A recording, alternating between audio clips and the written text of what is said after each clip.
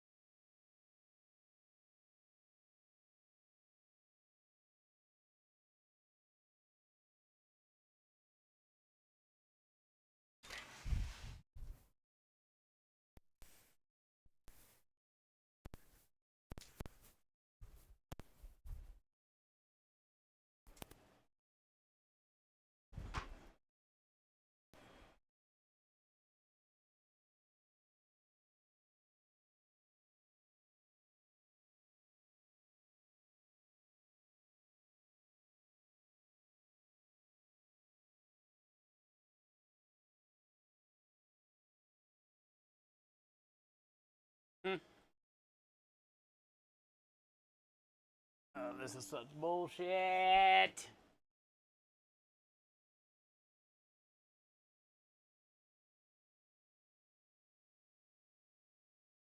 It just like it can't ever just be like you push a button and it be easy.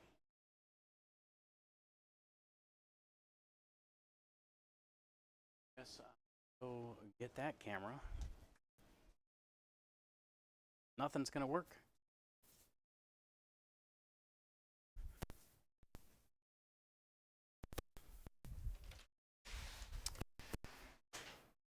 This will be our last ditch effort. If we can't get the camera to work, we're just gonna today.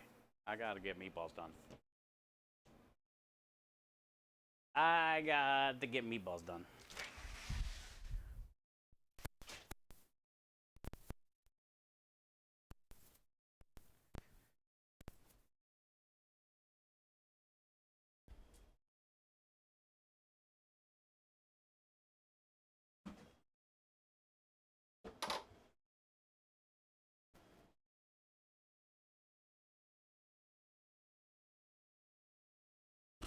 Okay.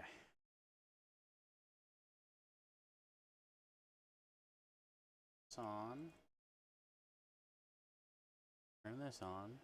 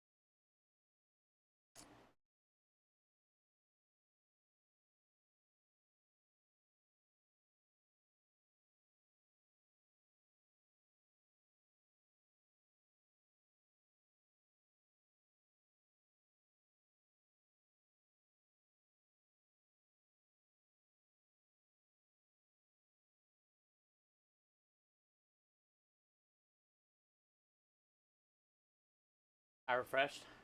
Hi Annie, how are you? Yeah, now the camera's broken. It won't connect. Everything's just broken, basically. So I'm trying to get the camera for the warehouse to work, which I think we can. I think we'll be able to do it. If we can't do it, then we're just gonna give up. And I'm gonna work on meatballs off stream.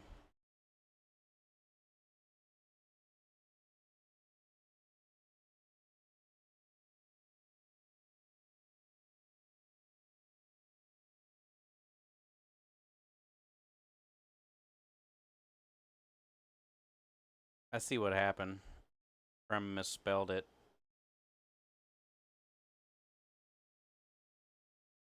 So it wouldn't reconnect because he misspelled it.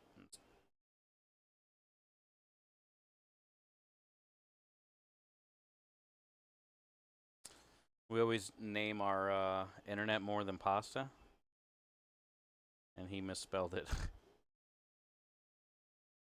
So that's why it wasn't loading up.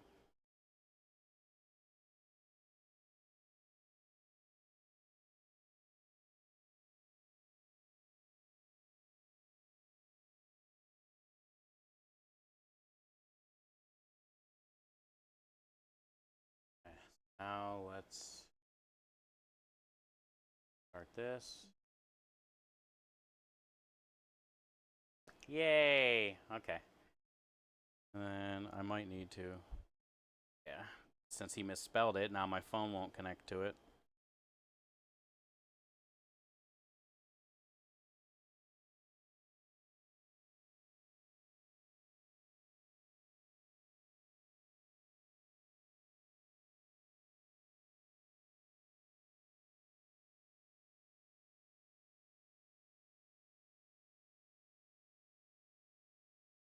Yeah, it's all good, man. I figured it out. The camera wasn't working, and I was like, what the fuck is now going on? But when I checked the camera Wi-Fi from the warehouse, that's when I noticed it. But, okay, we're back. So we can actually stream today. We can actually stream today. Well, who knows? I mean, the router just basically kept turning itself off. So if it's gonna start doing that again, like it did last year, I'm not doing it today. I don't have it in me today.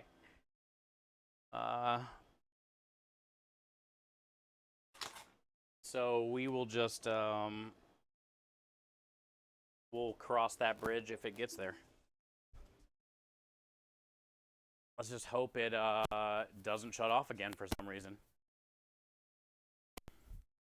This last time it shut off, it reset everything. That's why he had to come out and rechange the name, and it like reset everything by itself.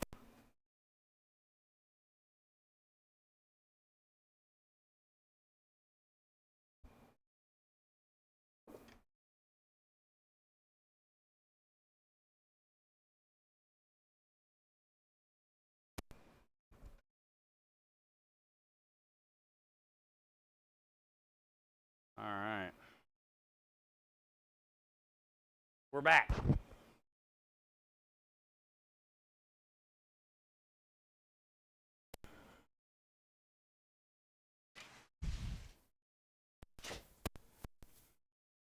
At least I got the onions and the garlic done.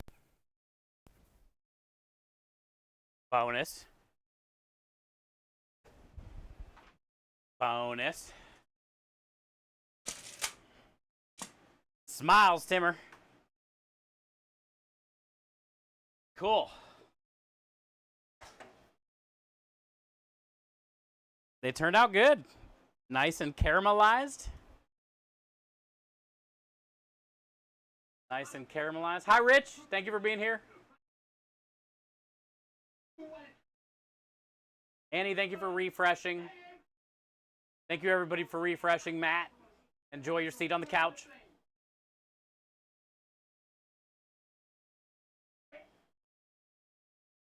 Enjoy your seat on the couch.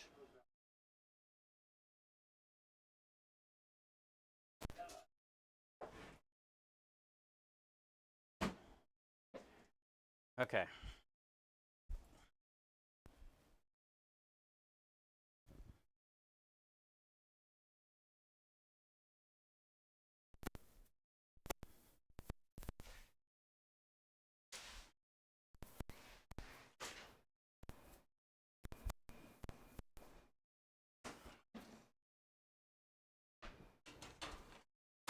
Yeah, we'll let those cool down right there.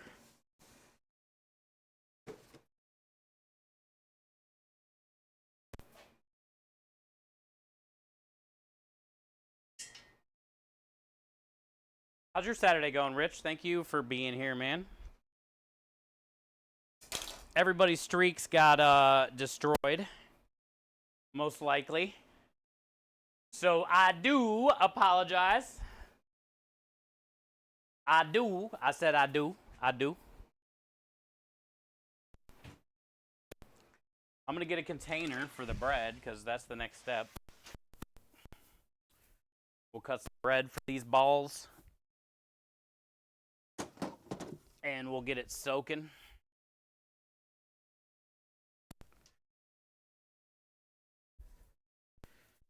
To cut some little bit more parsley and basil because this isn't going to be enough. Got to puree up the onions. If so, I'm going on strike. Man, I can't help it, dude. I feel it's pretty stupid. It ain't my fault.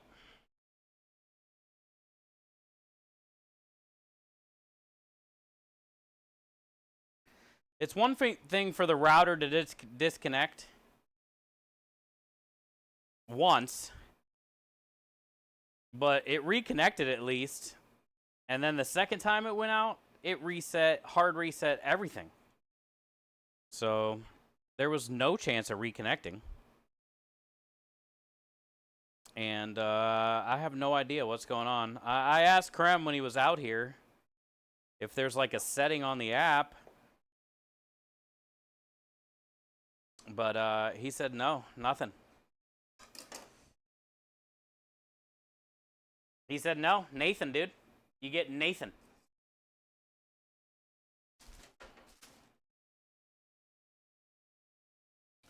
Yeah.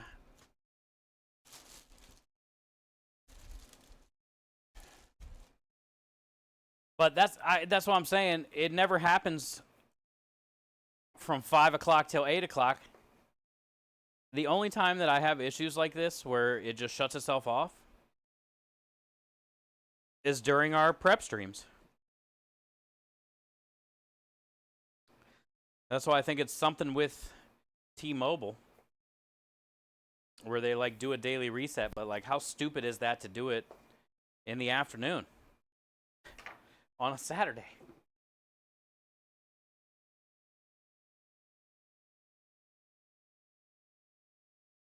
Yeah.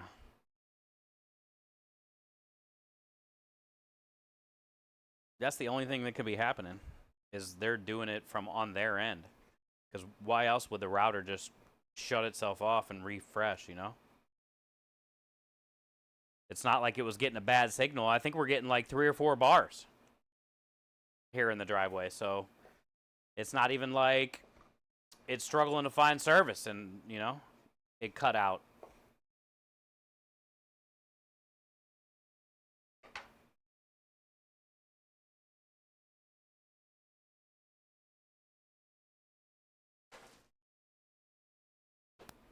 Yours hasn't? Good. Okay.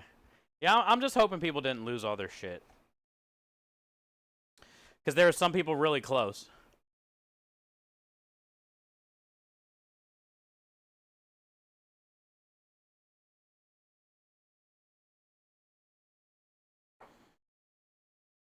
Either way, I'm excited to knock these out today. And I'm really looking forward to the meatballs tomorrow. Doing something we haven't done before. Something nobody in this area is going to be doing.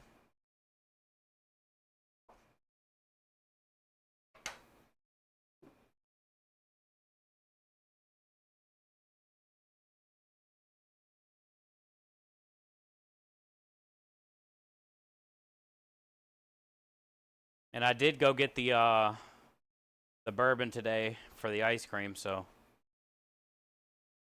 They came in these cool little glass bottles. You could probably save them. And this is Tennessee Mountain Made Salty Caramel. Salty caramel. It sounded like it would be good in ice cream. With bacon.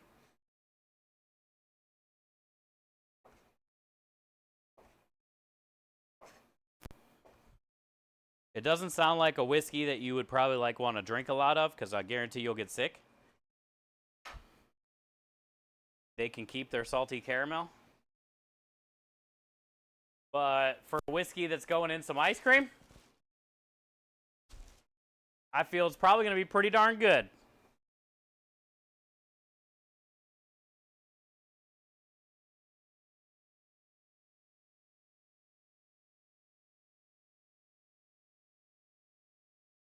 Ah, so we got 10 minutes? Well, that's good news. I was thinking it was like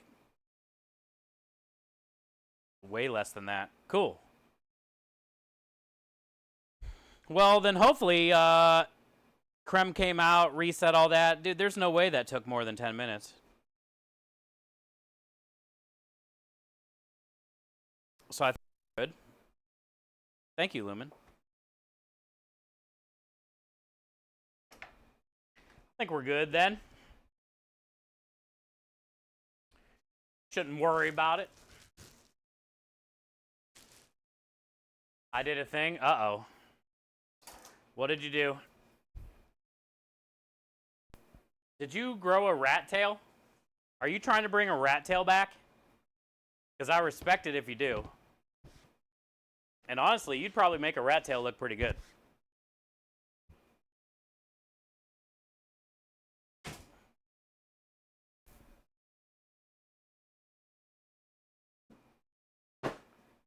Yours is still going? Yes!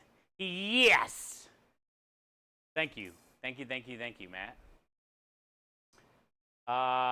He is 6 months old, 5 pounds, maybe of baby Yorkie cuteness. Made of baby Yorkie cuteness. His name is Ben. His name is Benny.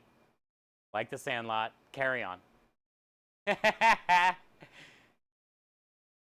So a baby Yorkie named Benny. I say you did a good thing today. I say you did a damn good thing today.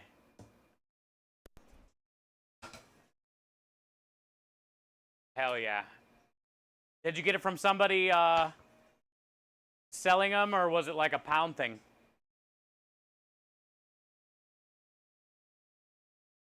Cheers, Skywalker. Waka, waka, waka. Registered, he's fancy. Ah, you went fancy route. Hey, that's fine, man. He's gonna have a good home. Sunny San Diego, dude. A San Diego dog? What a privileged dog already. He's probably eating natural dog food that you get out of the glass cases in the dog food aisle. That's always full. He's already getting that. Hasn't touched dry food ever. I knew you were going to say that. I already knew your lifestyle, bro.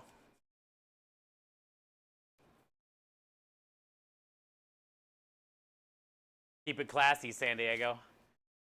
Hi, Emiliana. Welcome back, Rebel. Good to see you. Boop. Welcome back. Kind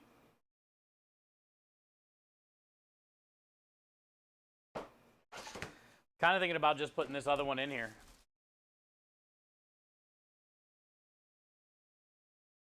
It ain't gonna hurt.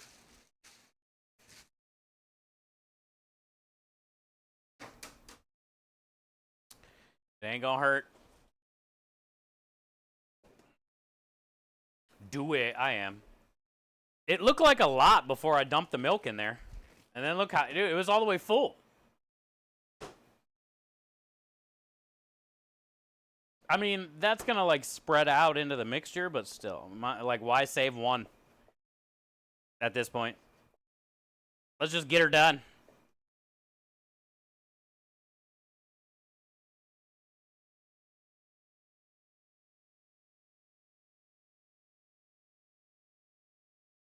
Did you get a puppy? No, West Coast Dro. A baby Yorkie named Benny from The Sandlot. Everybody always wanted to be Benny. Benny and the Jets, dude. Benny the Jet.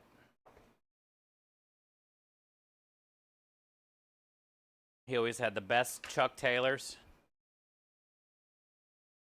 He had the Brooklyn hat for Benny. He was styling.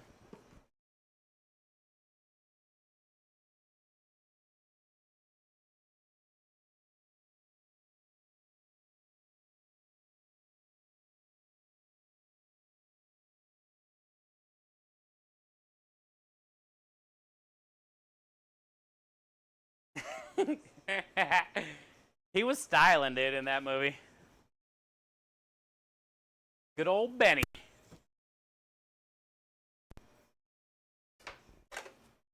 Welcome in, Double. Happy Saturday.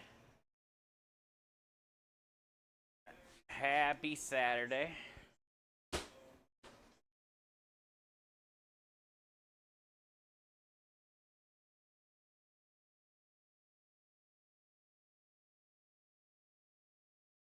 Clean as we go. Clean as we... Nobody saw that. Still clean. Still clean.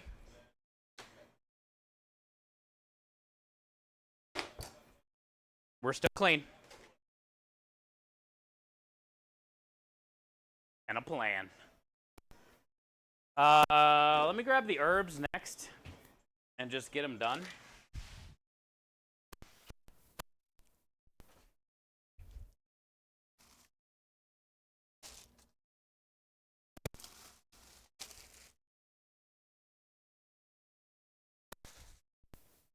I don't need that many.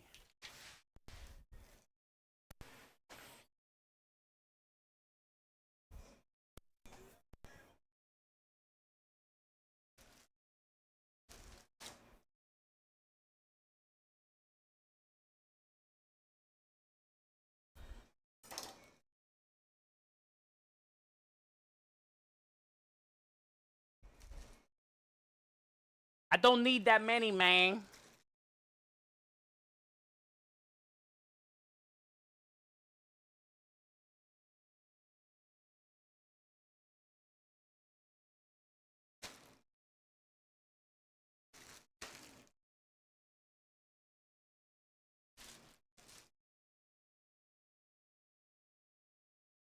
Small pup, big attitude? Yeah. I can't wait to see pictures. He hasn't posted any pictures that I know of yet, but we do have a pet section in the Discord, or he might have posted in somebody else's Discord, but I can't wait to see the pictures. Yorkies are awesome. They're so smart. Most dogs are smart, but like Yorkies are pretty damn smart. I've seen a lot of different Yorkies do some pretty badass tricks.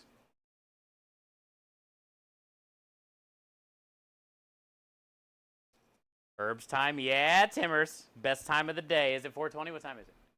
Ah, I was late. Better late than never.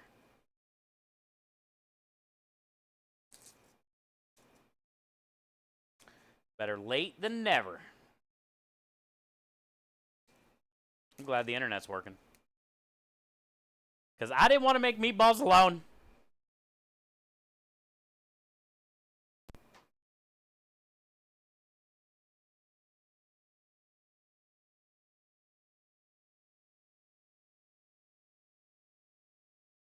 Lonely meatballs just don't taste as good.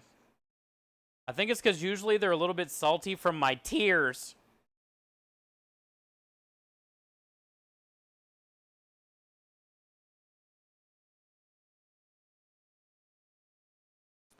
I can't wait to get a house and a stable schedule.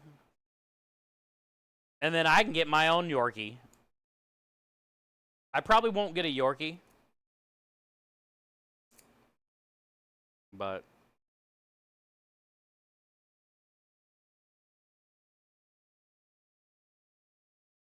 I've always wanted a yellow lab. I've always wanted a yellow lab.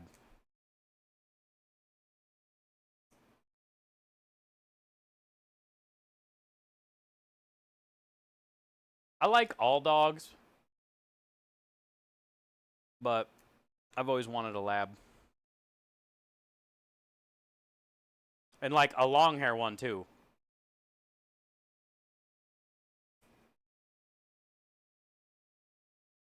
We call salty meatballs sad balls. Yes. Those are very sad balls. No cooking / prep alone. I get a lot more done faster alone. But, you know, it's way better streaming.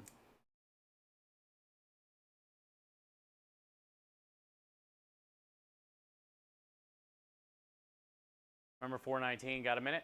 Oh, yeah. I remember those. Those were pretty popular. You don't see them too often anymore. You should definitely bring it back.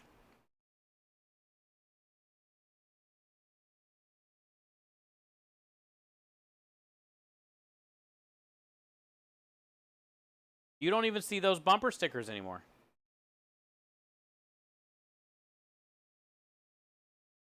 What's for dinner? I had a taco a little bit ago. So I'm probably not making dinner other than eating some of the meatballs that I make.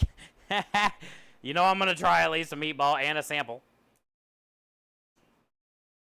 But, yeah, I had a protein drink this morning because I was curious. And I'd do it again, probably.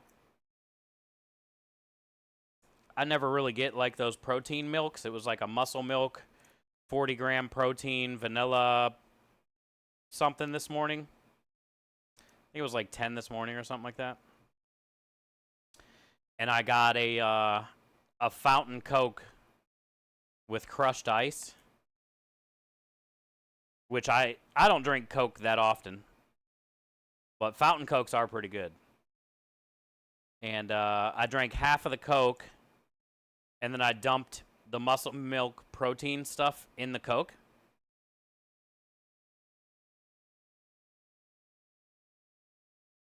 I'm not going to lie, it was pretty legit. It was pretty legit. I've never tried putting anything milky in Coke, but I know I like Coke-flavored ice cream, so it can't be bad. And it wasn't, so I had a little liquid breakfast today, and then I had a taco.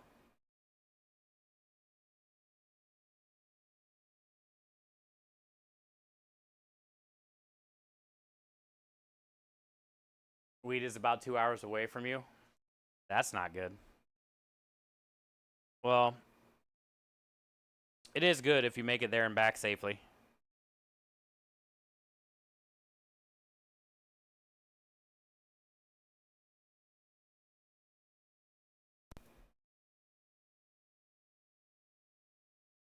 There's a town in California called Weed. I heard that before.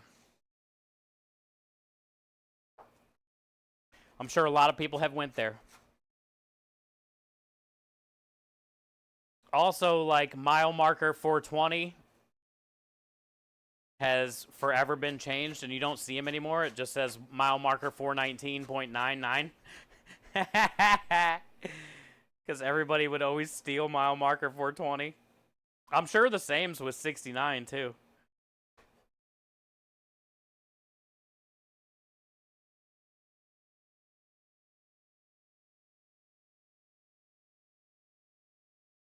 Do you live by Weed, California? Because you said you live in San Diego. I don't know where it is.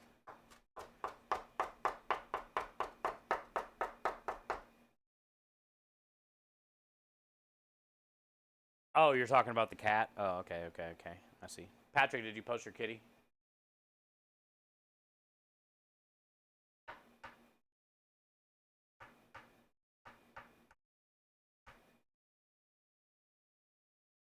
To smoke? No. People were like pulling over and stealing the sign and shit off the guardrail. Then they started mounting it like up high and people were stealing that shit.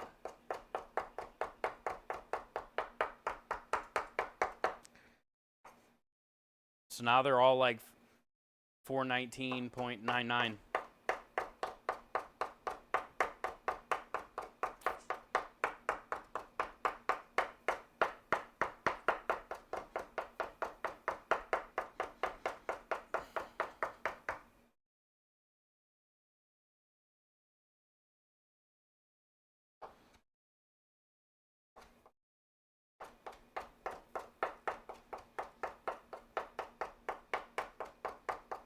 Lumen says we like stolen signs, more work for me. Yeah, buddy.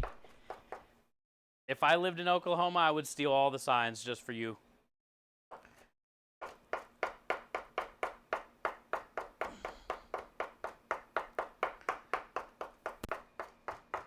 You would get flooded with business. It's weird. Somebody keeps stealing all the signs in this area, which is near your business.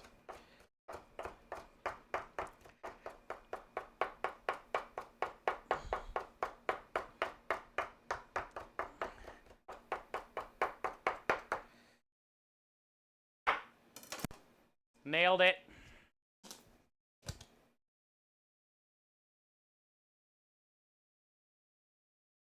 All right, we'll just shove it all in here.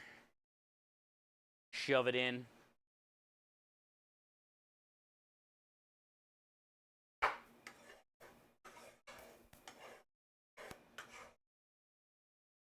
Yep. Shove it in.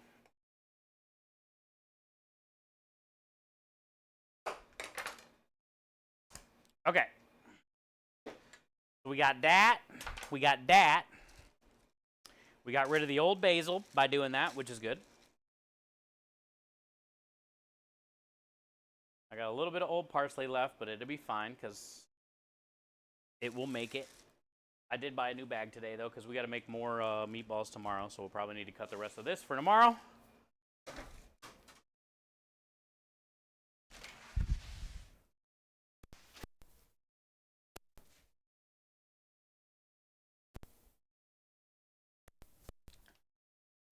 Now, oh, I need the strainer thingy. Chinois. I need the chinois.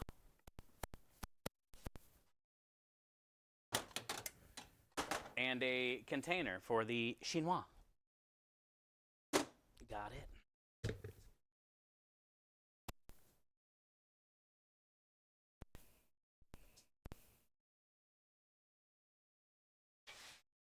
I might as well grab a measuring cup while I'm out here. I know anyway. Then I'll come back out and grab the eggs. Chinois.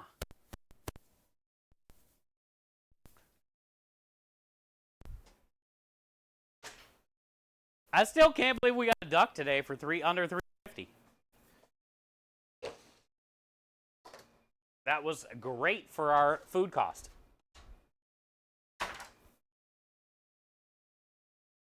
The hookup. Don't press your luck, she said.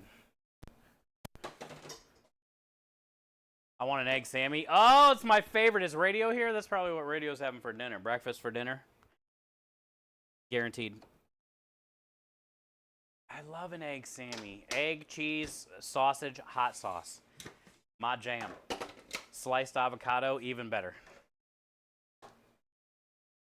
That's under $3.50 per pound. Yeah, I think it was, let me look. I think it was around that per pound.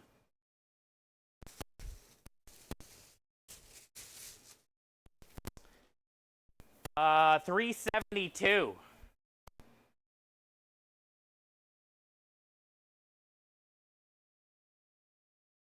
$3.72 per pound, and it weighs 7 pounds.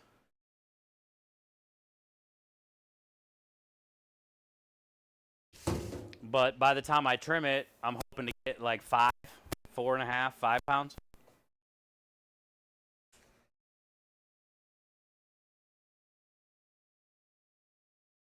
$86 the avocado. Oh, they're so good, dude. They're just so creamy.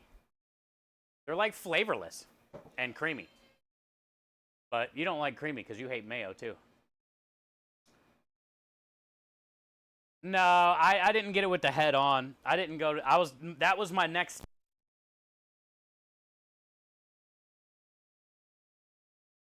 to 1, 2, 3 different places to get this one, and I'm glad I did because I paid $3.50 for it instead of 26 bucks, 27 bucks. But if I wasn't able to get one there, I was going to the Chinese market. And that was guaranteed to be head on. Which is fine because we're making a stock out of the turkey after we break it down tomorrow and the duck. So, I mean, I'd just throw the head in there too.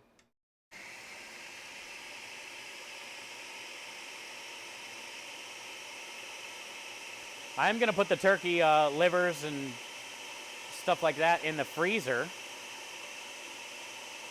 So when I do make the boudin sausage coming up here, I'll just put that in with the boudin.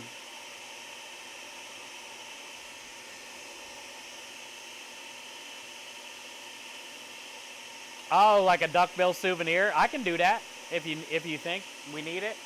I would do it. Instead of the rabbit's foot, have it be the duckbill. Don't you tempt me with a good time, brother.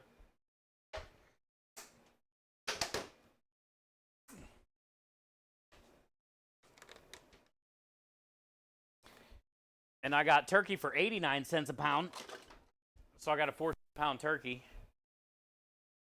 I got 2 of those.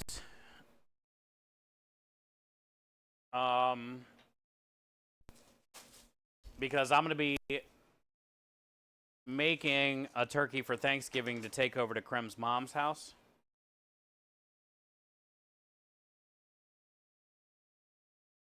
So we're going to make a brine together on stream. And we will brine the turkey for a few days. I usually do a 48-hour brine. I don't know. I might debone it, actually. Or not debone it. Break it down first, actually. So we probably won't do a 48-hour brine. We'll probably just do a 24-hour brine. Because my plan is to break it down before we cook it, which will save cooking time, and will not overcook different sections. My one gripe about turkey on Thanksgiving is most of the time it's always dry because nobody brines. And everybody cooks it whole. So the breast takes the longest to cook, and then your, thighs and the upper leg are overdone. Because you were waiting on the breast to cook forever. So if you break down the turkey first, which you're going to be slicing turkey for Thanksgiving anyway. Like, why do you need the whole bird at the table before somebody slices it? So I'm just going to break it down, and my plan is to sous vide the thigh sections and then roast them at the very end. And then I want to smoke the breast. And then I'll just slice everything and put the legs and everything in one pan and take it over there already sliced, done, ready to go. That's the idea. And then it's a lot easier that way. A lot less you gotta do.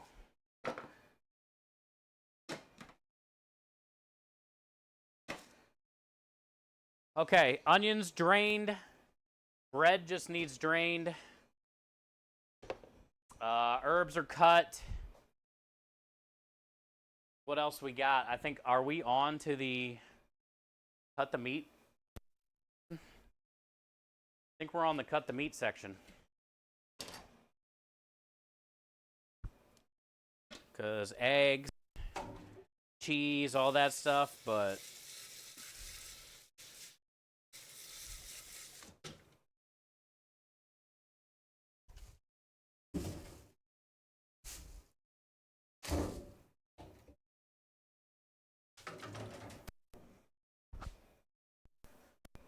So let's sharpen our boner.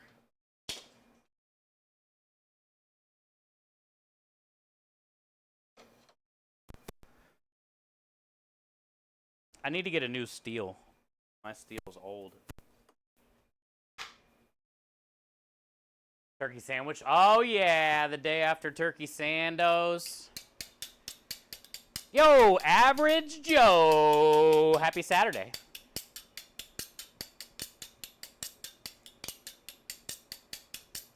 Need one with cheese balls? You're a cheese ball. I was cracking up. I kept going back and looking at it. Wait, what are we laughing at? Are you laughing at me? Is somebody laughing at me?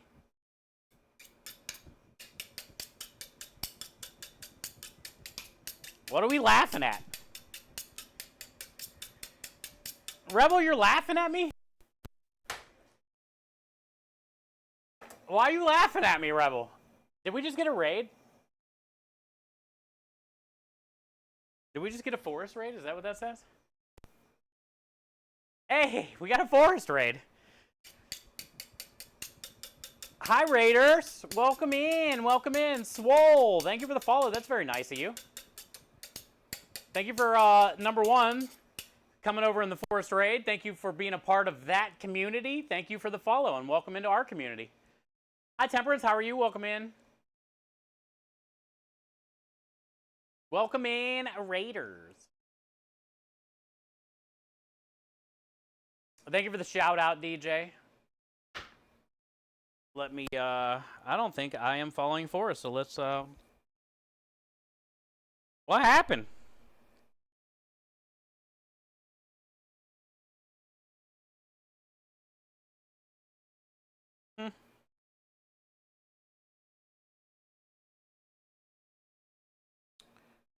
There we go. DJ, thank you for the 67. Let's welcome in the Raiders. Let's go out to the truck. DJ, thank you for the 67 months. Long, hard months of dedication, kindness, supportiveness, beautifulness, amazingness. You're the best. I wouldn't be the person I am today without you. Thank you for the 67 months as well. And welcome in, Raiders. So I hope you guys had a good stream. DJ, I appreciate you. 67 is a long dang time, girl. Thank you for that. Michael, welcome in. What did the Forest crew get into today? What did you guys get into today? Let me click.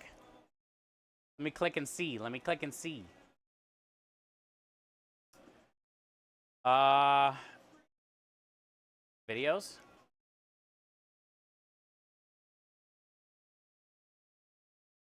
like you was doing some Fall Guys. Oh, God. Is that Fall Guys? I'm real bad at that. It looks like you're doing a short stream and a subathon today. Well, that's good. How did that go? Hopefully pretty well. And thank you for bringing everybody over to our channel. I can play a little video real quick about us, too. Texas Power, hell yeah. Dude, yeah, I'm in Houston.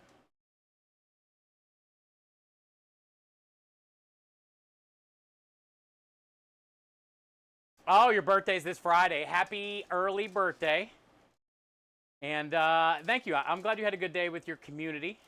Actually, the whole month is your birthday. Technically. Legally. The whole month is your birthday. So happy birthday. Not even early. Happy birthday. Big Sims is coming in with the 40. There's a lot of hype happening at one time. DJ with the 67. Big Sims with the 46. Forrest with the raid. So chat, make sure you guys are giving Forrest a follow. Big Sims is love you, brother. Still have not fixed the Mac Miller command, but I promise it's coming. And thank you, dude, for the never-ending support as well. I wouldn't be where I'm at today if it wasn't for you. Thank you for always pushing, always being so kind and inspiring me to keep hitting the button. You and DJ, long time supporters. DJ definitely dropped her bigger penis on the table, though, at the 67 months. But 46 is pretty good, too. Thanks, Biggs. I appreciate you, brother. Thank you, man, for all that you do. But yeah, Forrest, I hope to see you at the truck one day as well. Hope to see you at the truck one day as well. And God bless Texas. Let me play a quick video for all of the Raiders coming in with Forrest. If they haven't seen the truck before, today is a prep day. If you haven't been here before, we do have a Italian food truck here in Houston, Texas. We're a charity food truck. And if you haven't seen us before, usually Wednesdays, Thursdays, and Fridays are a day that we cook for the public. Sometimes on Saturdays, but today's a prep day today, and we're going to be working on meatballs. We're actually already started working on meatballs. We're in the middle of doing meatballs. So if you want to check out like the food truck action and serving people here in the Woodlands / North Houston area, definitely go to my YouTube, check out my website, chefsteve330.tv. I post all my videos there of past streams and stuff like that. Or you can tune in on a Wednesday, Thursday, or Friday at around 4:30, 5 o'clock Central Standard Time is usually when we start. So let's play the quick break video so you guys can see that. And then after that, I will we'll get back on the meatballs.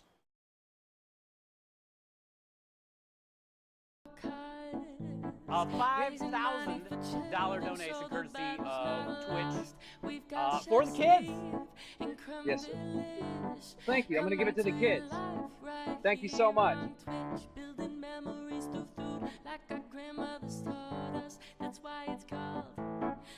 It's the food and beverage enhancer that can be used across all the culinary arts to create sweeter or savory dishes. Let's go! Let's go! Thank you so much. $10 more for the kids! Creme de Liche Culinary Powder is the food and beverage enhancer. This is my friend. He's going to hang out with us this month. He is full of hot air, though. Look at this thing, dude! I appreciate you, Rich. Thank you for everything, bud. Thank you for always being here, man.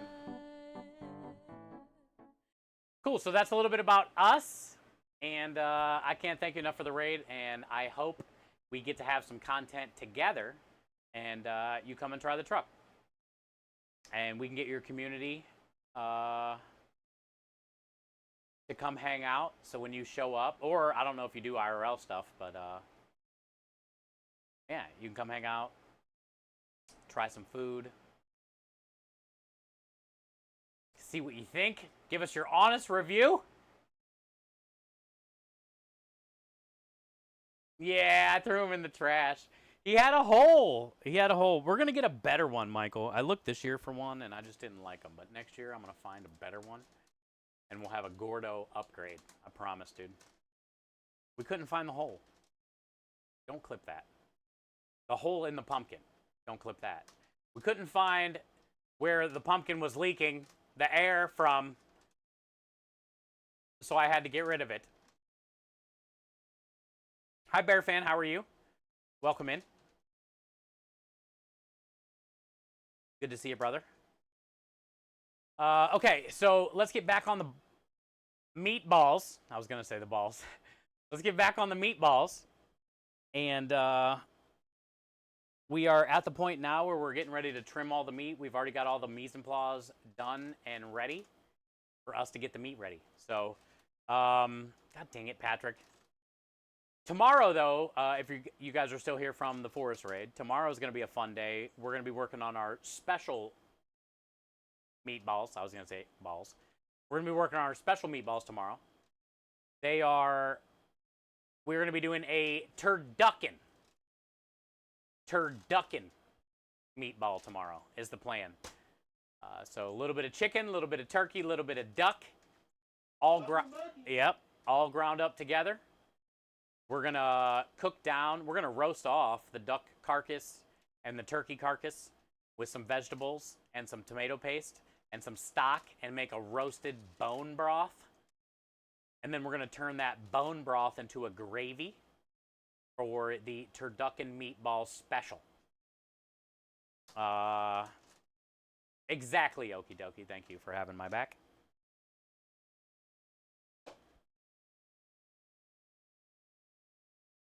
Hi, Texas Dad. Welcome in. Try and take over the world.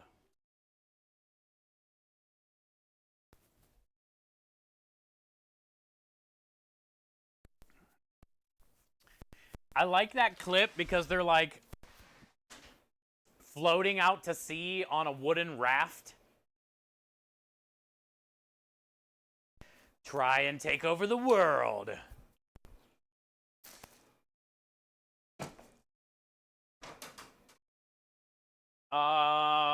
Let's see. What are we gonna do? Let me grab a bus hub.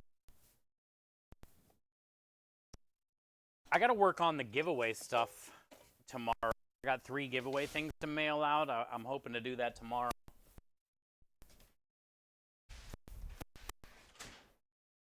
I did mail out the creme delish today for Tifa, I believe. DJ, I can't thank you enough. 67 months. 2 months away from the magic number. When you hit 69 months of subbage, the next time I see you, I'm giving you 69 smacks on the booty.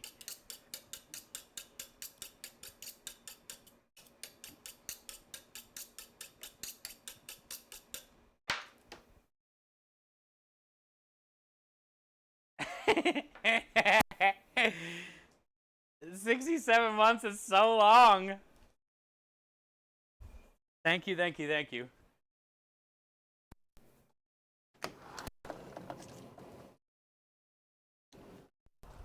We'll call them love taps.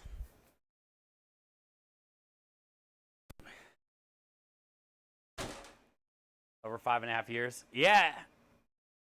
I've known her longer than that, but I mean, that's just since I started streaming. I was on Twitch a few years before that. But she's good people's, man. If you guys aren't following her, she good people's.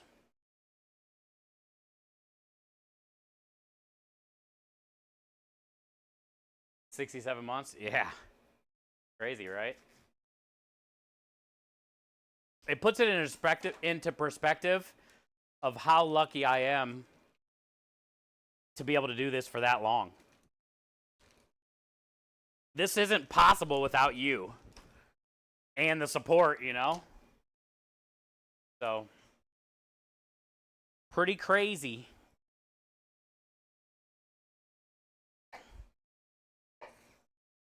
Oh, that's low. I can barely hear that. Hey, there we go.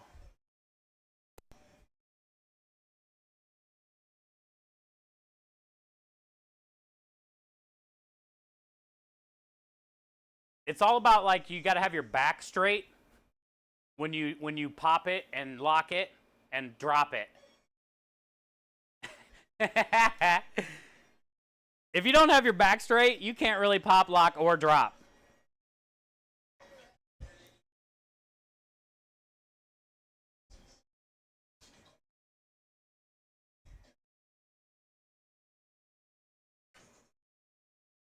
Oh, yeah. I need that trash can. Oh, yeah. It hurts. So sexy.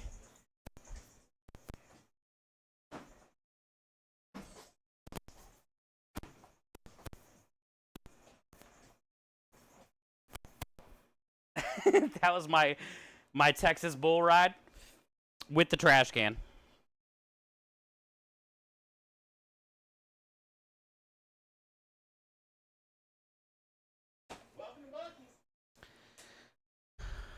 All right, so we got to kind of move fast now. We got the meat out. We brought the meat. Now we're kind of in a hurry because you know, you can't really let this get warm. Then people don't like that. They get upset tummies.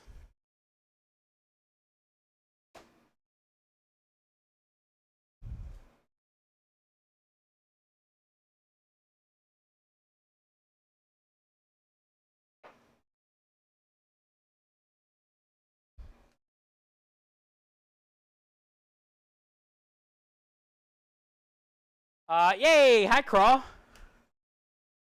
Happy Saturday. We just got a wonderful raid from Forrest and her community.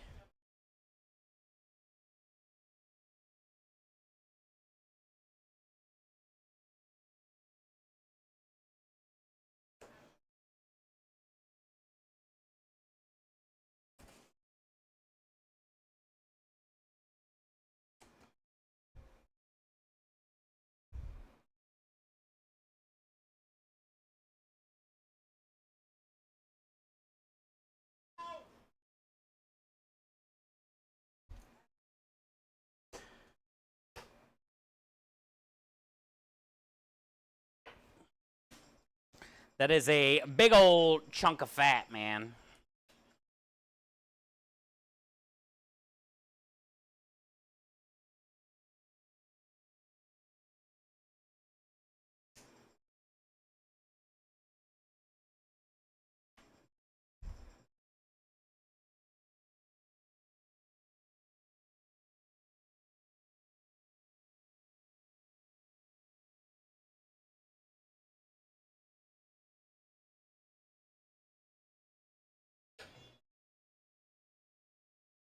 Big old chunk of fat.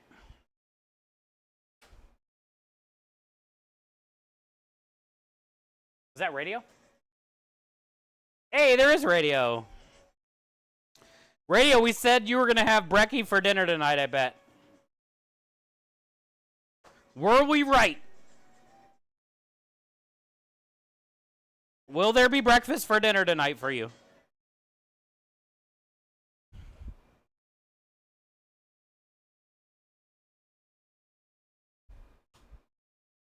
Patrick brought it up talking about egg sandwiches. And I said, if anybody's having one, it would probably be radio for dinner.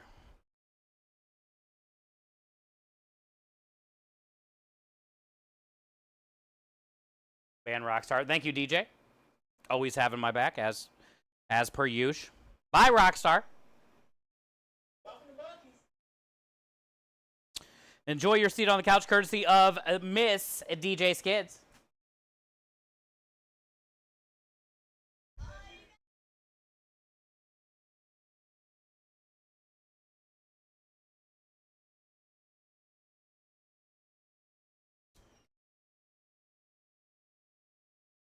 There goes the bag. It's getting too heavy. It's caving in.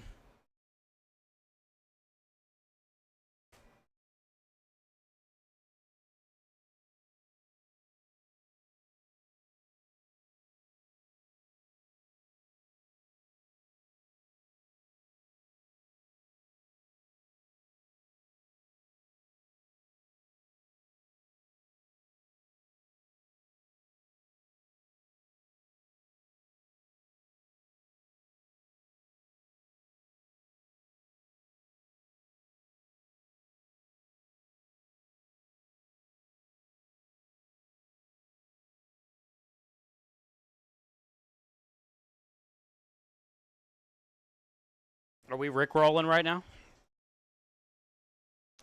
You guys feel you're being rickrolled right now?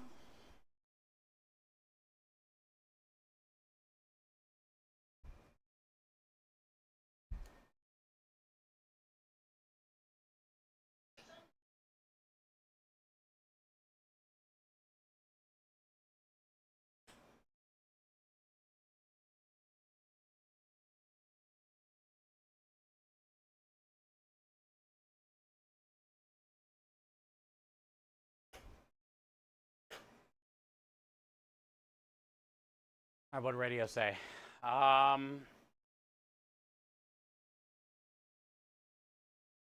You had Burger King? That is far from breakfast for dinner. What the hell? We couldn't have been any more wrong. Actually, me. I couldn't have been any more wrong.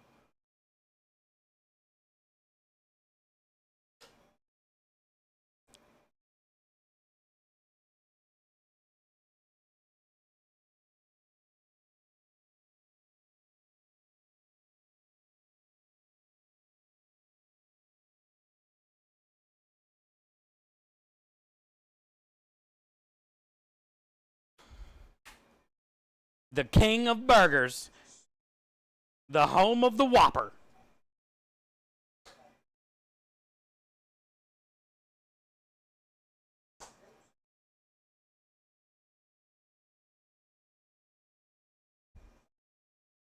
Naked as a jaybird.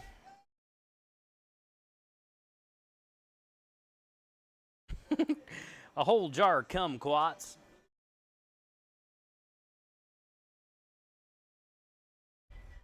That's why they call them streak. That's why we call them streak.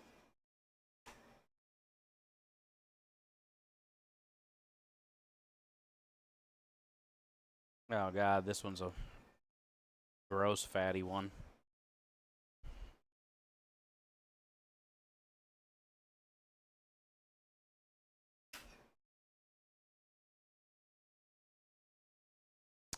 So happy Dro got a brand new puppy today.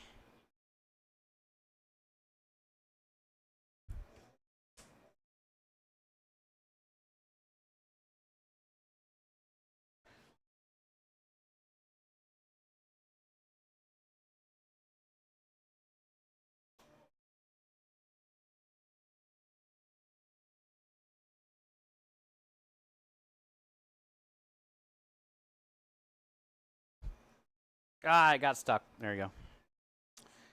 Get in there with the rest of the meat.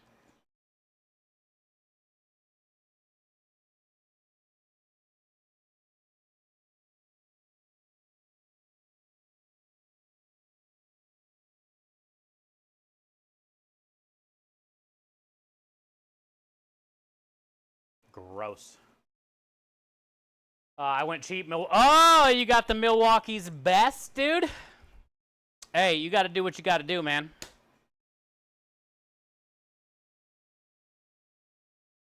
I ain't mad at no Milwaukee's best. As long as you have a good day, that's all that matters. You enjoy this day, Timmers. You enjoy saving that money.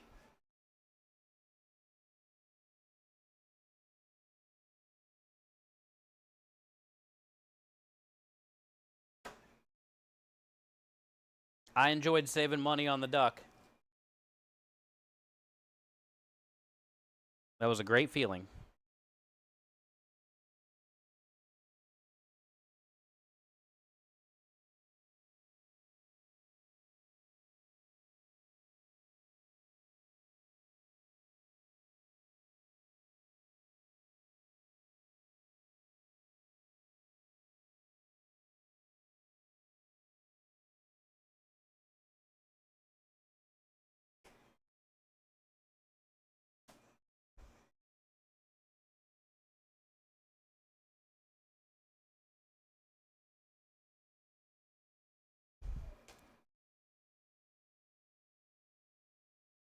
We're doing it.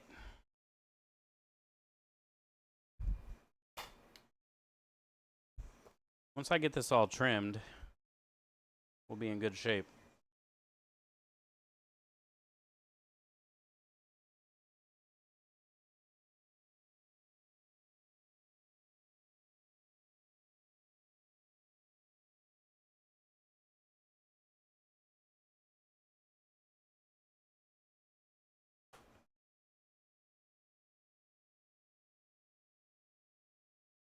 DJ, thank you for the lurk. 67 months, man. Appreciate you so, so much. Thank you, girl. I think that's the longest. She holds the record. Struggle had like a 65 or something, 66. We got another raid. Hey, it's a Psy raid.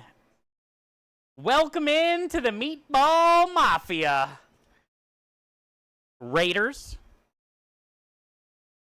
Also, happy Veterans Day weekend. Happy long weekend here in the States celebrating the reason why we get to do what we do. Thank you all for coming in with the raid. Thank you for your service. Happy Veterans Day. How you doing, Cy? How was your stream, bud?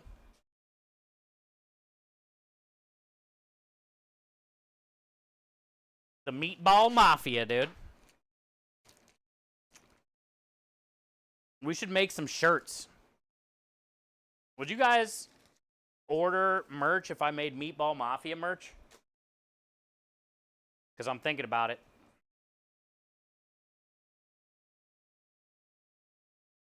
Would you guys join me in the Meatball Mafia? Instead of getting jumped in, you got to eat my meatballs to get in. It's the only way. 6 balls in 6 minutes. It's the only way you can get in the Mafia. You can take down 6 balls in 6 minutes, you're in. If not, you know, keep trying. Keep trying. Practice. Eat more balls.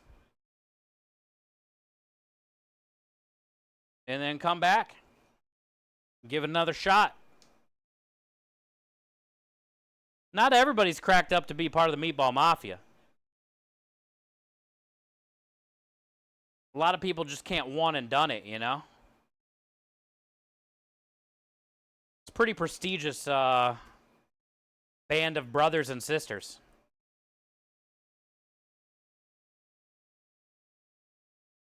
It's not for the weak.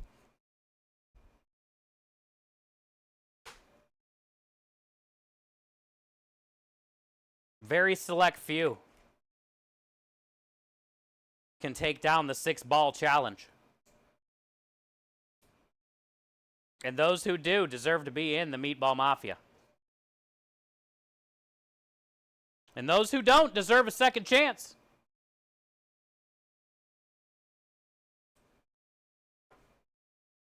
This is the longest piece of silver skin. I mean, it went the whole piece had it. I just kept butterflying and butterflying, and it just kept going.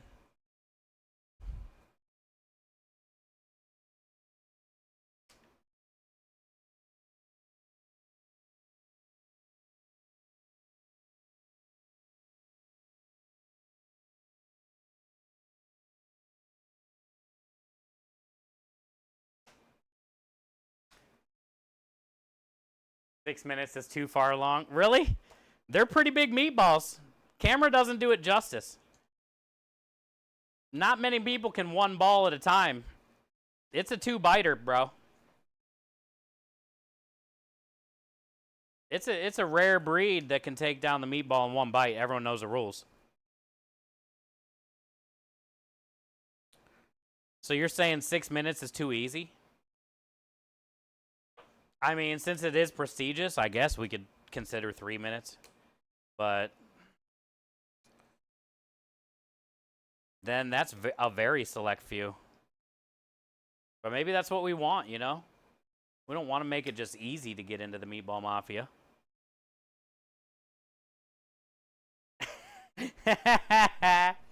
You're practicing unhinging techniques in preparation?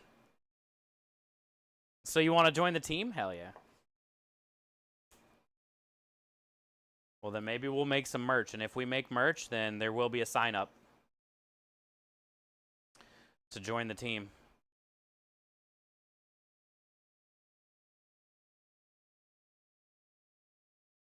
You don't want to have people choke either. I know I personally wouldn't do 1 meatball in 1 bite. That would be far too much meat in my mouth.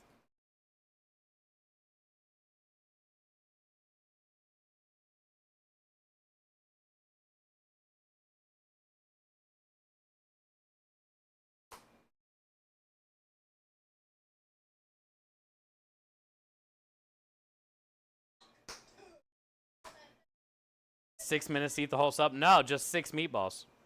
A meatball a minute. We should definitely lower that, though. I think 3 is too much, so maybe we'll go like, we should do 420.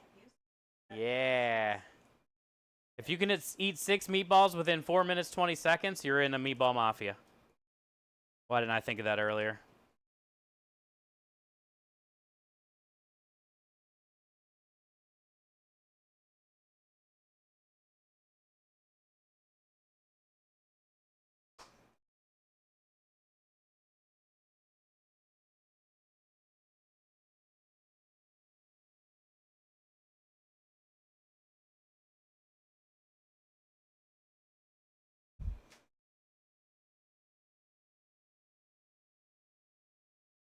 Is an order 4 balls? Why are we talking about an order? Yes, I said 6 meatballs.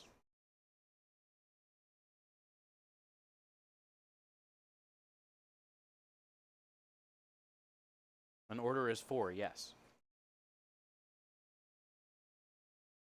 6 is to get into the group.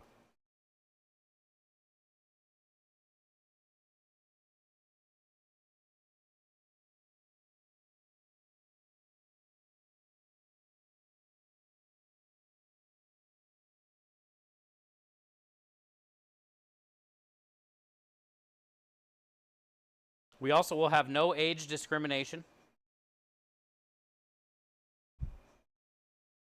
Any and all is welcome.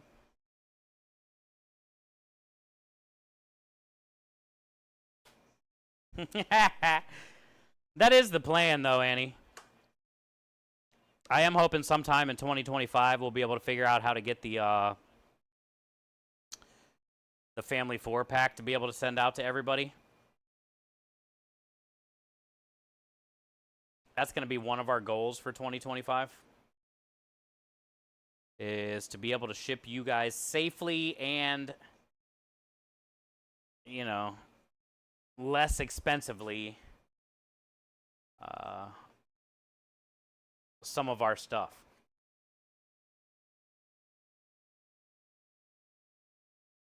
Which the best way would be like a family 4-pack.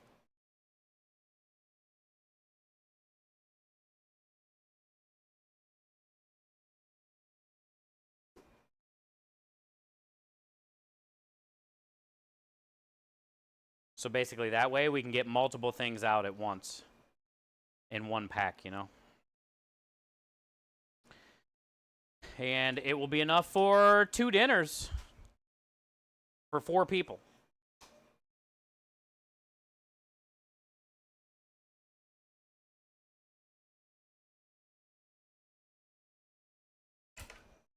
Well, noodles not included.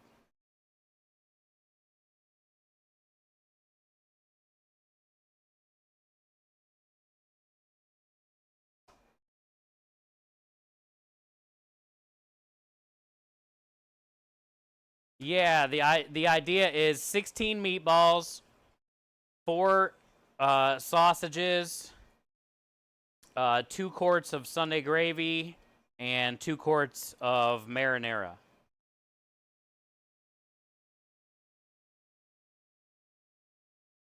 And that's the only way we'll sell it.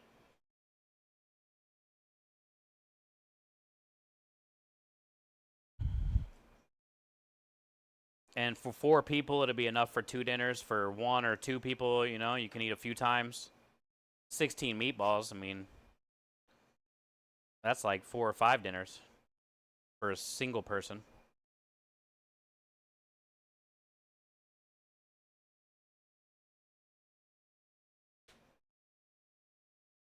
Sounds like a lot of sauce. 2 quarts of gravy and 2 quarts of marinara.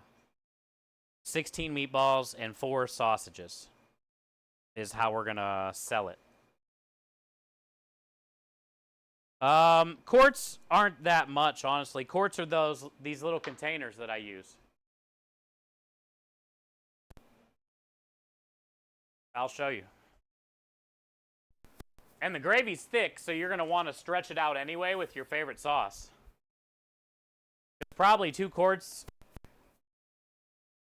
would be enough for 4 people, but this is a quart container.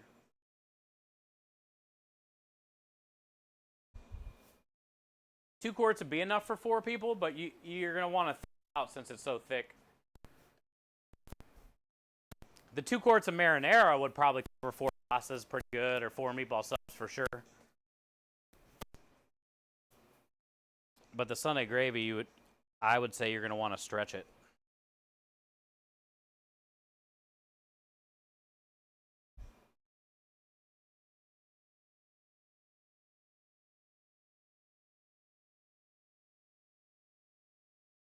Yeah, and hopefully that's one of our goals for 2025. So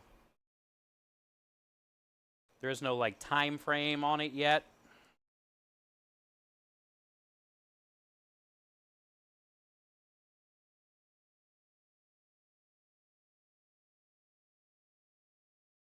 Also, depending on how the first go round of orders for it goes, because we'll do like pre-order the first batch, see how it goes, see how long it takes to get there, all that kind of stuff.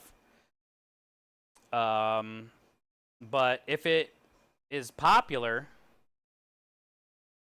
we're gonna have to buy another freezer just for that, so we can store meatballs and sausage and stuff like that that we're gonna be shipping out. The marinara is gonna have to get frozen, and the gravy after I make it at some point. So yeah, we'll have to definitely buy another freezer. But the first round, we'll do a pre-order just so we know, we'll have a better idea how much to do. Right now, we're working on figuring out the shipping stuff situation.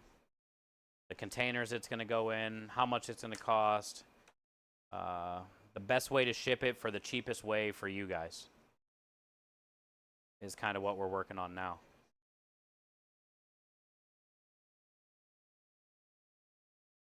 And then once we figure out the shipping part,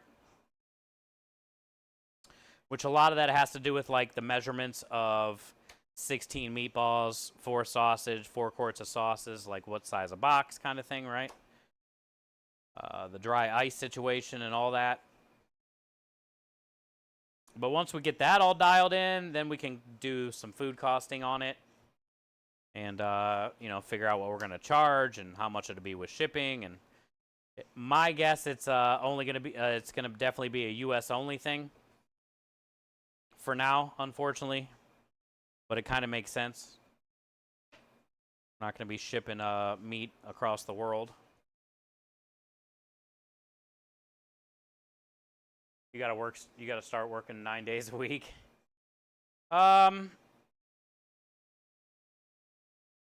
I mean, yeah, it's going to be a lot of extra work if it's popular, but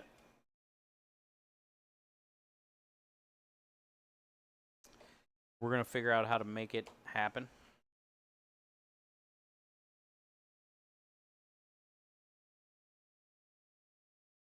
I mean, I'm assuming on the initial run, our very first order, we're not going to sell more than 10, maybe 20 orders at most.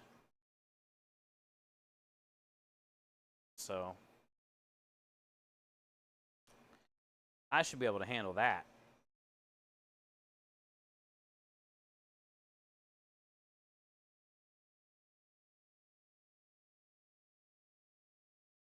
Also, it can be one of those things too where we will only offer it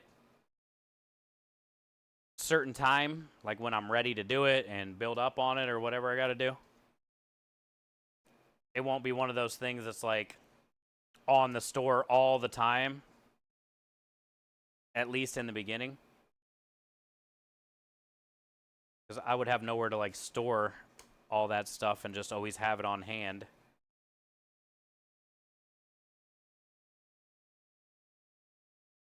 So I'll be able to keep up with it if we do like the limited releases a bunch.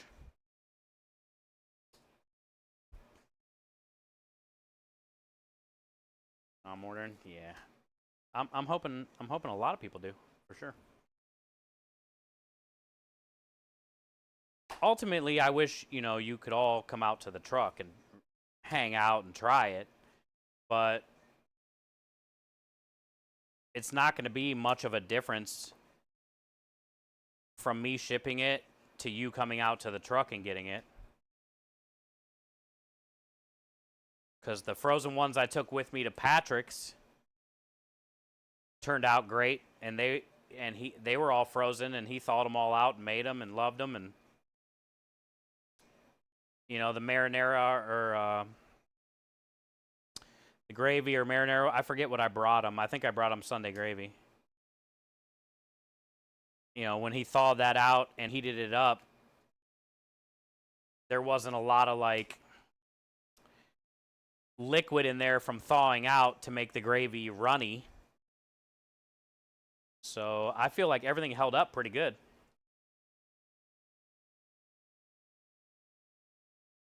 From frozen all the way to Florida. And still was fine. And now when we start shipping it, especially if there's like dry ice in there, we'll never be worried. And then, you know, we also know that the quality will be good.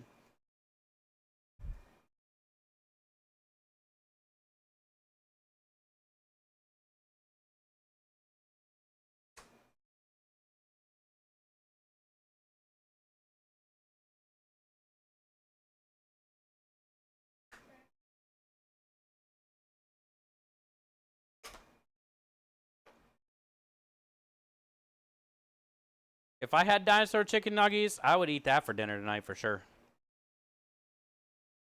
I'm not hungry because I had taco, but I could go for dinosaur chicken nuggets probably every day. I love chicken nuggets.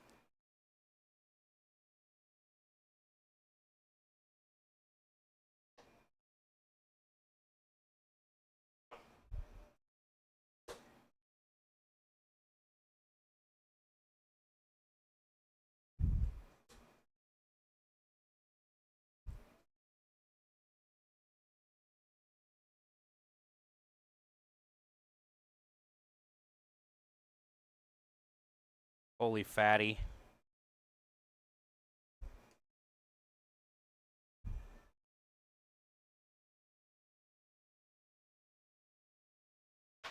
Okay, that's the porky pork. Let's go grab the beef. Where's the beef?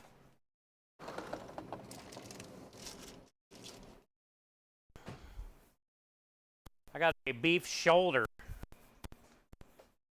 But they don't call it beef butt. Pork shoulder is called pork butt. Beef shoulder is not called beef butt.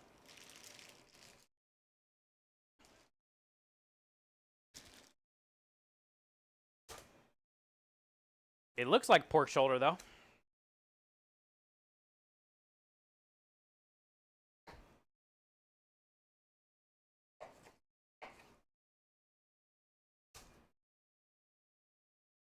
Want to package as small as possible because it gets pricey fast? Yes.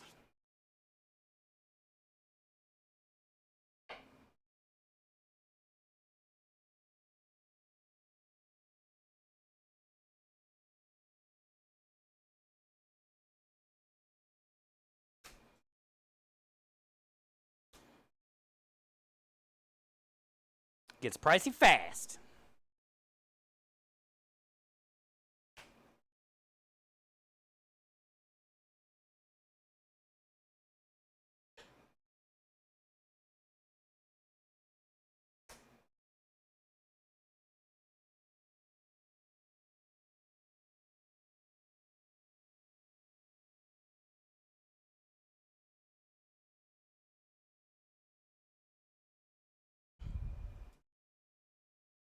That was the perfect de-skinning of that silver skin. There was like no meat attached to it whatsoever. We nailed it.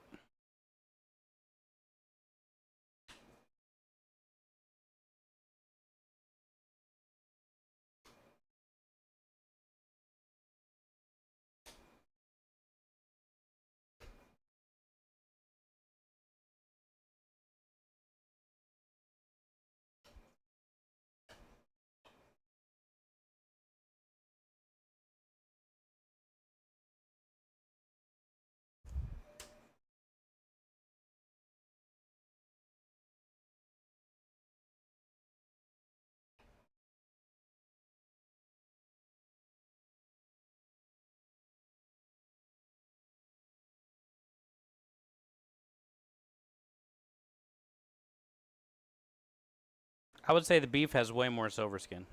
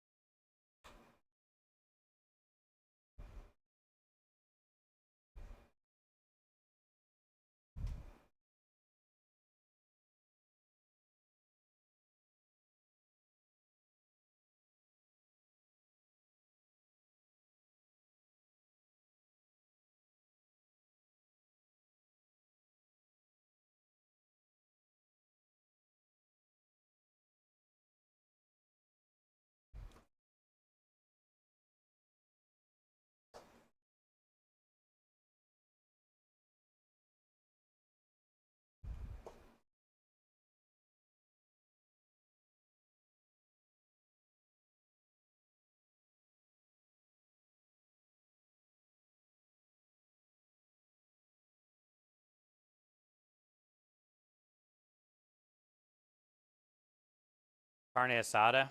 Yeah, it sounds like they didn't trim it very well. It's hard to trim carne asada because it's a really fatty steak.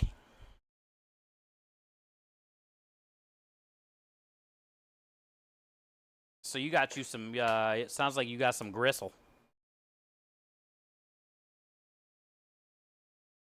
Sounds like you got some gristle on there, bud.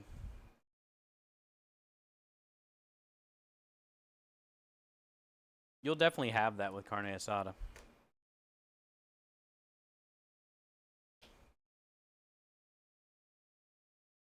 For the most part, it's a tender cut of meat, but it has to definitely be done right, cut right. And there's a lot of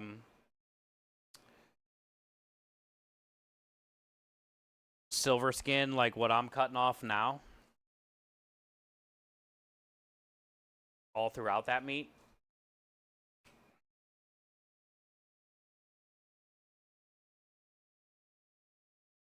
I got what?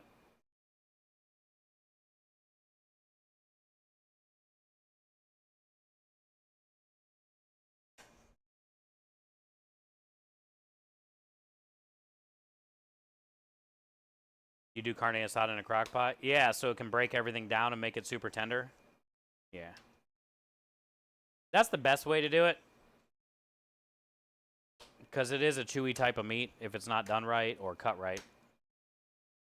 And even if you cut it right, sometimes you can't get around that.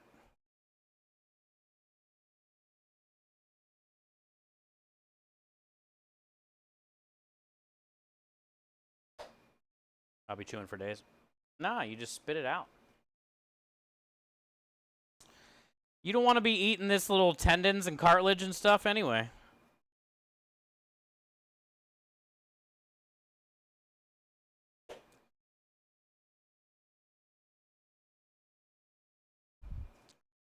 That's the stuff when I go to start grinding this that it is going to get caught in the grinder, like on the blade. Or all the little tendons and stuff that I missed while I'm trimming. Those are what's going to get caught on the blade first. Even the grinder won't grind through that shit, so I know if you're chewing on it, you're going to have to spit it out. Or swallow it. You ain't going to chew through it.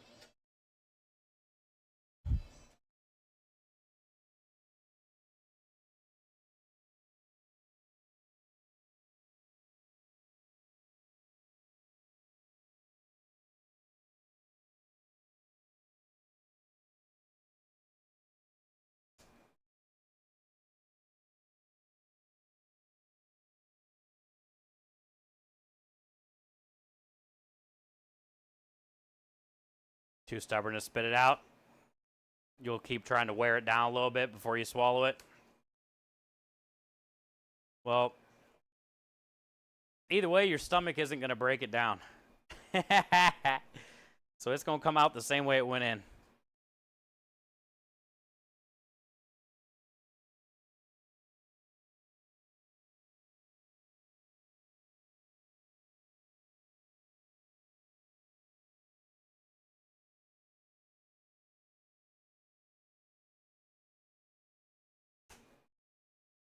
Your fear, raw chicken?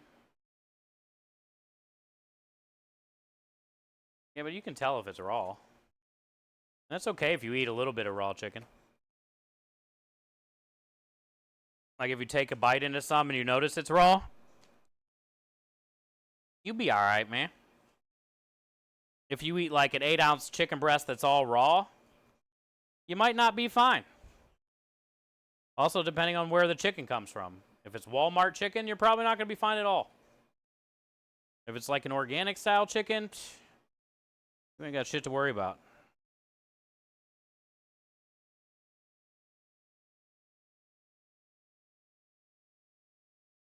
But it's not like you'll eat one piece and immediately start shitting your pants, throwing your brains up. It's not how it works, bud.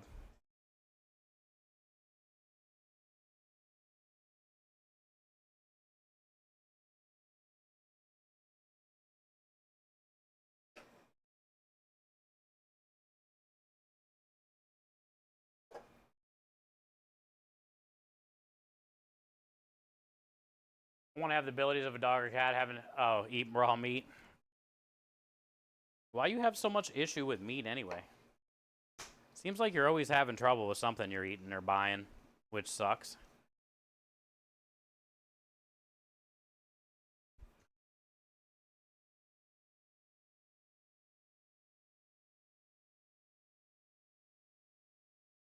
The only thing I can say, okie dokie, if you're always worried about that kind of stuff when you're eating, the better quality of the meat you're buying, the less you got to worry. Even if it is chicken.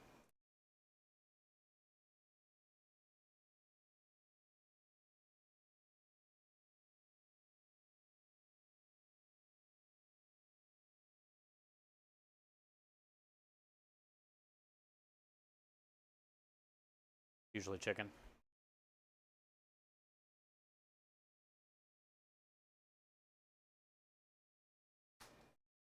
Well, the organic is a bit more pricey, but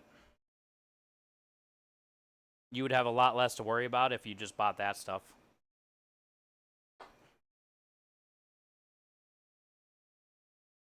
Or just make sure it's always cooked before you eat it.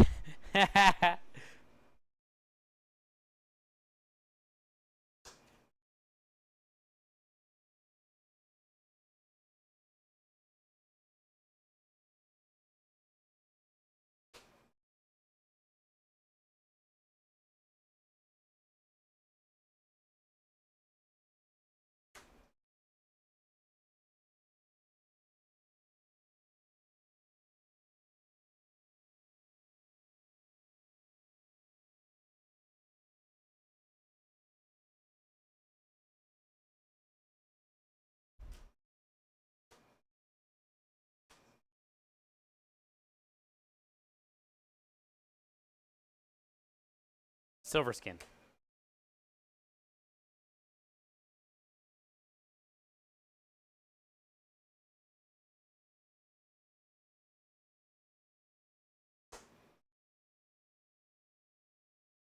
Oh, yeah, you're always getting takeout when it happens. Yeah, that's unfortunate. You're always nervous now when you get takeout. When shit like that always happens. No more takeout!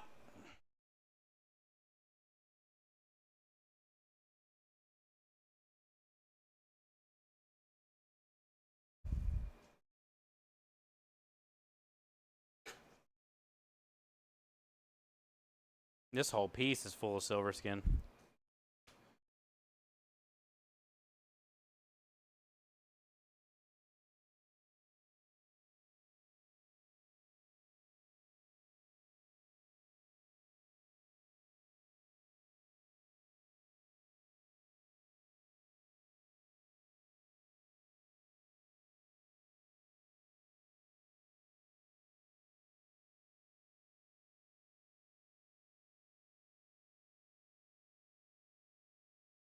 I see this silver skin.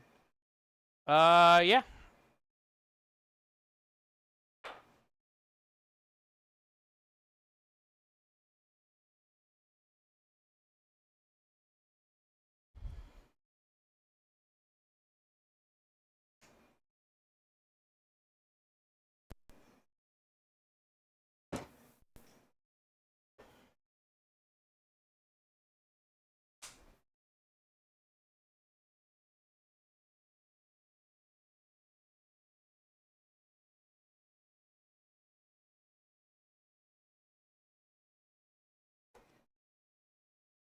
This is what you're chewing on.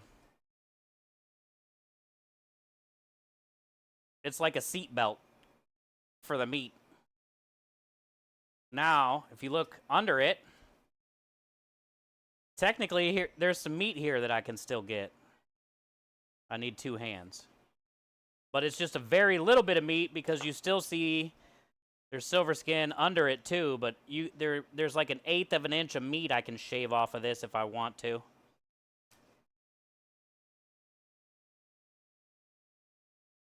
Normal fat, chewy fat. See how you can like smear it and spread it like it's some bubble gum? You can't eat that.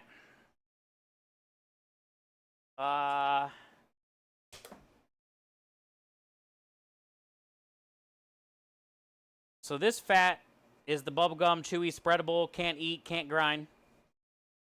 This fat, technically you can grind, render down for beef tallow. It's not stretchy like that, gummy like a booger. It's more firm and hard.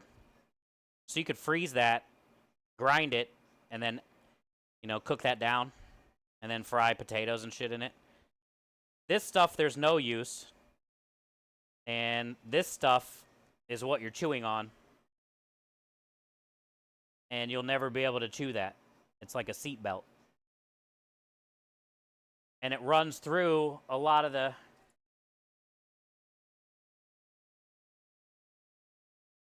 Goes all the way through it.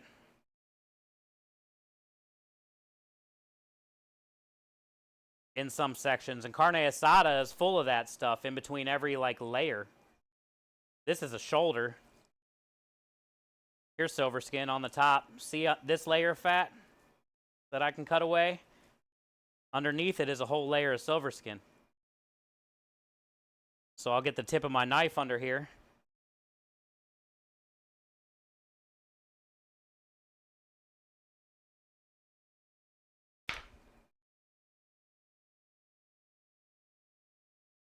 See that? And once I get the tip of my knife under there, I can get rid of it all on the top, and then I can get all this meat out of there. But you'll never be able to chew through this, bro. And that's what carne asada has, a lot of this. You don't really fuck with that. You can't get sick or anything, but you don't really want to eat it. There's no point.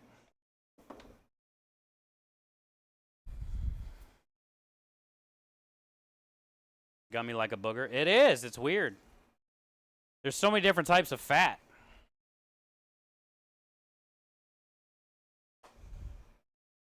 And they all have their uses and non-uses.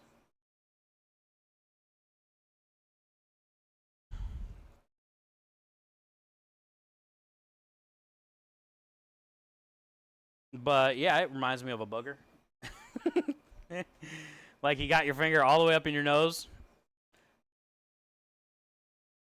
And you pulled out one like right after you were done being sick, you know?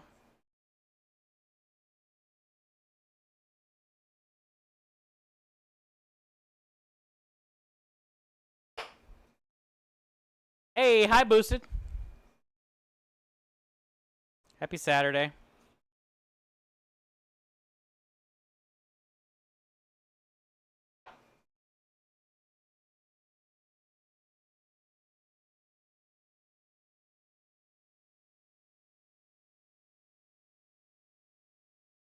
That's why the tip of your knife is very important for things like this, especially a boning knife.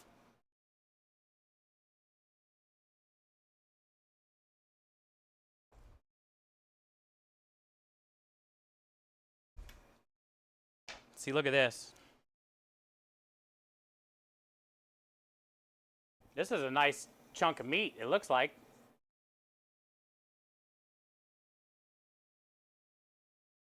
There's this section of skin under that piece of meat that I just took off of there.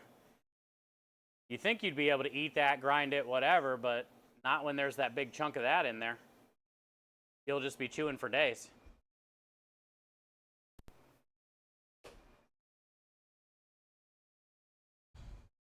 So you can clear out the meat from the top of it. And then get the tip of your knife under it all the way through.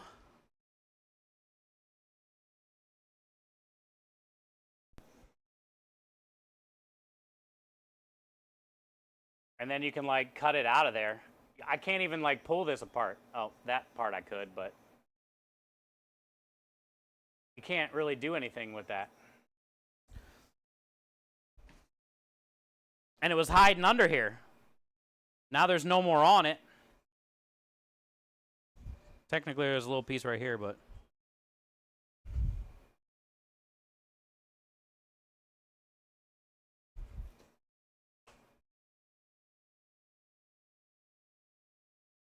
So a lot of times, like, I'll cut into the meat and kind of like push it away as I'm cutting and almost like unroll it.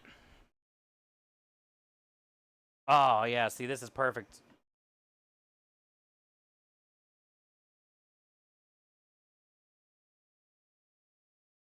So I started to follow the line, and I started unrolling, following the line, and it revealed this big old piece of silver skin right here. So now I'll just follow that line, and then I'll get this whole chunk of meat. But I had to unwrap it first.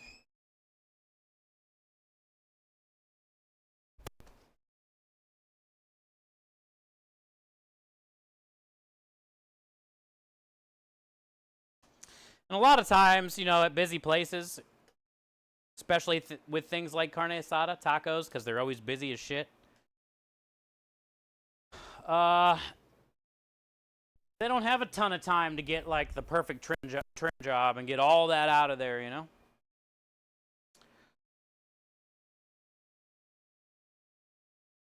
So that's why sometimes you'll get some chewy tacos, bro.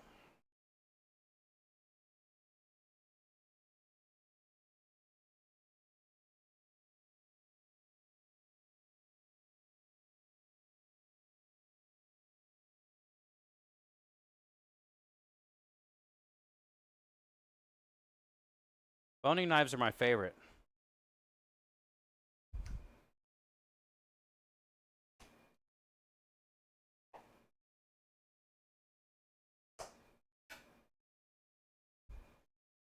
I use my fingers a lot first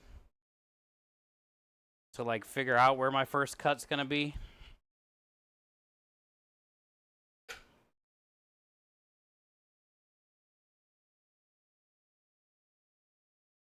But boning knives are cool because you can just find the silver skin, wiggle your tip under a little section of it, then just go a little deeper, deeper,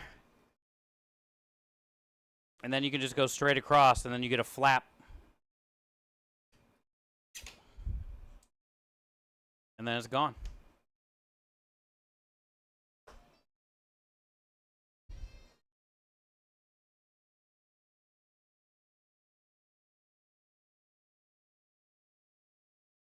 No, that silver stuff? Yeah. You're fine. It's in there.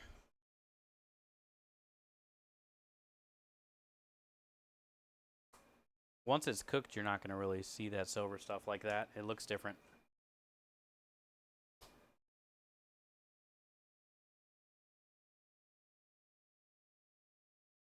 Also, it's already been marinated.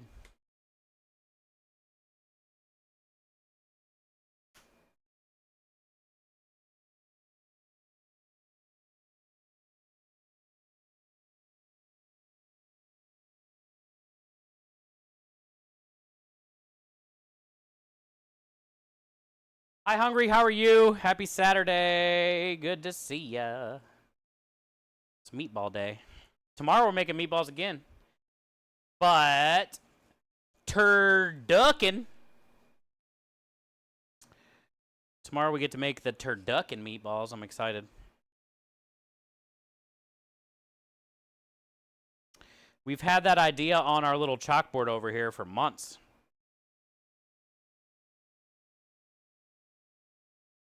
So I'm ready to make it official. And make our first batch of turducken meatballs.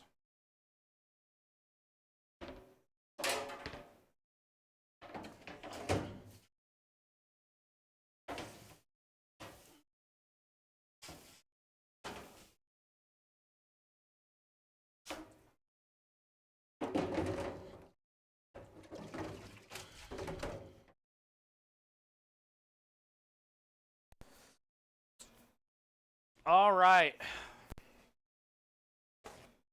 Well, I'm glad that's over. That was a little over 30 pounds of meat.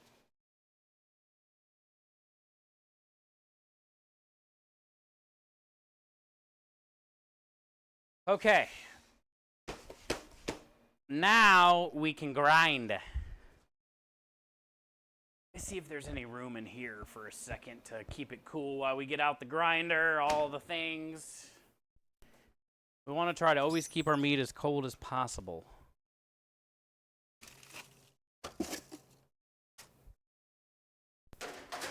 I might be able to fit it in this little freezer over here for a little bit.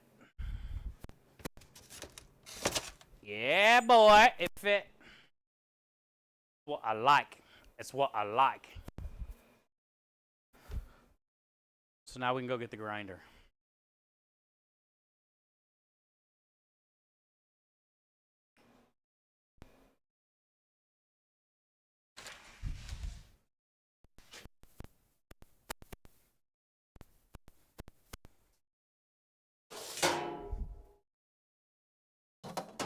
Yeah.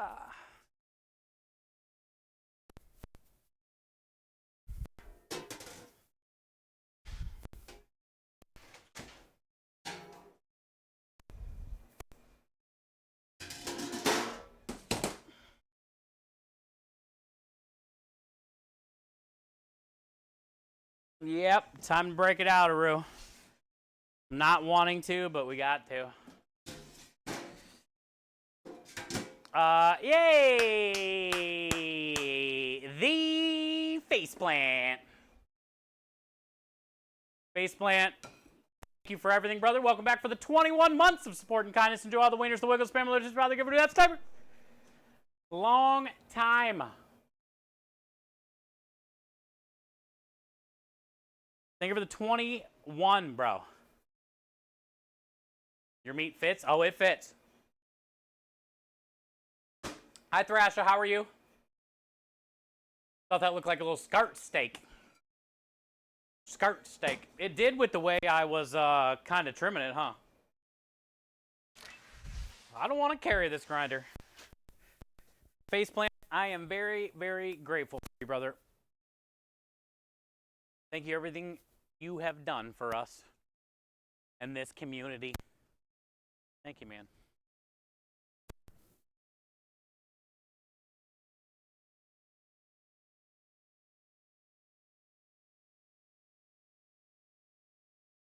All right, so I think what I'm going to do is I'm going to grind it, and then we're going to mix it in the mixer. Then in the bus tub and hand mix all the seasonings and stuff in it.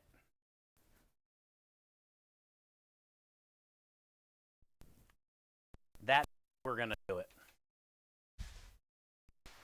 Grind it, mix it in the mixer, then put it back in the black bus tub, then mix all the ingredients. That's how we shall go about it.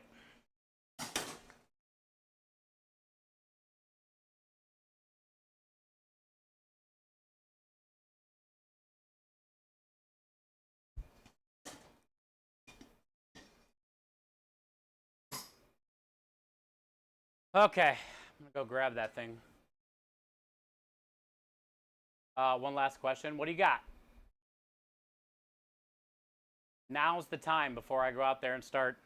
Now that the meat's in the cooler, I got a second. I can actually like read chat. But when the meat's out, I gotta work fast, and I don't have a lot of time to like read and stuff.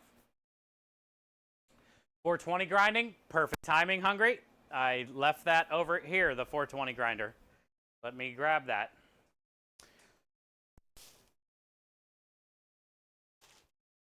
I'm thawing out some turkey and some duck. And the chicken thighs I got today cheap because they were frozen.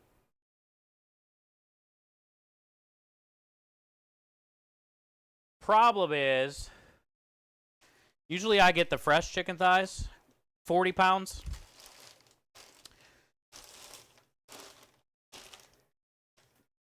Problem is these frozen ones are all stuck together. So I kind of got to thaw them out a little bit. Not like all the way, but thaw them out enough to get them unstuck. Danner Bean, following up Faceplant's resub with the resub himself. Danner Bean, thank you for the 10 months.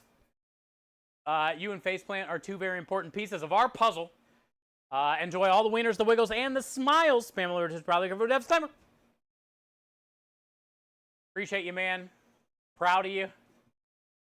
And I can't thank you enough, dude. If you leave cooked chicken out 2 to 3 hours, is it okay to microwave and eat still?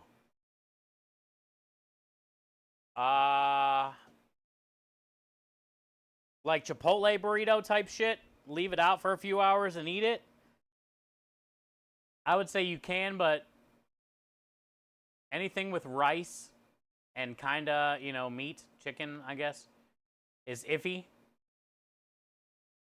But I think it's depending on, it's an each person kind of thing. If it was like cooked shrimp, seafood, I definitely would say no.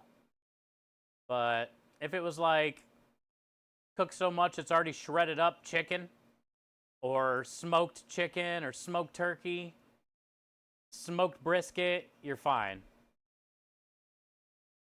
But you don't really want to mess around with anything that has rice and seafood, even if it is cooked.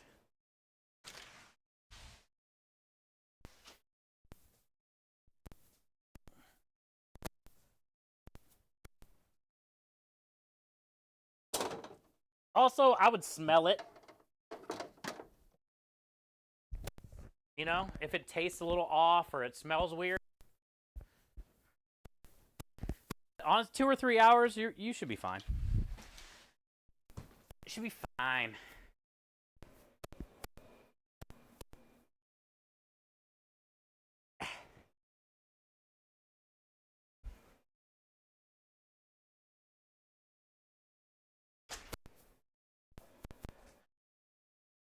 You should be fine, man. I'll smell it. I always smell like if I leave something out or leftovers kind of thing and I go back to it later, I always smell it first before I eat it. I'm a smeller.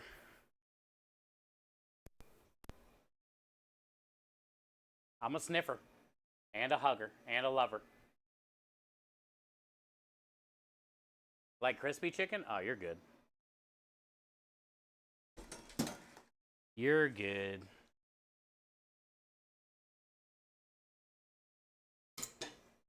Pizza? Oh, yeah. Hell, a couple days. It tastes real bad after like 2 days of sitting out, but...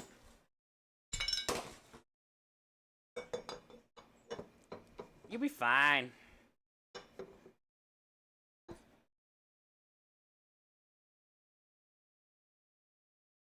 Sniffer, hugger, and a lover. Perfect man. And you can cook?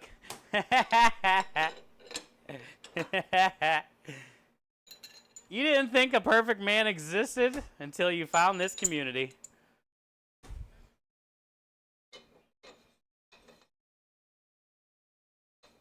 Okie dokie says, hey, don't forget about me. I sniff stuff. Rebel, okie dokie, sniffs things.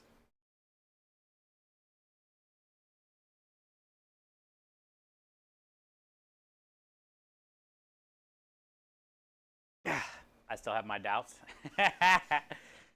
You gotta come find out for yourself if the hype is real.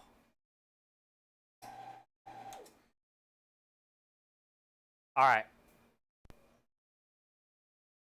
Let's do this. We'll go get the meat. Can I go straight into here? Is it high enough? Oh, yeah, boy. I'm glad I grabbed the riser. We can go straight into this bitch. I think I got too much meat for this, though. We'll have to do it in batches. I got too much meat for the bowl.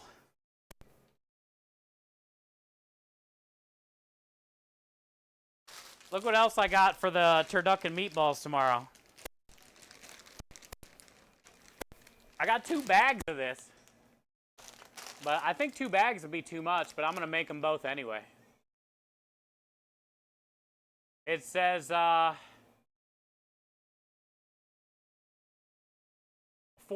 servings for a full, which I don't buy that. 14 people can't eat off of this. I don't buy it. But I'm going to make them both anyway because whatever, we'll eat it.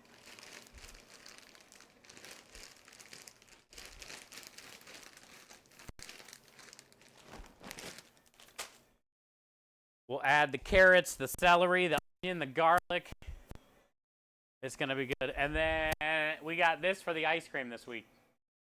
Bacon, salty caramel, whiskey, creme de lish ice cream.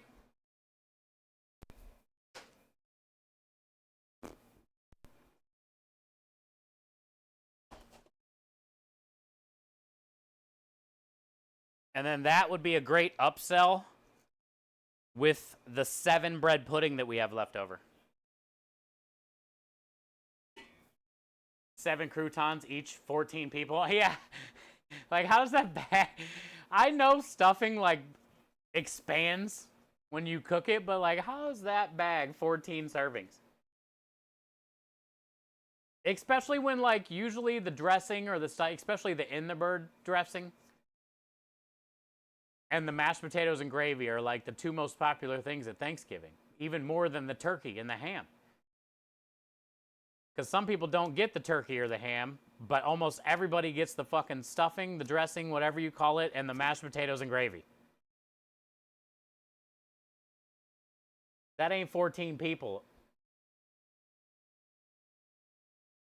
Chef knows stuffing. I know the right amount.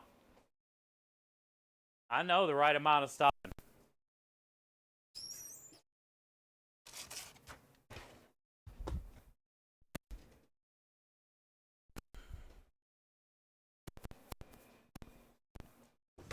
All right. Oh, it's way colder again. Perfect. Depends on the size of the serving. Yeah. They're probably talking about like a normal like scooping spoon. 1 spoonful per plate, but like who's doing that? I want multiple spoonfuls. Yeah, first thing to disappear is always especially if it's an in the bird stuffing, where it's all moist and wet and juicy and good.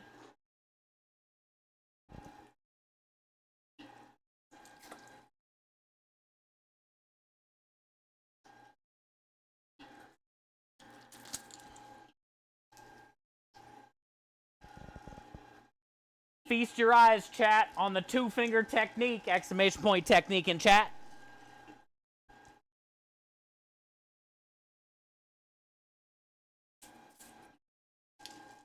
$15 to 20 pounds, really? Dang, they must like it. So what do you do with yours? You say roasted? Do you add like bacon, vinegar? What do you do with them that everybody's loving them? Roasted is definitely better than boiled and seared. Also, deep fried Brussels sprouts are pretty phenomenal.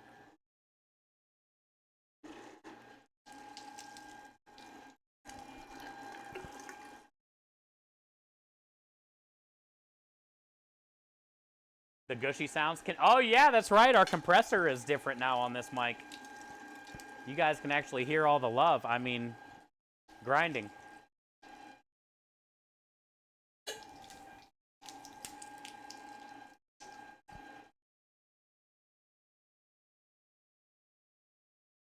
I just try to alternate the pork and the beef. Don't you sexy me. They love the shit out of them. Have you ever used a grip of celery as a pusher? I have not, but I have some here, and now I'm curious.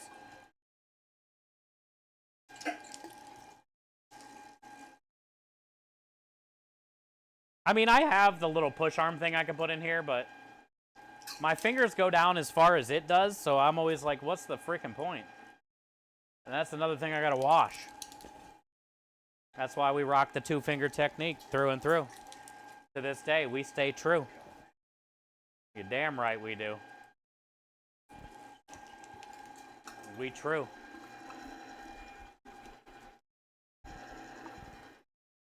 And sometimes you do need a little celery pusher or a little back of a knife. Oh, it's gone.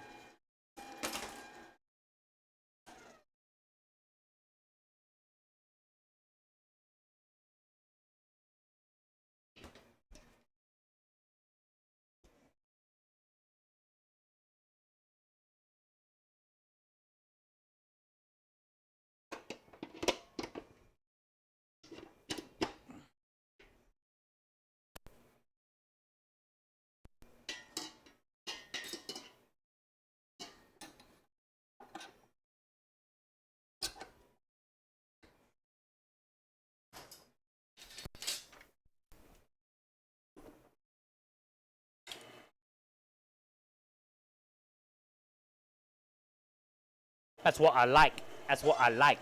That's what I like. I like it a lot. You should smell this raw mixed meat. It didn't make as much slapping noises as I thought it would, but it smells very meaty. Just enough finger. Yeah, did you see that last little double poke I gave it? It was fast, too. It was like a quick jab. It worked, though, because I went to reach for the knife to poke her the rest of the way down, you know? Didn't need to.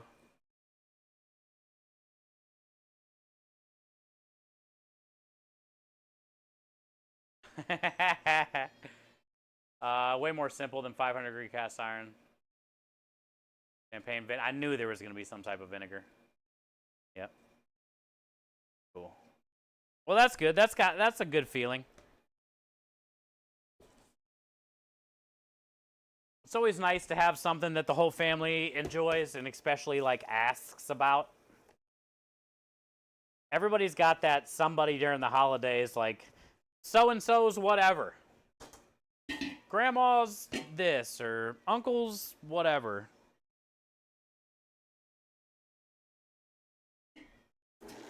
It's the faceplant Brussels sprouts in that family.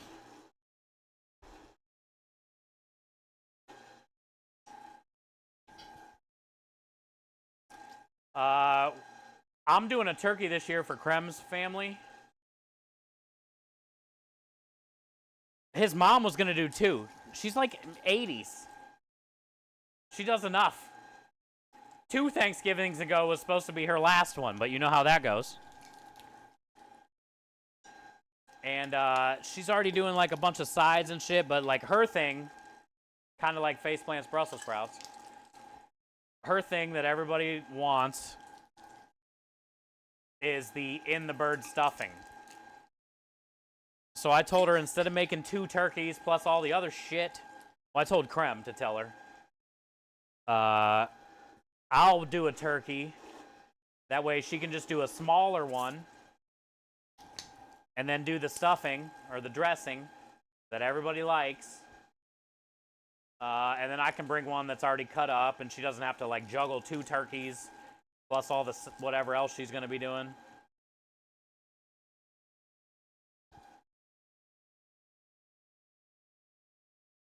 It wasn't an ask, it was a...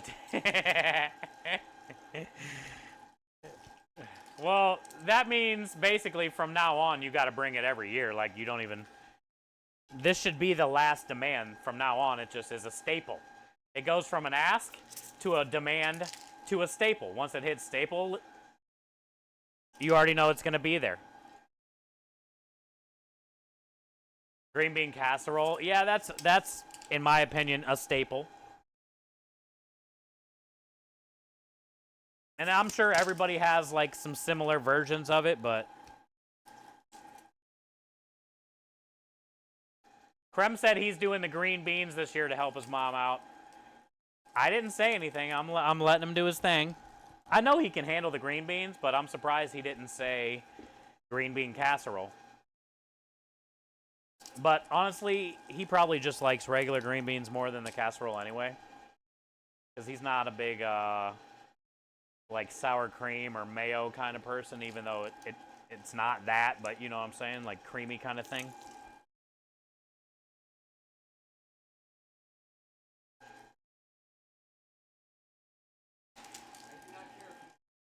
Yeah, he doesn't like the casserole, he said. That's why I figured he was just doing green beans. But usually the casserole is a staple at most Thanksgiving for sure. Hi, John. How are you? Welcome in. Last year you did 10 pounds, lasted 20 minutes. Jesus, they like the Brussels sprouts like that? That's good.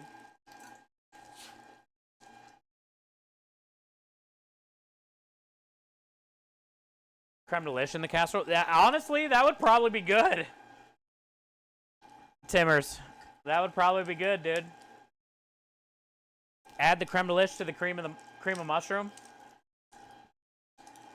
So it can kind of like cook down with it. I would probably use the creme delish in the cream of mushroom over sprinkling the creme delish like just on the green beans.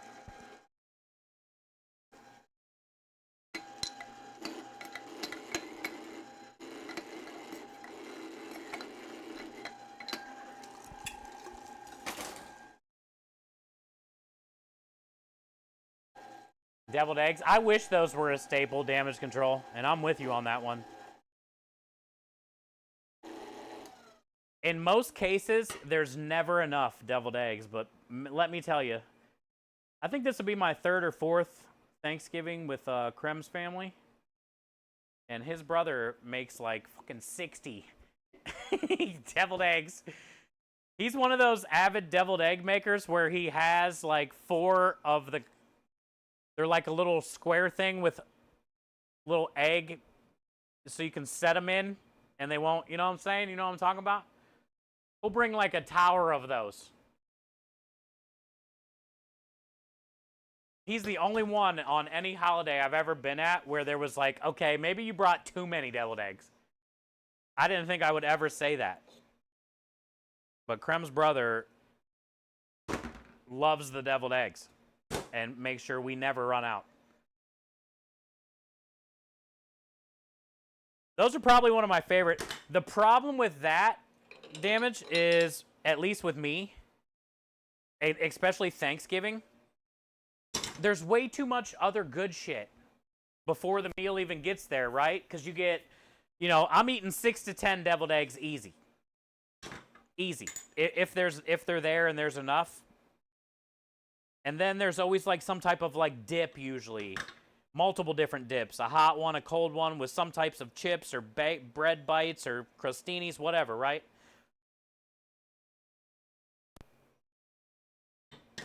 And then there's, you know, the random other little snacks and stuff while you're waiting. Also, the dessert table is always set up, but everybody tries to keep you out of there, but you still sneak at least a cookie or two or some shit.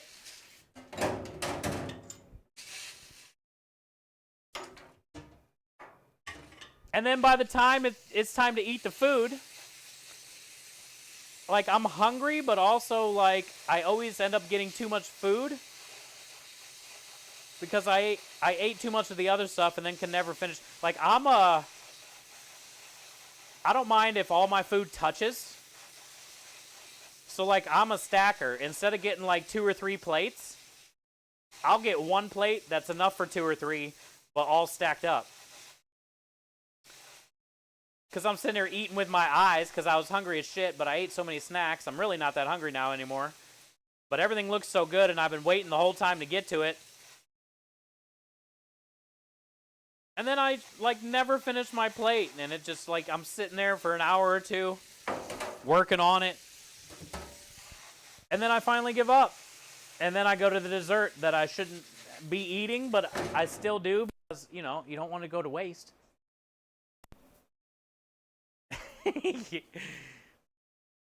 Like, my stomach hurts.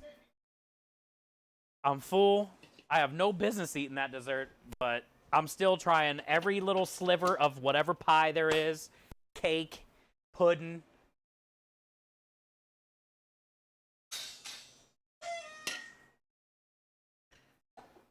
That's why I'm glad it's only once a year. I couldn't handle multiple Thanksgivings.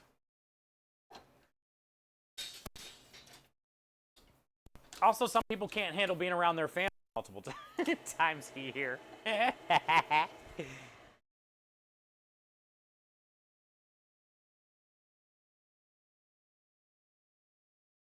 I was always the shrimp and little win. Wait, what? Crackers, fruit tray. Yeah, they got all that stuff, and you like fill up on that.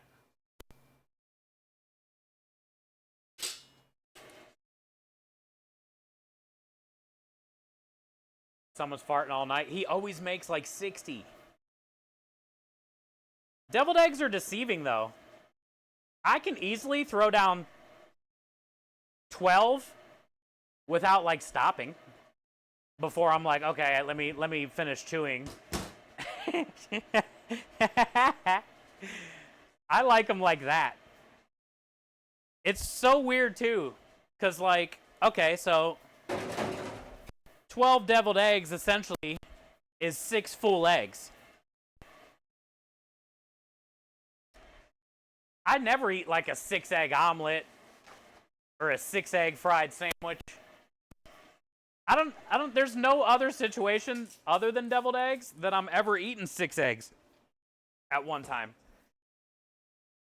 And I can take down 12 deviled eggs with ease. I bet I can do 20 without being like, okay, I should probably chill.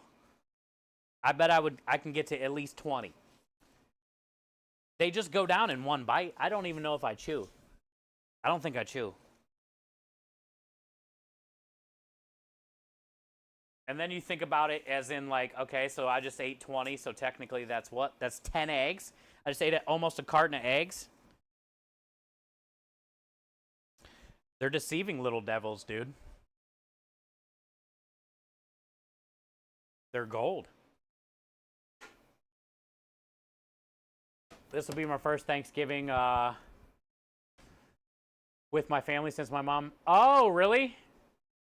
Well, Annie, you probably already know this.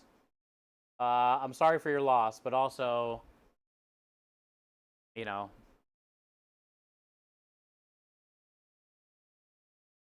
your mom wouldn't want it to be all sappy and shit anyway, you know what I'm saying? So, just make it fun. Keep it loose. Celebrate her. She's there with y'all anyway, right? All our loved ones are with us all the time. But, yeah, good luck. You got this. Hi, Truth. How are you? Good to see you. Damage says my mom has to ban me from the kitchen because I... Oh, yeah, the deviled eggs. You always... Me too. I say the true OGs of deviled eggs are the ones that get yelled at because they can't stay out of the kitchen when the deviled eggs are being prepared. And you always have to sneak some. I stay getting yelled at, dude. Oh, yeah, the shrimp. You're a shrimp cocktail. My family never did like shrimp cocktail and shit for Thanksgiving, but...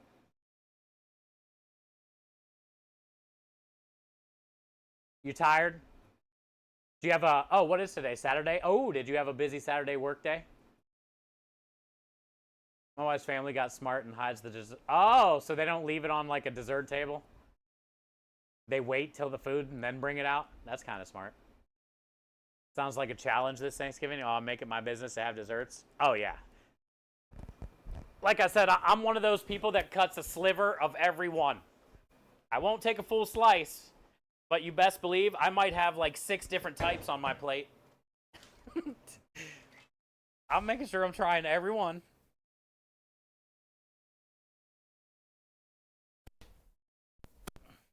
It's like a Las Vegas buffet is what my plate looks like.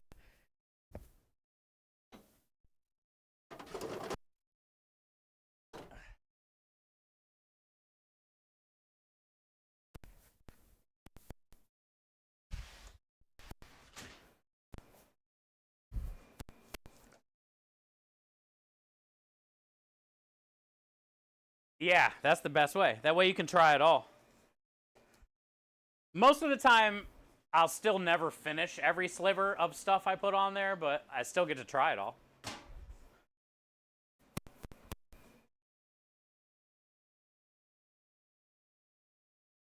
Hi, Fuko. Happy Saturday. 10 plus, no breaks, nothing to eat. That's a typical Saturday restaurant shift. Well, hey, you're done now, right? You're cleaned up. You're home. You're here. You killed it. Be proud of what you did.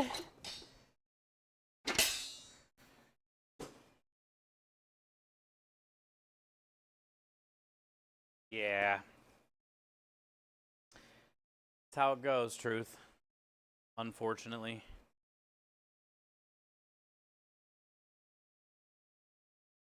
Only makes us stronger.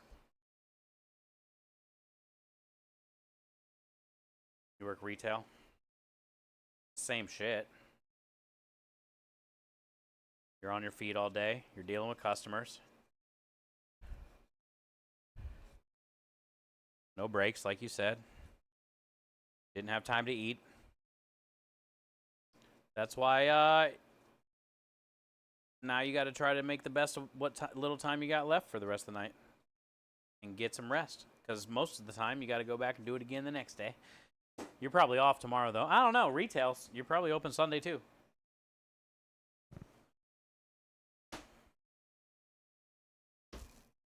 Same bit, different shit. Basically.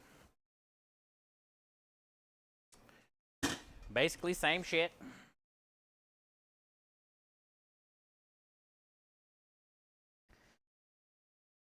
All right, so now that we have all the pork, all the beef, we got it smeared a little bit. The reason I like to put it in the mixer is I like to help it, or have it help me smear some of the fat around that I left. Warm it up a little bit because it's pretty cold. And it helped the meatballs hold together better. If you don't mix meatballs pretty good, they'll kind of be like crumbly when you bite into them. And you don't want no crumble bumble, you know? You want a nice toit ball. Real toit. All meat.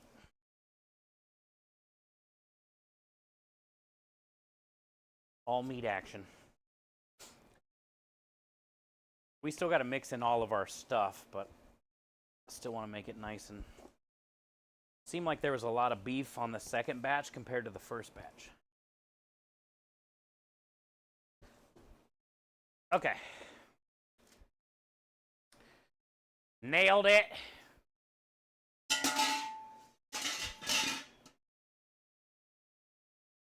Yeah, the glove was almost halfway off right there. That's how you know you're done. Starts to get tacky like that and take your glove off. Okay, so let's get all of the stuff, and then we'll go make a sample.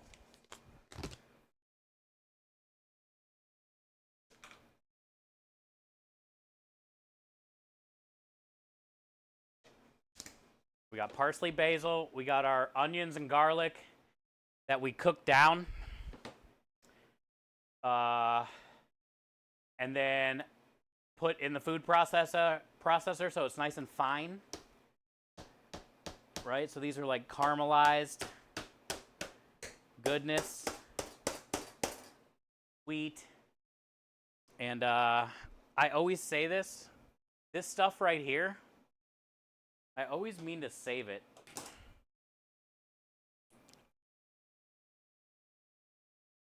Undescribable, dude. It's like onion gravy. I think I'm going to save it, actually. Yeah, we're making gravy anyway. I can actually save it this week. Usually I put it in the bread. But, What happened? Ah, we got a review? What time is it? They gave us... Was this from our yesterday's job? Yay! Okay, so what was it? Time customer here, and I can assure you it won't be the last time. Food was amazing. Had the fresh pasta, one with creamy sauce and chicken, and one with Sunday gravy, sausage. I think that was the 2 pumpkins. Absolutely delicious. Yeah. They had Yeah. absolutely delicious in caps. Portions are super ginormous. Ginormous. Ginormous, however you want to say it. Also had the special dessert, pumpkin bourbon. Oh, they got the bacon bread yay. pudding. Literally one of the best desserts I've had during my 60 years on Earth. Yes! If I could rate these guys 1,000 stars, I would. Yay, I knew that fucking bread pudding is good. She said one of the best desserts she's ever had in her 60 years on this earth. The pumpkin bacon bourbon bread pudding. That was a good fucking review. I forgot why I came over here. Why did I come over here? Cheese.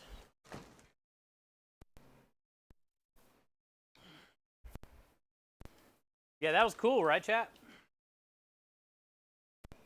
Oh, yeah, I came over here for a container for that onion shit. This stuff. Dude, this stuff is liquid gold. It's basically onion and garlic smashed up juice. But I'm going to stir it into the turkey gravy that we make for the special this week.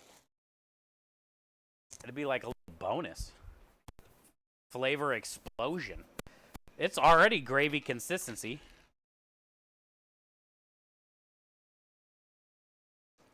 But we might as well put it in the gravy too.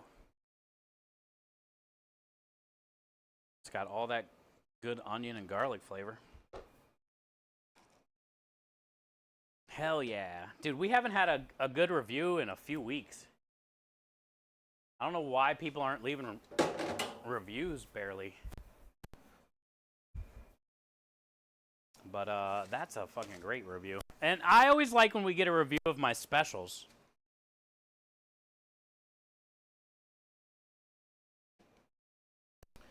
So that's cool. We'll use the rest of those herbs on the meatballs tomorrow.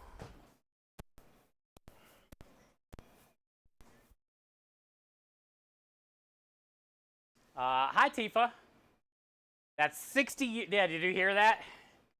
In the 60 years I've of desserts. Oh, shit, I put my strainer over here. That's pretty funny. I knew it was good. I told you. I haven't physically like eaten the bread pudding, but I've had some edges. And it tasted amazing.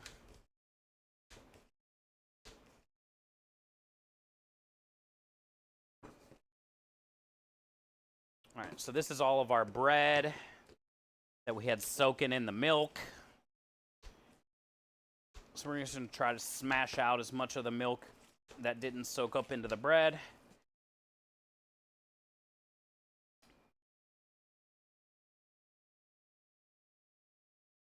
This is like tacky soaked milk bread, basically.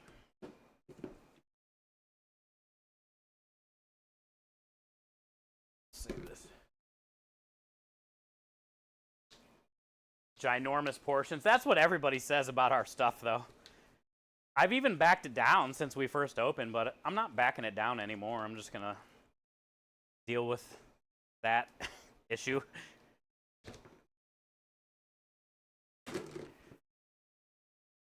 I can't make it any smaller, really. I mean, I can, but...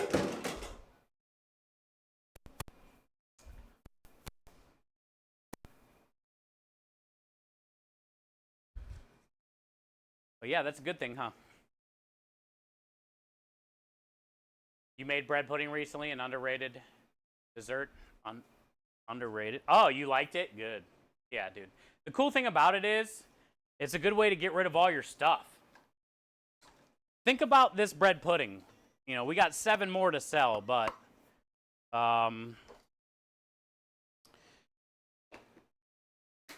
the bacon was all left over from the Baconator special the week before. The pumpkin cream cheese mousse was all left over from the dessert special the week before.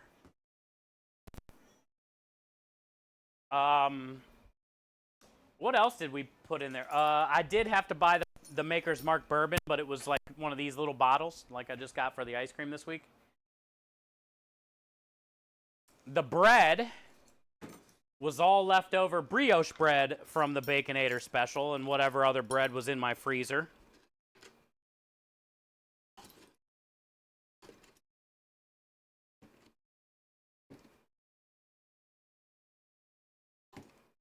The milk and the heavy cream, we already have all that stuff here.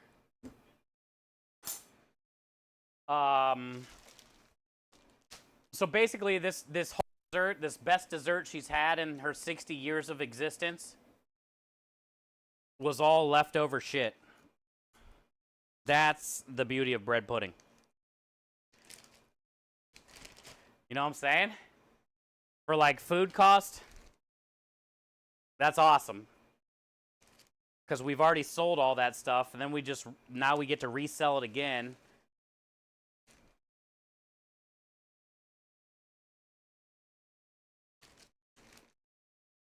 And she was happy as shit.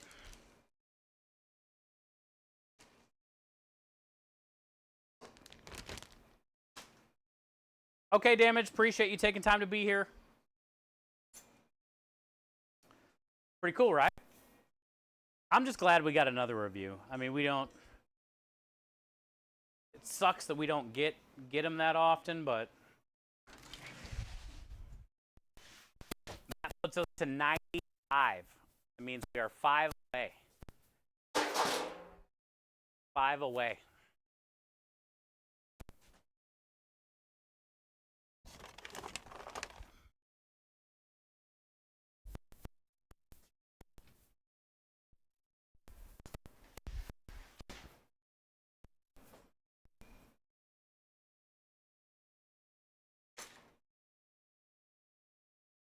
What's everything that just went in the meatballs there? My meatball recipe's on my website. ChefSteve330.tv. A lot of the stuff that we do on the truck that's my grandma's recipes are all on that website. These are beef and pork. The only difference is she did veal, but I don't put any veal in here.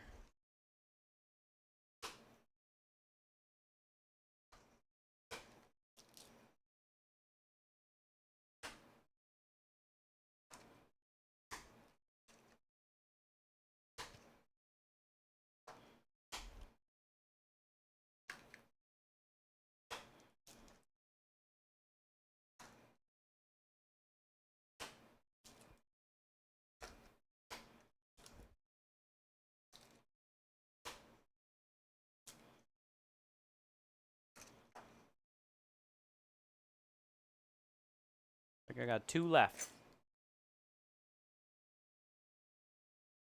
Keep going over there, but my trash can's here. All the meat.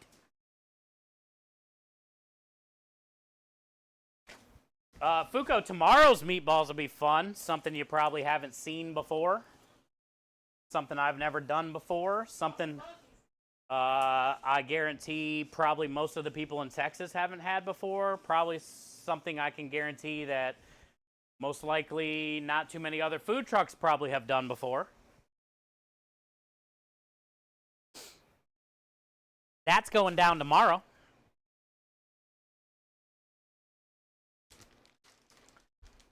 Yay, what up, Darth? What up, brother? Good to see you. Chat, make sure you guys are showing Darth Verbaka some love as well. Another good cause crusader. Another amazing part of our community. Good to see you, dude. You'll put a review up? I hope so. We need them.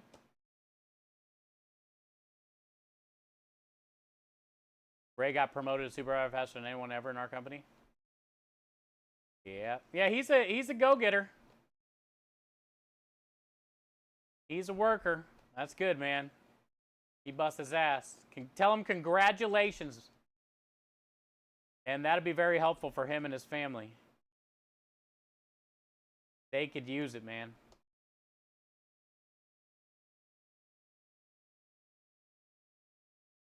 I like balls. Me too. Yeah, so tomorrow, so Darth, these are our normal meatballs. We're getting ready to go to make a taster tester. A taster tester. And then we can start balling so hard.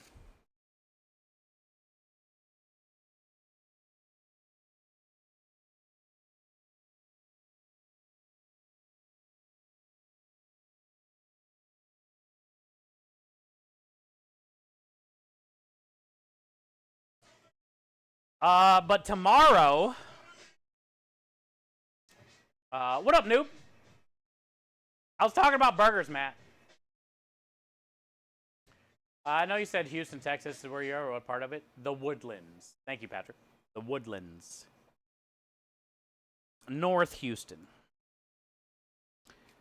But yeah, tomorrow, Darth, we're going to be doing the meatballs for our special this week. Turducken. Turducken. Meatballs are going down tomorrow. I don't think they're going to be ready for it.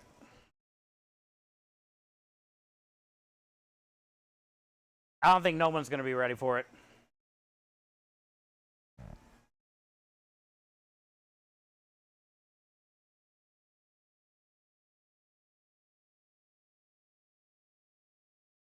But I got a 14-pound turkey that we are going to butcher, break down. And then I got a 7-pound duck that we're going to break down. And then I'm probably going to do about 10 pounds of chicken thighs. And we'll get everything grinded up. Once all the turkey, the duck, and the chicken is all ground up, I got some traditional stuffing mix. I'm going to make some traditional stuffing with the carrot, celery, onion, garlic, chicken stock, dump it over the bread, let it soak all that up. And then that's the bread that I'll be putting in the meatballs as a binder, kind of like this bread. And then we're going to add, the parsley, the basil, just like this, eggs, Parmesan cheese. And then the plan is to do turducken meatball sub special with provolone cheese like you would normally get on a meatball sub, but instead of marinara, I'm going to be making a gravy. So I'm going to, tomorrow after we break down the turkey and the duck, I'm going to make a roasted turkey and duck stock. Like I'll roast the carcasses with the veggies, tomato paste. We'll make a dark stock. We'll strain all that out of there, and then we'll turn all that into a gravy. And then that's what we'll put on top of the meatball sub before we put the cheese. Or, if they don't want to get the turducken sub, they can get the turducken meatballs instead of the regular meatballs in their pasta if they want to try them. So that's going to be the special this week. It should be fun. It's festive. I can say there's probably not too many people making a turducken meatball this weekend. And I can also say, out of all the meatballs I've made in my life, I've never made a turducken meatball before, so I'm pretty excited about that. Feels pretty good when it's pulling your gloves off, but it's not all the way mixed yet, and smells close.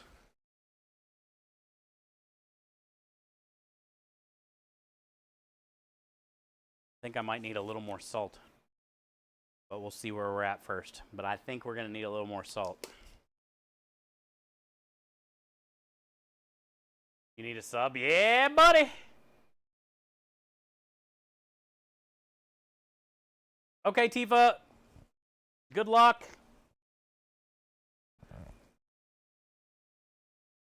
Hey, what up, motherfucker? Good to see you. Happy Saturday.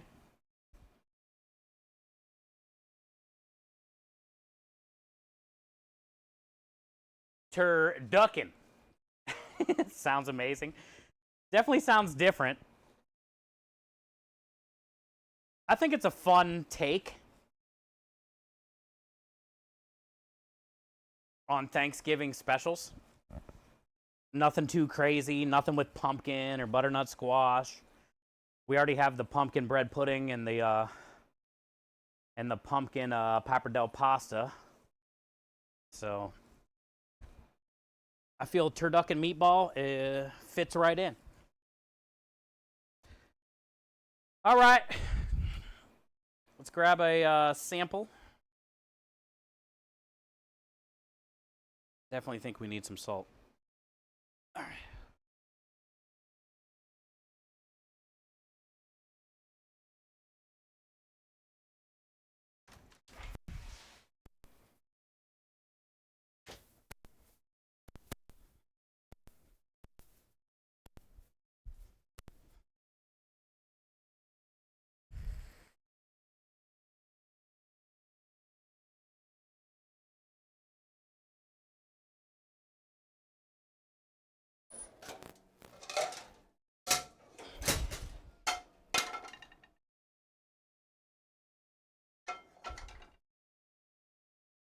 Some sunny day.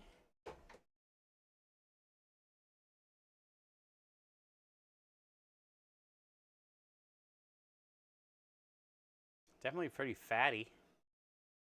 Easy. Ton of onions and garlic that we cooked down and ground up, so you can't really see it. You don't get that raw onion or garlic flavor.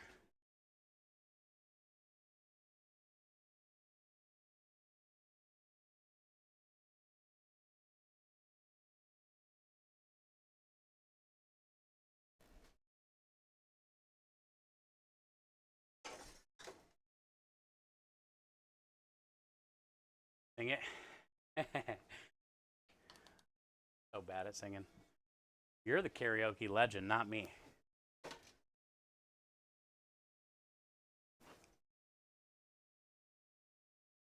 How are you today, motherfucker? Good to have you here.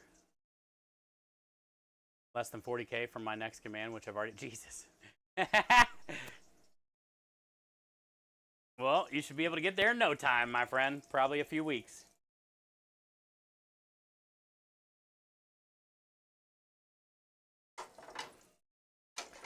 Today's our typical day off. Pretty much drove around to like 5 different stores today. Picked up a lot of our order. I'm going to go back on Tuesday and get like produce and stuff, but I drove around all morning, afternoon, and now we're knocking out meatballs. This is a little different week because I had 9 pasta cones left over. I'm not making any more. I'd rather try to sell out of those 9 than make more. So we don't have to make pasta cones today, which is rare. Usually every Saturday we make pasta cones and pasta dough. And we don't have to make pasta dough today because I got 10 pumpkin pappardelle left over, and I probably have 15 or 20 seasonal gnocchi left over. So that's like 20 to 30 range on fresh pasta for this week already. I'm not making any more. So this is the first time in a while that we haven't had to make pasta cones or pasta dough on Saturday.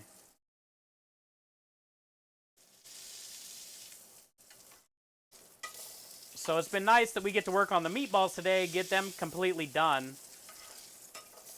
And then the rest of our week will be styling tomorrow I got that meeting at noon. I should be live, I'm hoping, by 3. And it's probably going to be another long stream tomorrow night because, you know, we got to break down the turkey and the duck. We got to get the stock going. We got to, you know, get all the meat grinded up, get everything mixed up, make a sample, get everything balled up. It's going to be a long stream tomorrow for sure.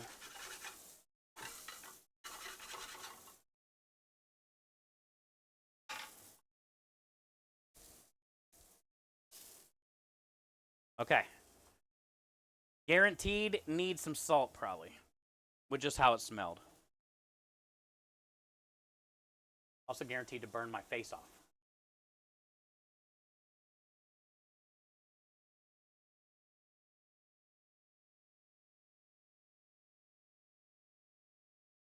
The Whitney song?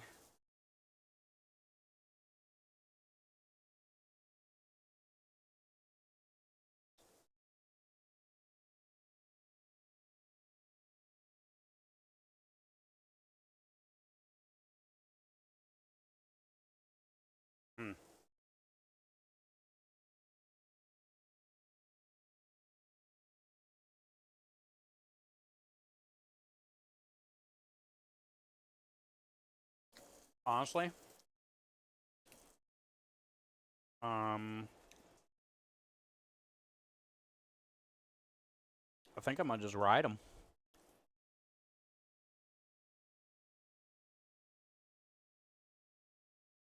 Hi, kid. Can't ever wait long enough to try it, you know, no matter what it is, it seems like. Knowing damn well you're gonna burn your face off, but you still do it anyway.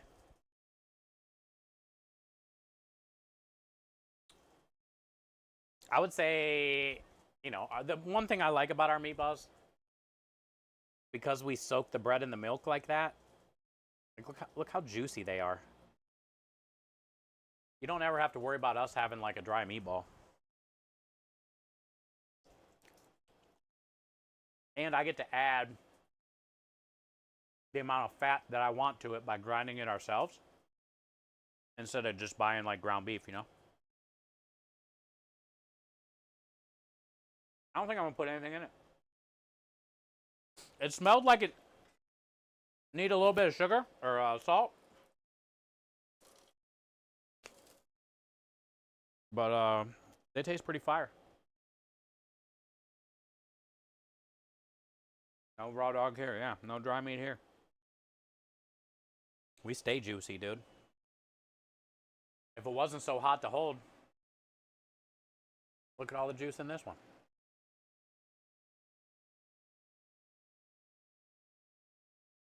Good. All right. Oh, you know what we need to do? God, why does it stay hot so long? Yeah. It just holds the heat in. I'm gonna light this oven real quick. Because we're gonna start balling, dude. Ball so hard. That shit cray.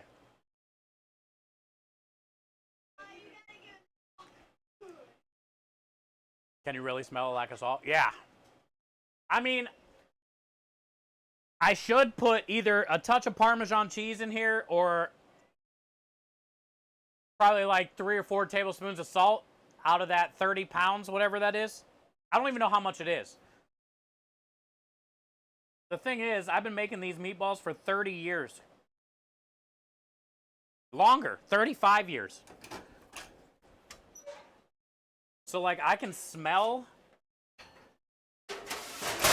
when it's just, like, not perfect. It's close enough to where, like, I'm not going to put in that 3 fucking tablespoons and remix all that again. Or, you know, a cup of Parmesan. Because it's still a pretty tasty meatball. That's just me being a picky perfectionist when I'm never going to achieve perfection. It's not meant to be perfect. It's fine just the way it is. But yeah, I can smell a difference.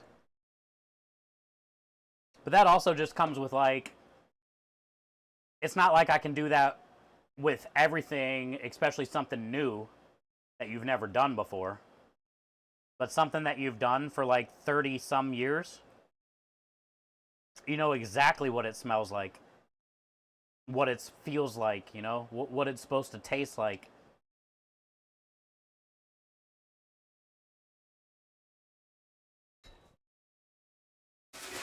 That's why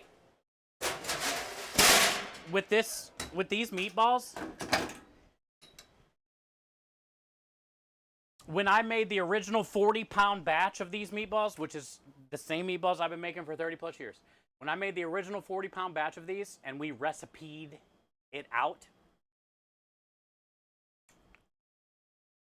I eyeballed everything in the 40-pound batch and wrote it down to recipe it out. So everything I put in the original 40-pound batch was just all me just eyeballing, smelling, feeling. And then we made a sample and we tried it and it was good. It was how it should have been. So that was the recipe. And that doesn't happen often like that when you're making like 40 pounds of something to like eyeball and then nail it. But like I was going by feel and smell, and also the fact that I've made it so often in my life. But yeah, now, me, like, if somebody were to come in and help me prep, they would have to follow that recipe. But like today, I had a 20-pound pork butt today, 21 pounds, 20 and a little more, and a 14 or 15, I don't even know, 14 or 15 pound beef shoulder. So that's 35 pounds, which is 5 pounds less than the original recipe. Plus we trimmed how much off of it. Who fucking knows? I didn't weigh it. Let's just say we lost 7 pounds total between both. So really that was only probably 20 to 25 pounds of meatballs instead of the 40-pound recipe. I eyeballed all of it. And we nailed it. That's how you know, like, you've done a recipe a lot. Like, I did use the measuring cup to measure out a cup of salt, and the tablespoon thing to do, I did 6 tablespoons of black pepper in this, and a cup of salt, and 8 cups of Parmesan, 10 eggs, 2 cups of parsley and basil. But this is all shit I was just adding as we were talking, streaming, chatting. And that's kind of what you don't want to do as a restaurant or a business, right? But you want to stay consistent. But also when it's something you've made for 30 years, I know what consistent is without having to measure all the stuff, you know?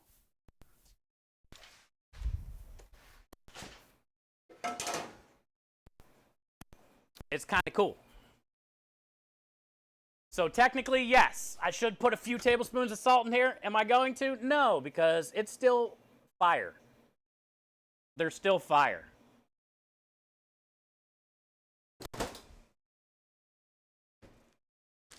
So it is what it is.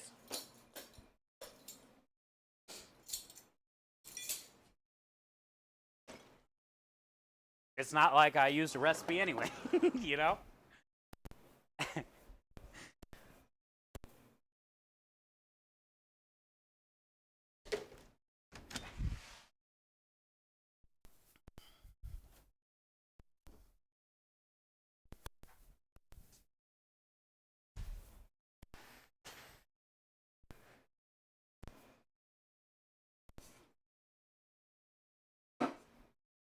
All right, I'm going to go grab a couple sheet trays. And our scooper de-dooperdy, scooperdy. And we can start balling.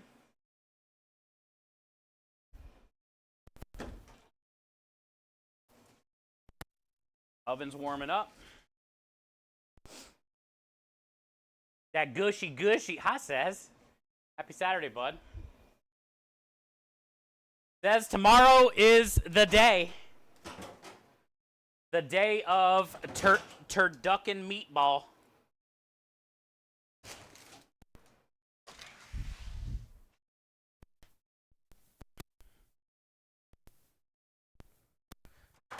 We might start a trend. We're trendsetters and go-getters.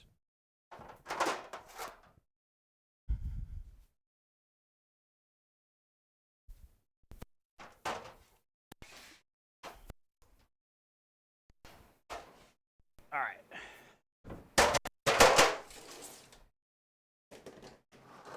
Sheet trays.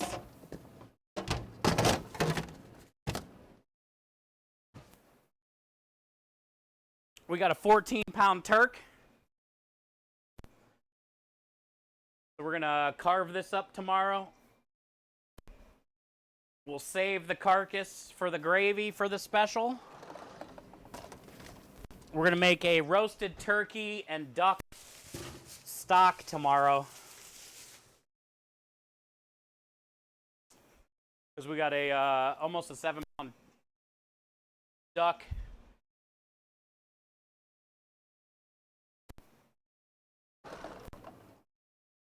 And then we'll make a stock out of that. And then that's what will go on the turducken meatball sub.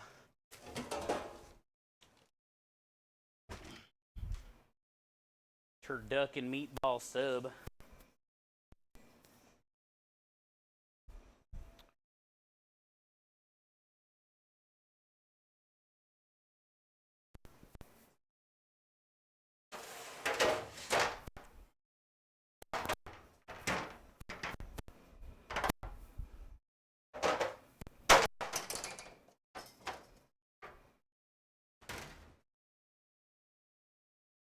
You gotta be ducking me. I can't wait for the puns, dude. Can't wait for all the good puns.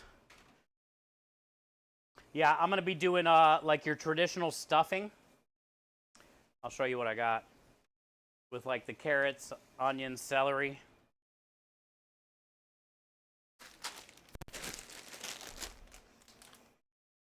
We'll make this first so it can cool. We'll make it, cool it. We'll cut up all the duck and the turkey. We'll get that stock going. Then we can grind up the chicken, the turkey, the duck, and add all this stuff. And I'll use that stuffing like I use the bread and the meatballs. So we'll have all that carrot, celery, traditional stuffing in the meatball.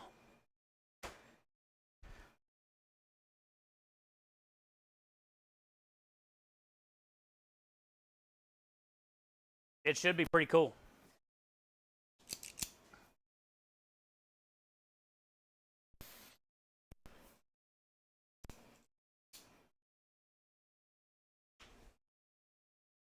You went to GFS today? I got to go there this week too. Probably Tuesday or Monday.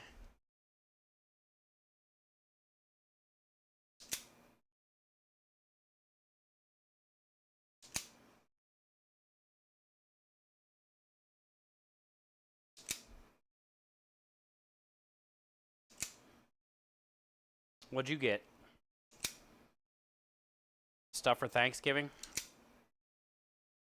I didn't see how much they were selling turkey for. I got turkey today for 89 cents a pound.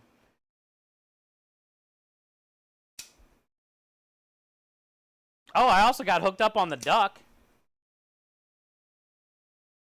They charged me $3.50 because their machine was messed up and they didn't have it, the barcode right. And it was a $25 duck. I got for $3.50 today. Which helps our food cost out tremendously.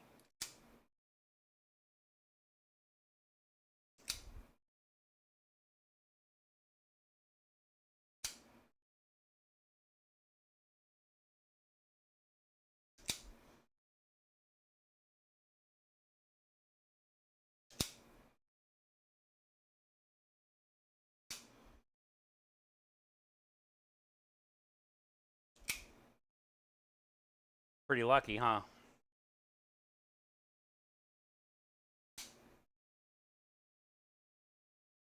The lady there said nobody's gonna I'm the only person she's ever seen buy that duck. It was frozen, so.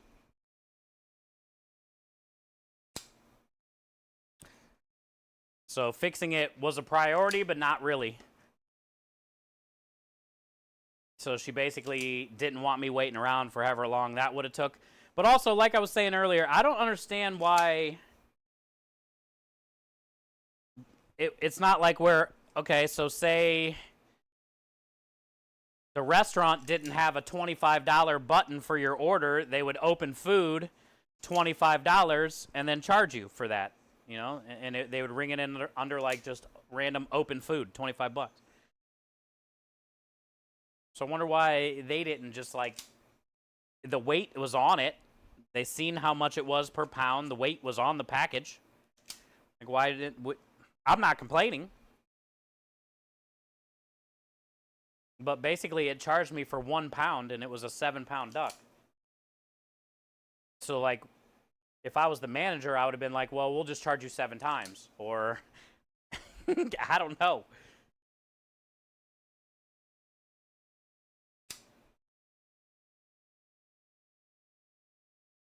Nonetheless, we could use the hookup.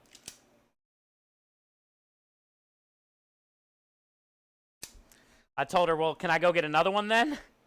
And she said, don't push my luck, and started laughing.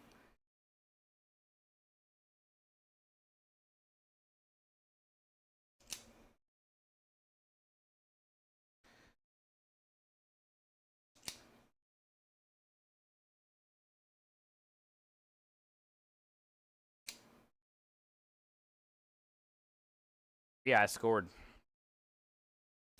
I think it was because I was so cute. And the manager lady was just in awe. And, you know, didn't know what else to do. She was probably thinking with her tits, you know?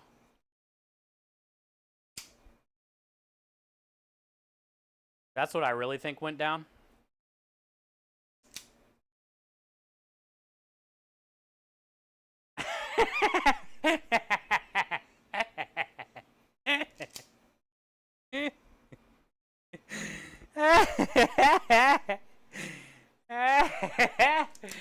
Has anybody ever said that?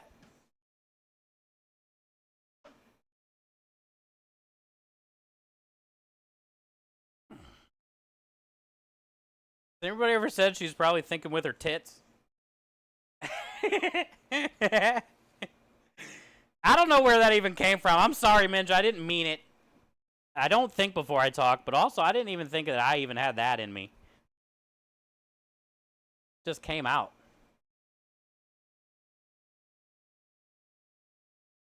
I've never heard it ever. Me either. I don't know where it came from. It came from deep inside, I guess. Maybe it's something I've already thought about before. It's a possibility. Hey, girls are as horny as guys are half the time.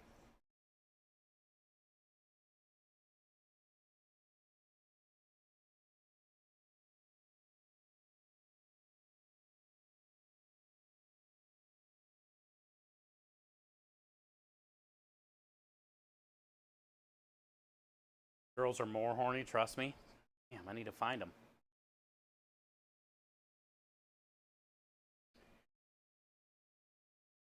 That's a lot of balls. Yeah, I can't remember how many we get. Scrub, nose, usually. But also, I guess it's different. Just depends on how much we're using. If I had to guess, it's probably going to be around 30 pounds.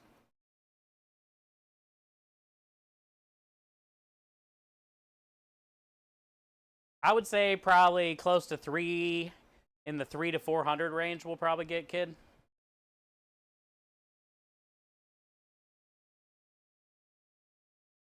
Horny equals human. Good point.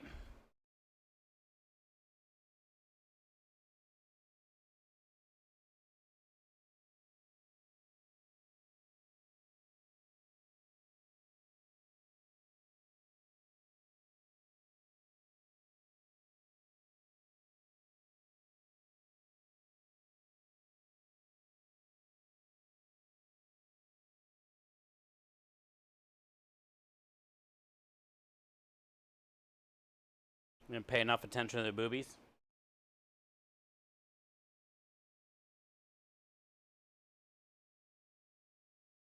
The boobies. When I wear a dress, I have moobs. That's an interesting fact I didn't know about myself.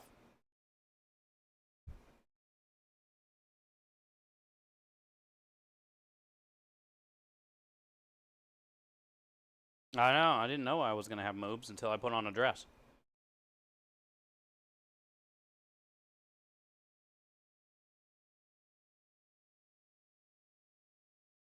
I think I'm going to go grab, when I take these out there, I'm going to grab a half a sheet tray. Put some of this meat on a half sheet tray. I mean, it's still cold, but I'll put the rest in the cooler while we work our way through it. But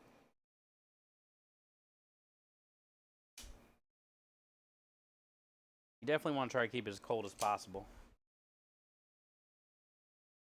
And it's got a good chill to it, but I think by the time I do like 2 more of these trays, it wouldn't be good to keep it out the whole time.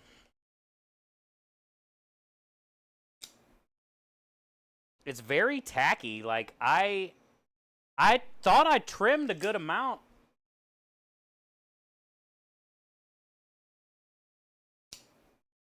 But it is very tacky.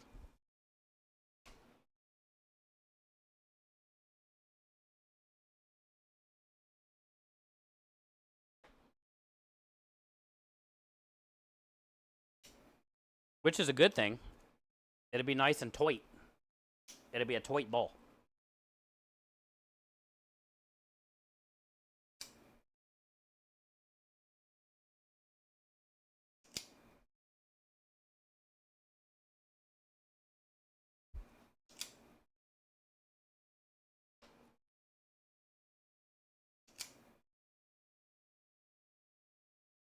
This is a 2-ounce scoop. And I do a little bit extra to where it humps up a little bit.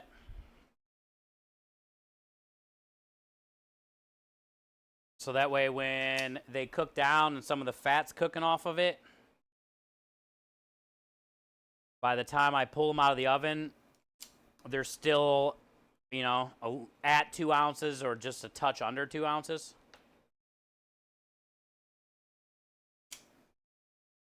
A lot of times people say they do 2 ounce like meatball or something, but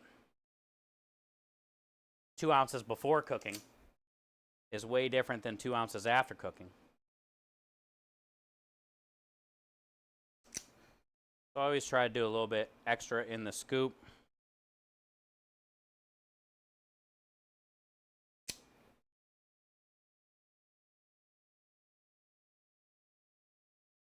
Kid says you're up. Yeah. Thank you, Minja. I am, it's always different, kid, as far as, like, if catering picks up, we could be doing a job every day. But what we've been doing lately has been Wednesdays, Thursdays, and Fridays, the occasional Saturday here and there. No more Sundays. We did Sundays for a while, and they were just bad. Bad.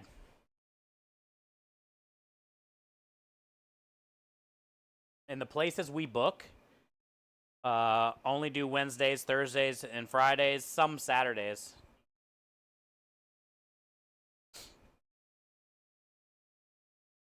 So that's kind of what we do, which is good because, like, if we ever did get some catering jobs, that leaves us with Saturday and Sunday open, which are great days for catering. Instead of, like, being stuck delegated to a job, we can make more money doing catering, and then usually people have catering, like, on Sundays or Saturdays, if they're having a party or something. So that's what we're trying to find is catering, so we can kind of do the Wednesday, Thursday, Friday jobs, and then cater stuff on Saturdays and Sundays.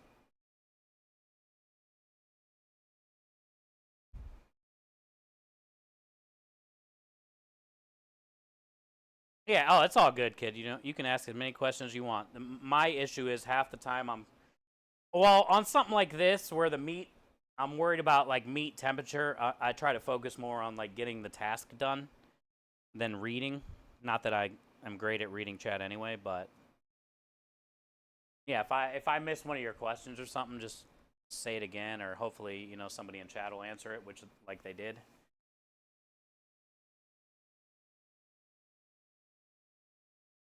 It's all good though, dude. Life is life, man. It's never your bad on how often you get to spend here or stop in here. You do you. You be you. We be us.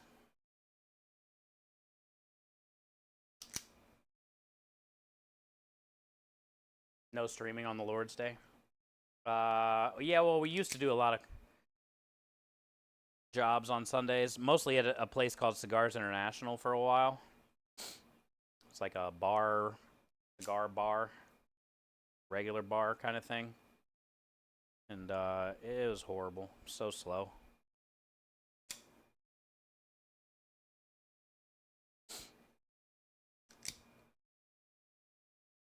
I would rather not have any jobs on Sunday, Monday, and Tuesday. That way I can focus on prepping, getting the order ready, all that kind of stuff, Like those are definitely slower restaurant days. Sunday, Monday, Tuesdays. I hated working on Sunday. Go sit there at Cigars International and not do anything.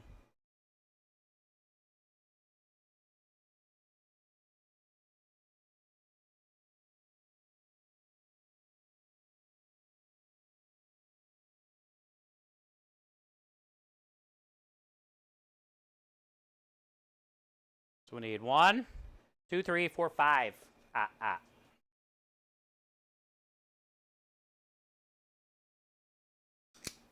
One.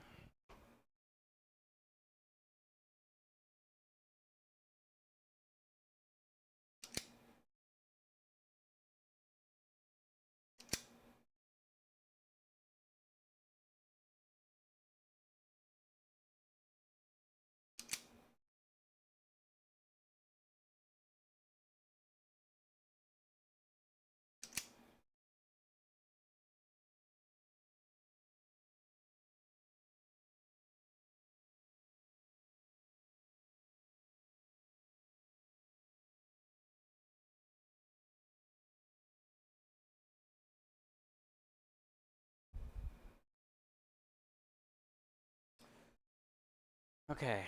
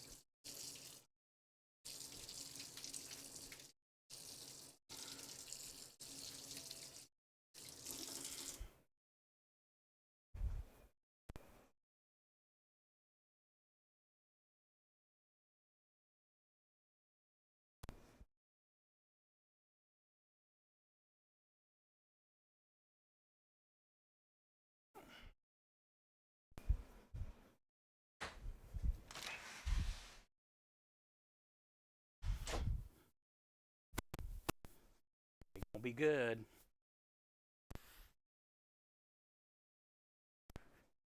They gonna be good. You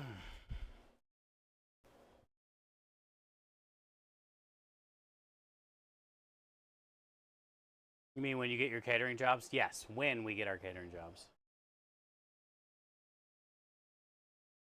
Not if. When. They will come.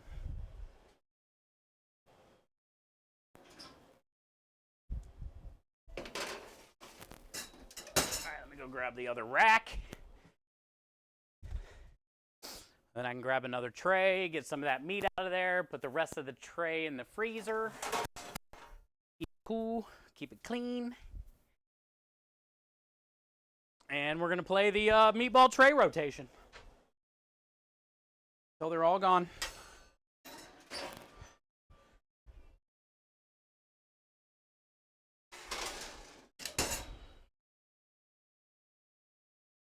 All gone.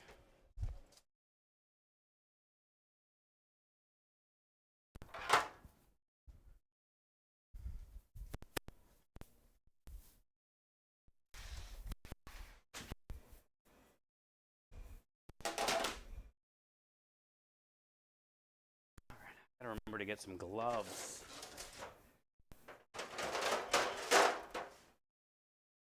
Last box of gloves. What else did I come over here for? Oh, move those trays. Okay.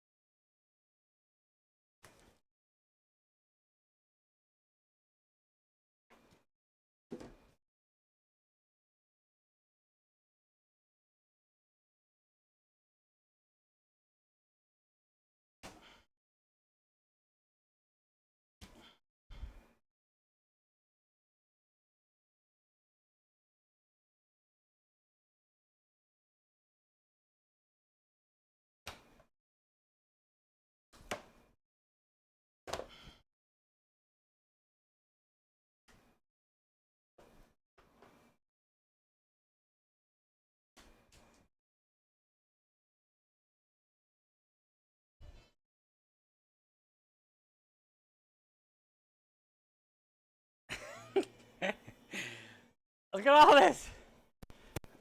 So much meat. We're just gonna keep it in the freezer.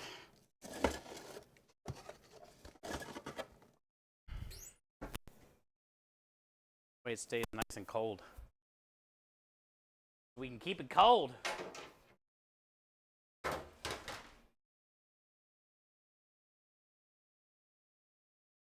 Almost dropped it. Yeah, it slid off. I felt it. It's a lot more meat than I thought it was on there.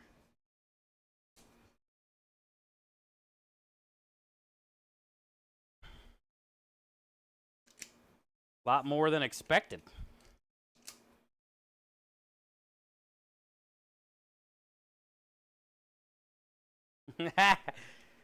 You never know until you're ready to go. Will it work or not?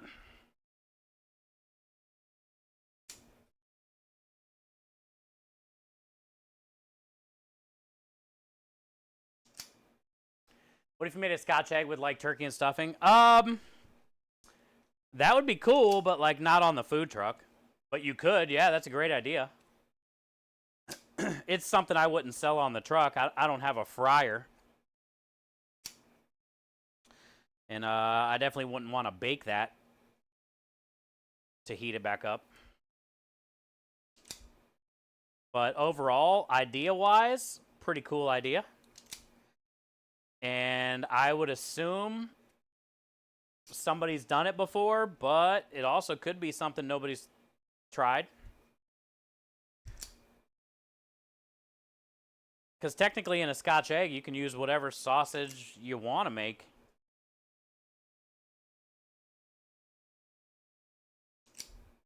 Whatever egg you want to use.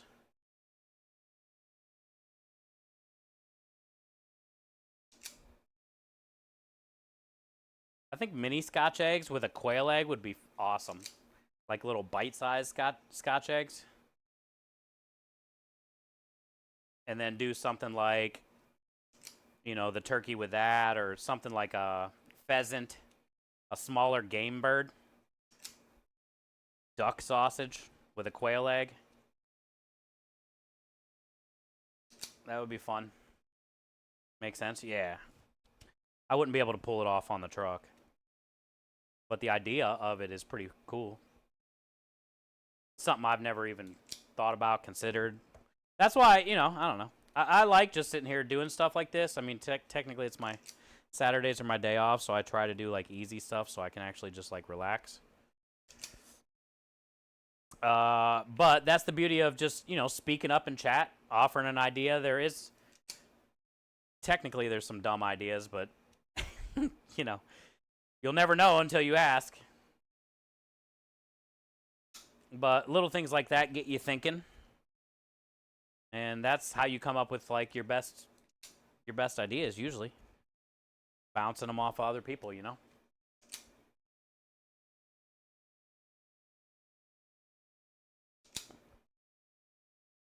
Scotch egg is arancini, no arancini on the truck. Yeah, anything that's like a fryer won't be able to really pull off on the truck, and it's, I could have a cast iron pan of oil up there if I wanted to, but that's dangerous.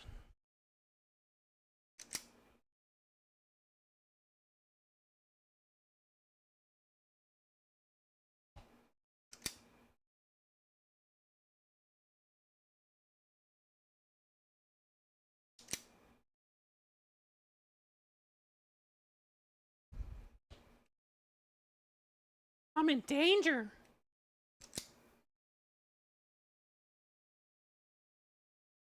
Dress up like Elvis and make the special. Would you stop having me dress up? But that's a great idea.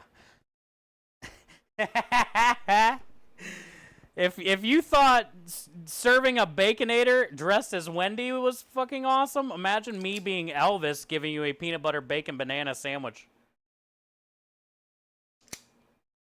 That's something else. That's a great idea, just not going to work for the business. But for my boo, Timmers, yes, I got you.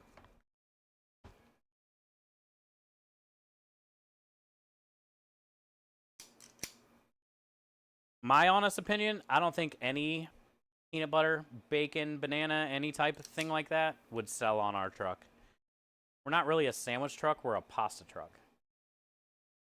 Now, I am going to be doing a sandwich special this week with the turducken meatballs and the gravy, but they can also add the meatballs to their pasta instead of the regular meatballs.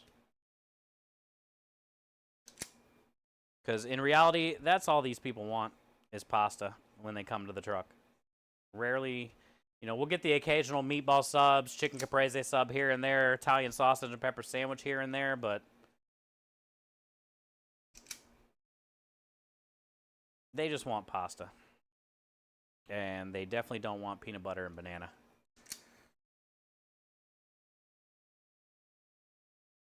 But what might sell would be a creme de lish crepe that I put a recipe on the creme de lish website for. Crepe made out of creme de lish with the peanut butter, banana, and bacon. That could possibly sell on the truck on like a lunch job. I don't know how crepes would sell at dinner. Like a cook-to-order dessert crepe or something. I don't know if I'd want to do that either, but,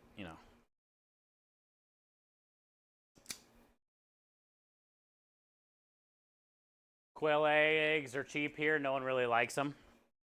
Yeah, Chef, have you seen anybody do a version of a Scotch egg? Something like that? With like a quail or a duck egg or a, whatever. And then like, a different kind of sausage too. I think it's a cool idea. I've just never seen anybody do anything like that, so. Like bite-sized Scotch egg.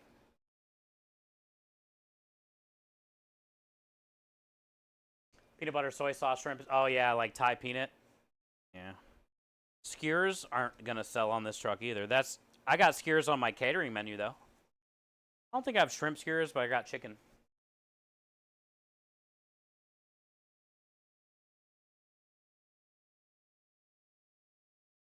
Turducken meatball pasta. I hope somebody. That's the hopes. Yeah, I hope somebody subs the turducken meatballs this week, or their pasta, and they get it in a cone. That'd be awesome because I would love to get a clip of it, a picture of it. It would be the first turducken meatball pasta cone in the history of history. Peanuts? Yeah, I love peanuts. Salty, salty peanuts.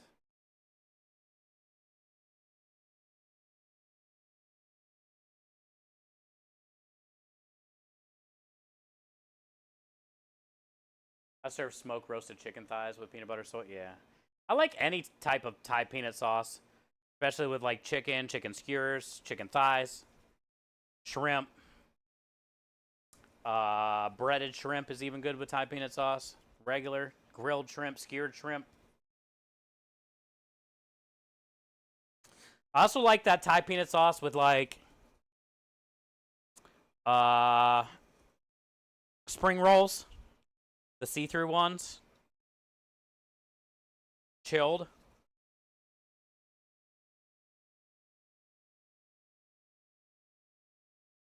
A peanut problem. There's a lot of peanut allergies over here, yeah.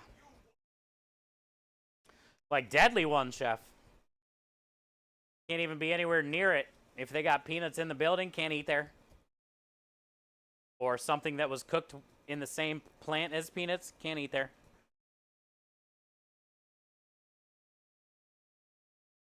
Tons of peanut allergies. Yakisoba? Oh, you said yakisoba.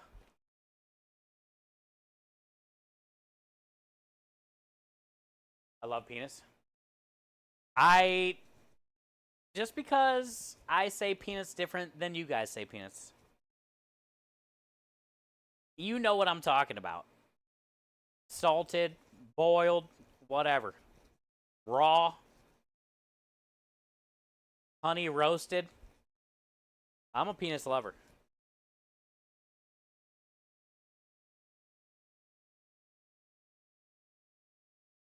Peanut butter. I like crunchy peanut butter.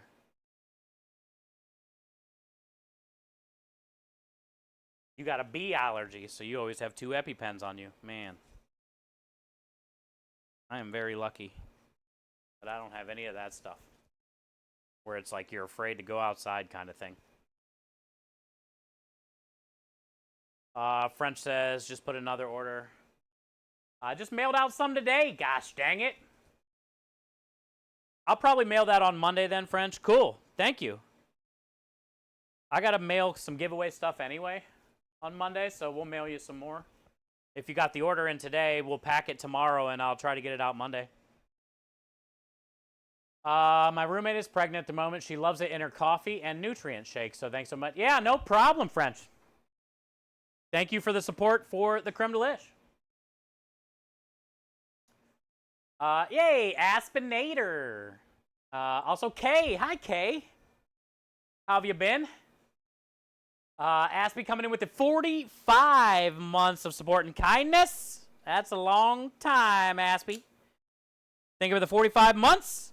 Enjoy all the wieners and the wiggles and the smiles. Don't forget we have smiles now. Spam all over Twitch. Probably everyone do have disclaimer. We've had a lot of crazy resubs today. A lot of 40s, 50s, and DJ had a 67 resub today. You guys are the best. 45 is a long time. We've been in a relationship forever. 45 years, Aspie.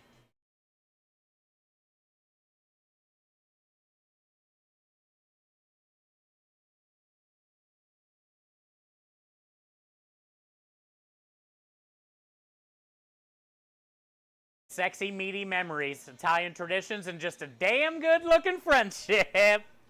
I couldn't have said it any better myself, Aspie. Thank you. French says no rush. Oh, no big deal. Yeah, man. Thank you. Tell her thank you as well. It goes great with protein drinks, coffee, things like that. Also, does she do any type of like protein brownies, cookies or brownies made with the coffee or the protein drinks? Because she can have creme de liche in those too. Oh, thank you, Says. Appreciate you, bud. Thank you for always being here as well. I did some coffee protein cookies with Creme Delish one time. Creme spit them out because he doesn't like coffee. But they were really good. Or French. Maybe that's something you can do to surprise her. Little protein coffee cookie. Surprise. Little snack 'em. Make her like a baker's dozen, dude.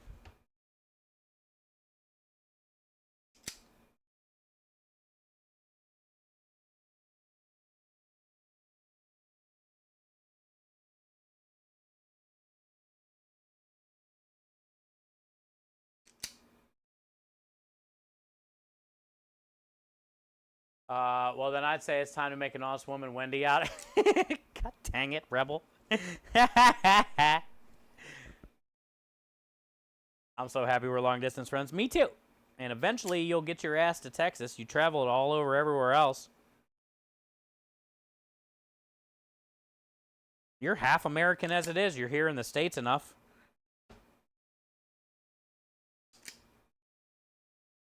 Now you got to get your ass to Texas.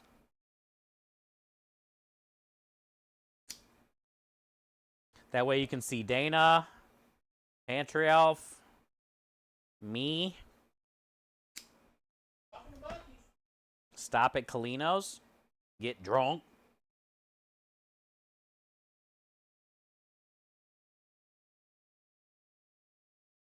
Nikki.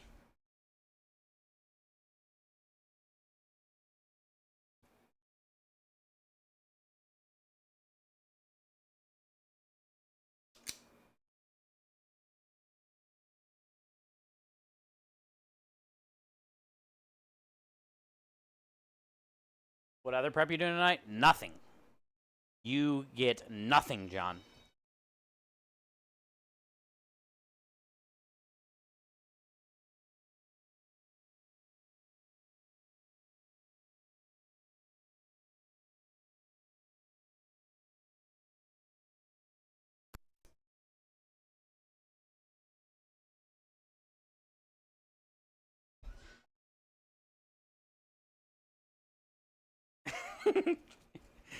Yeah, this is it, John. My only plan today was to get meatballs done. Saturdays are like my day off, even though we work the whole day. But it's kind of like, usually it's meant for pasta cones and pasta dough, so since we didn't have to do that today, we got to knock this out. But this is it, man, because I still probably have at least 45 minutes of just this. They all got to cool. We got to get them all broke down. Wrapped up, labeled, dated, put away. And then the amount of dishes on a meatball day is pretty goddamn ridiculous. So there's another hour. I probably won't even be done till, and my tablet died, of course. I probably won't even be done till, open 11. Just doing this. So I'm definitely not starting anything else. But we also got lucky this week because we don't have to do pasta dough and pasta cones this week because we have enough of that left over from last week. And my tablet died. Let's get that plugged in. It's good to see Kay, though, even though I didn't even fucking see anything she said. Hold on. There's just a lot going on. Kay's been very, very busy. Oh, you bought a house? Let's go! That's good. Are you going to have a streaming room? Or are you done?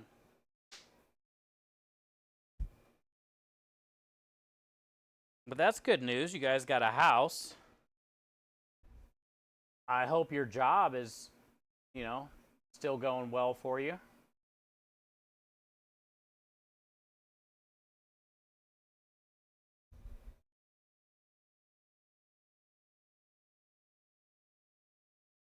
But that's very good. Congratulations. Okay, radio, love your face. What up, Stony? And he says, how's your foot? Still broken. Annie, I don't know when it's going to not be broken anymore, but We're dealing.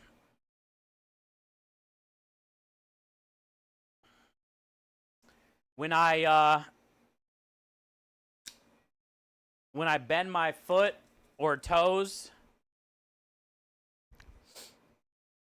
a certain way, there's definitely something in there broken still moving around. It hurts like hell, and I feel this weird sharp pain of something in there moving around. Also, you know, every night after I get done cleaning up, doing dishes and all that, like it's very swollen. I can't really bend my big toe. My big toe looks funny. It looks like a little piggy. But usually after I sit down and put it up for about a half hour, 45 minutes at the end of the night, a lot of the swelling goes down, and then I can, like, you know, bend my toes and stuff. It's still very numb. Like on the part where the propane tank broke my foot.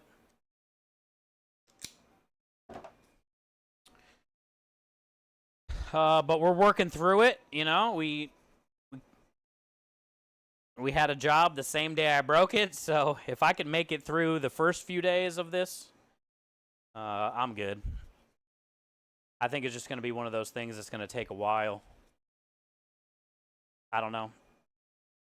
Maybe to be numb forever and make that weird thing when I bend my toe in a certain way. But I'm hoping eventually it'll heal. It's probably not going to heal right, but I just don't want my big toe to be how it is now. It's always swollen. It hurts. Doesn't bend very well. Also, the nail on my big toe is it about halfway. It started on the back end of the big toenail, black and blue. And now it's about almost halfway down the big toenail, working its way like out. So I don't know if I'm going to lose the toenail. Maybe. I might lose it. I just like to say I love the way, yes, yeah, we cup them. It's kind of like you're a princess and you're waving. It's all about the way it has to be the same cup on both sides, Tony. See that? It's like a little pat. And you want to gently, just because we have exclamation point strong hand doesn't mean you always got to have strong hand. You know, you can be gentle, but still be masculine. It's legal.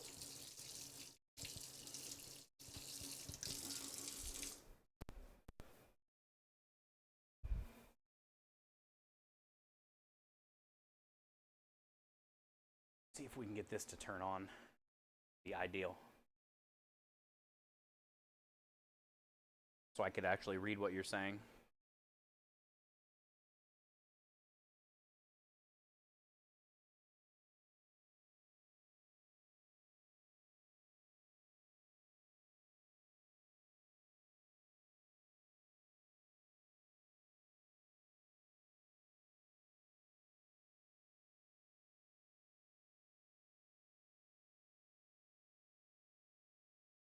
DJ says, do you have plans of playing Black Ops 6 tonight?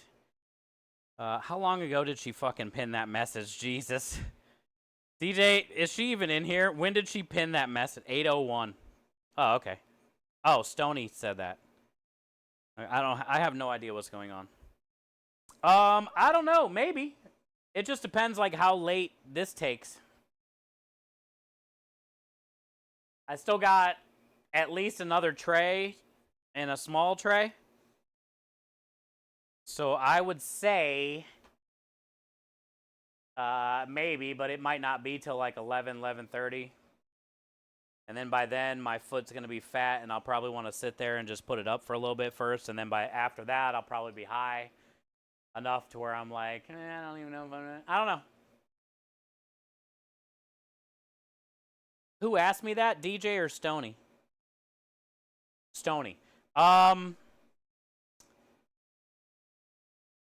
Why do you have it? And I think we're friends on Steam, right? And I know Finkel's been playing a lot of zombies. Maybe if I get on, I'll shoot you a message if you're on. What did the meatball whisper to the spaghetti late at night? Want to get tangled up? What? Oh, God. The little pew-pews? Heck yeah. I like pew-pewing, I just don't have a lot of time to sometimes, you know? Or it just depends, like, how broken my body is at that moment.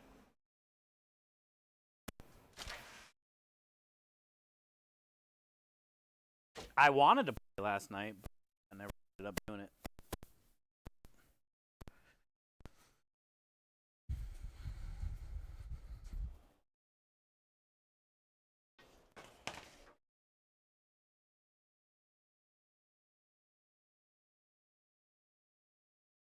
But I will message you, my friend.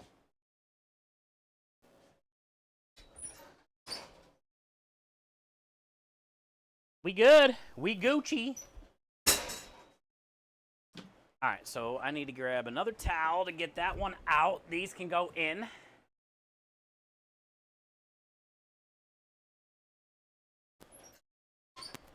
Yeah.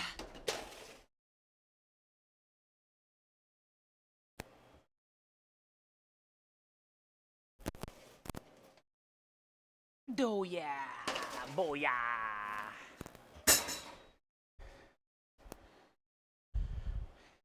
Check them out.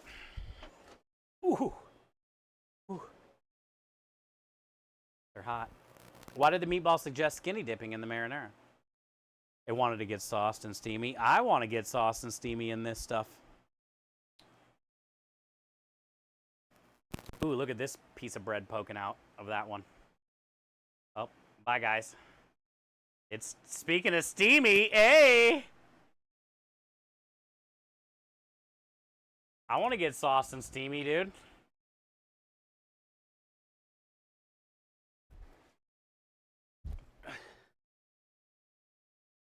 Okay.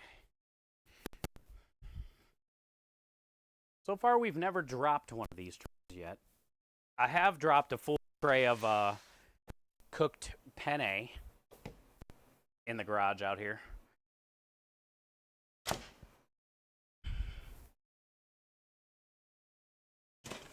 That made a mess. It went all like under the garage fridge and all kinds of shit.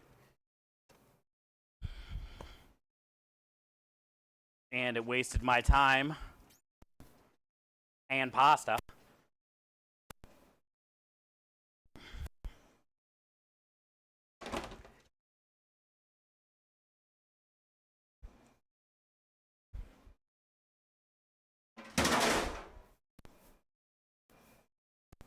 Aw, fly.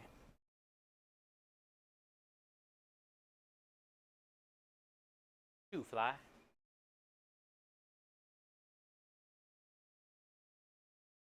Sauced and steamy, not cooked. Are those fully cooked? Yeah, well, yeah, pretty much. They were, when I just took the temperature of that one I poked it in, it said 154. So I'm assuming they're all at that range, plus by the time it, like, cools down completely, I would say, yeah. Pretty much fully cooked.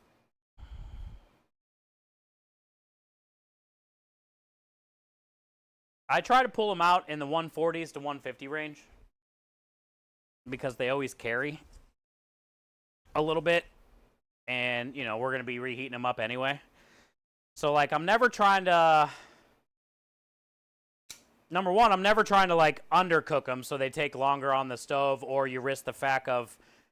You risk the chance of, like, having it not cooked all the way in the middle, like, say... You're behind a little bit or something on the truck, and you're busy, and you just don't. You didn't cook them all the way through here, and you didn't cook them all the way through there. I would hate for that to happen. So at least I know if they're in the high 140s, 150 range, they're good to go. Nobody's going to get sick and I'm also not worried about putting them in the oven too hot.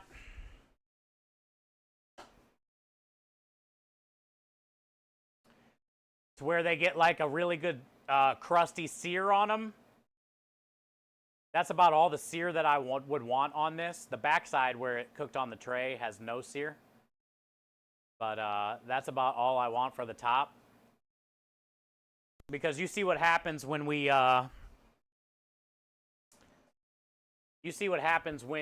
cook them on the flat top anyway. They get that nice sear that I'm looking for.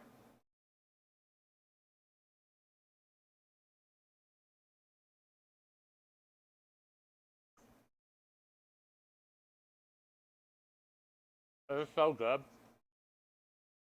There's just so much going on in here.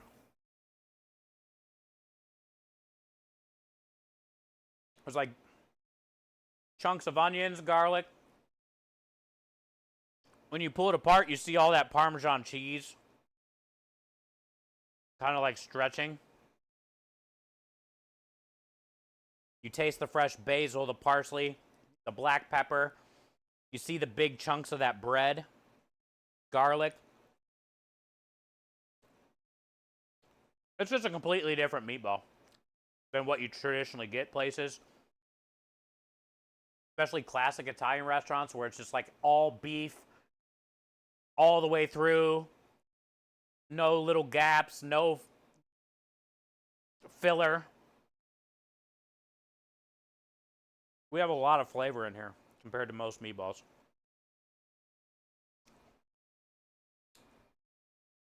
Those are good.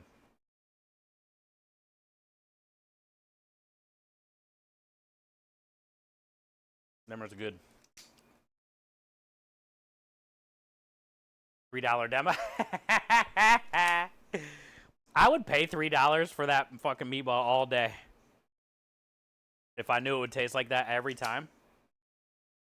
Give me also, if I had a little dip too of like some marinara or something, especially Sunday gravy, worth $3 for sure.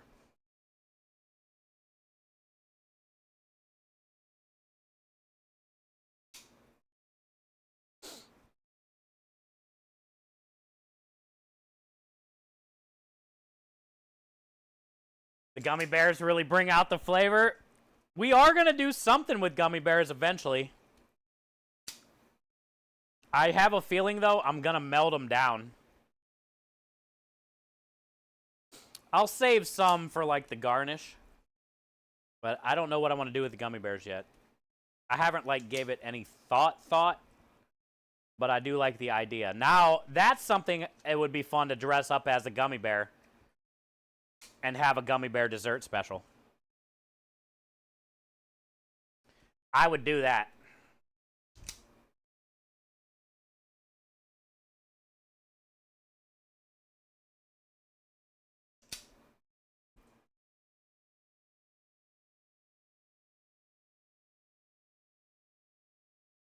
You ate a gummy bear earlier? I seen a pack, and we've been talking about them for a few days, and it was like $3.59, and I didn't pull the trigger.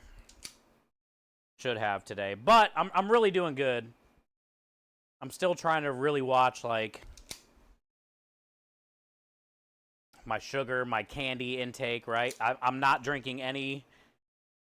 Like the coffee today, I had no sugar.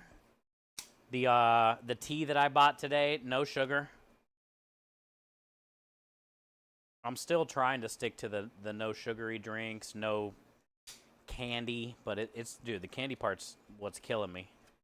I'm proud of myself though. I haven't bought any Little Debbie Christmas trees yet this year. The little fucking Christmas tree donuts, none of it. I am considering though a Little Debbie Christmas tree mousse cup for a dessert special on the truck in December. And we'll grind up a bunch of those Christmas trees. That way I'll have an excuse to at least eat 3 of them. I'll buy like 3 boxes of them. And we'll make some type of like creme delish Little Debbie Christmas tree mousse cup. Cheesecake. Basically, a Little Debbie Christmas tree cheesecake in a cup is what we'll do. And what I'm thinking is I'm going to do golden Oreos again like I did that one time for the filler in the cup, like it would be the crust for the cheesecake. So Little Debbie Christmas tree cheesecake in a cup, creme delish style with golden Oreo crust. That's what I'm thinking in my head. But we'll do that in December. Tomorrow's vanilla cupcake day. One of the best cupcakes of all time. Dude, did you see the singer maybe or actress? I think she was on some, talk show. Like Kelly Clarkson or Jimmy Kimmel or some bullshit. But she takes the cupcake. Where's my drink? She takes the cupcake, unwraps it, the bottom, and the little mushroom tip on the cupcake with all the frosting. She separates that, takes the tip off from the little stem, inverts it, and eats it like a sandwich.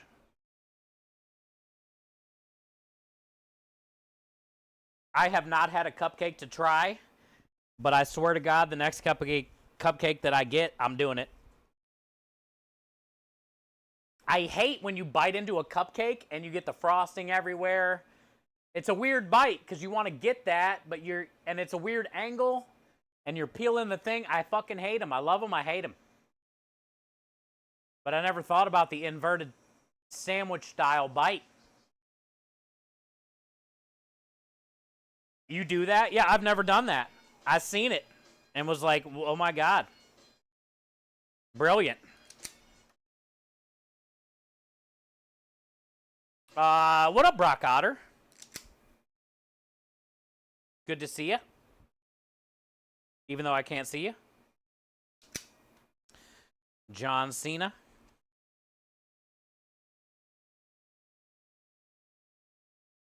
You do that too, Aspie? Yeah. I didn't know about that trick until like maybe a few months back when I saw that Instagram or something. I was blown away, dude.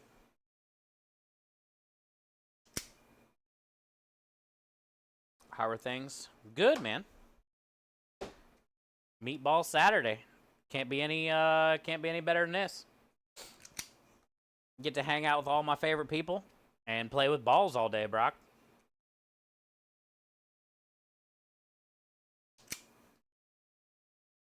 Can it get any better, Brock? You tell me.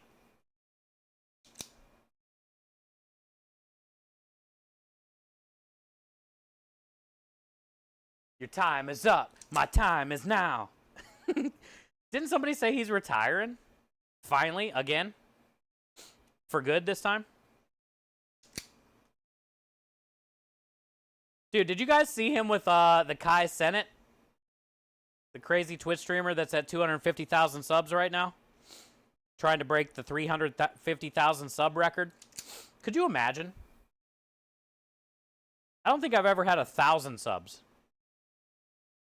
And 1,000 subs, like...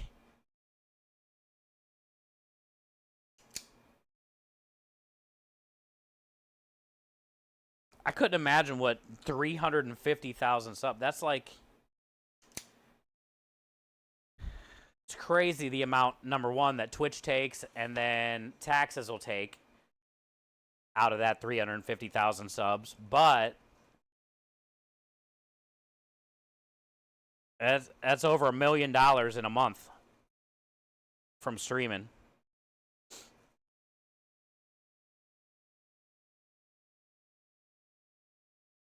That doesn't even include his imagine how much money he makes on ads. I average $150 to $200 on ads, and I'm running the minimum 3 minutes of ads per hour is the minimum.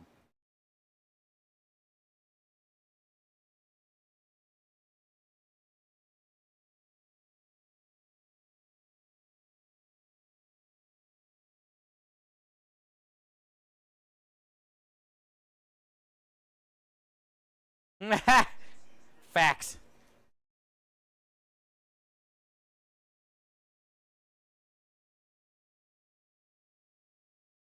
You don't have better balls than me, though, Arby's guy. You may have the meats, dude, but you don't have better balls.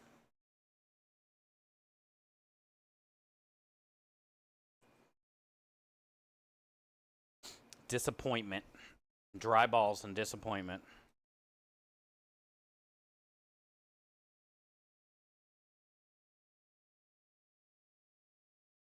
But yeah, anyway, John Cena was like on a stream with him one night, and it was epic. It was so good. He's had a bunch of people streaming with him. I don't understand what the craze is with this dude. His streams are definitely like not even good. But yeah. Cool thing is though, he is donating a lot of the money from this because he's like streaming 24 hours a day. He built a building for this. But anyway, he's donating a lot of money to kids and schools in some pretty poor countries. So I do like that. He's gonna be helping out with some education and stuff for kids that can't get it.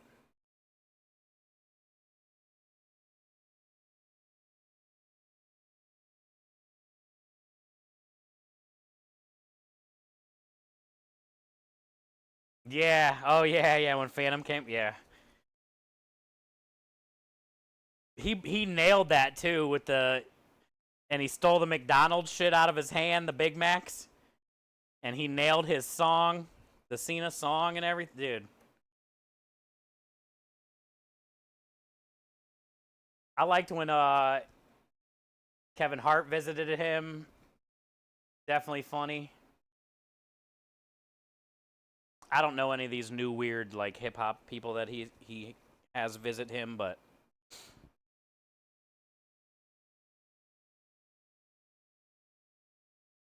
yeah, and Drewski, that was hilarious, dude. Kevin Hart's some funny fucking shit, man.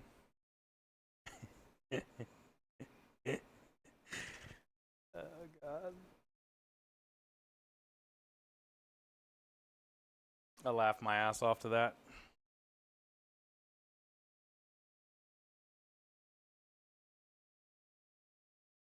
Oh, you are? You're doing a solo? Are you nervous?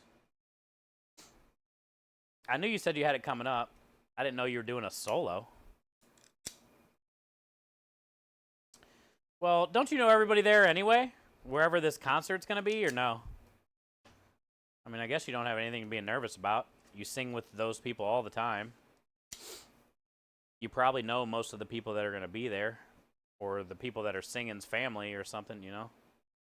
So I guess it's not like, unless you're at like a new place or something doing it. Might be nervous, I guess. You're always nervous? Really?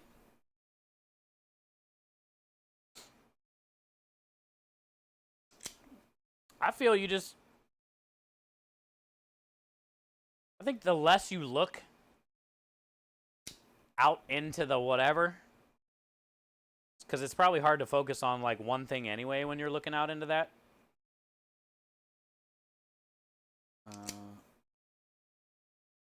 But I feel if you just like, you've been probably practicing. So if you just go up there and do what you practice.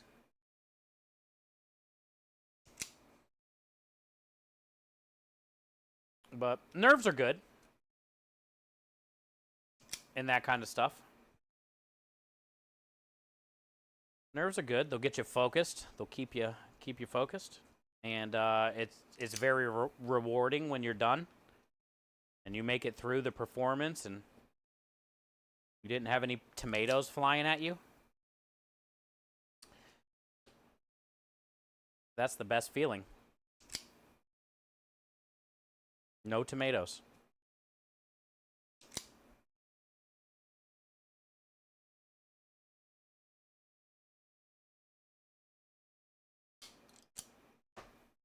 His name's Kai Sennett. Kaicen something. ET. Basically, if you just like go to just chatting and search for like most viewers, he's averaging like 150,000 viewers right now.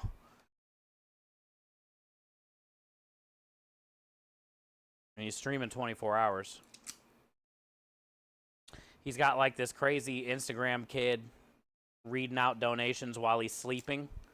He's also sleeping underneath. I don't even know, man. This kid's crazy.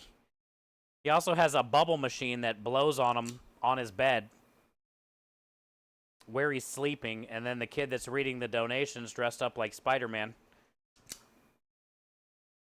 He's on the end of the dude's bed, basically. So I don't even know how he's sleeping.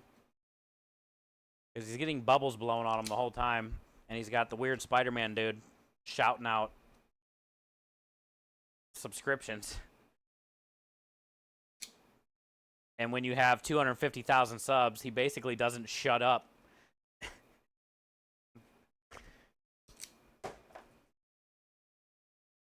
Yeah, Kai Sennett. But it says where he's donating to. Like, I forget where, but...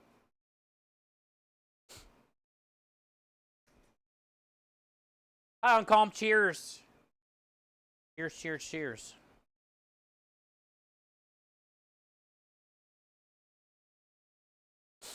I don't know how many meatballs we got done today, but I'm going to say 300 range. I still got a little bit. I got one tray in the oven, one tray done.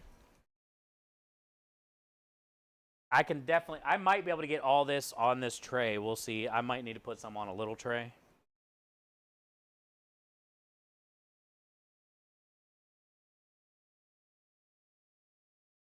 My meatballs have breadcrumbs? No, my grandma never did breadcrumbs. The recipe's on my website, Alex. Good to see you, though. Also, the recipe's right here. I can hold it up.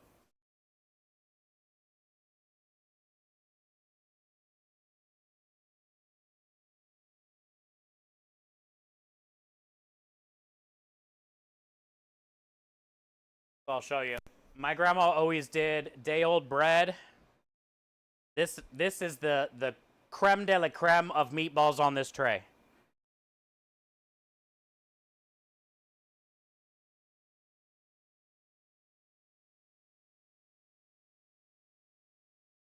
See that big chunk of bread? So soft.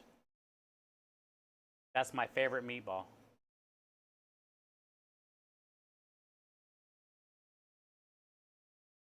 Now, you know, they all don't have a big chunk that pokes out of them. This one does. This one's got an okay chunk.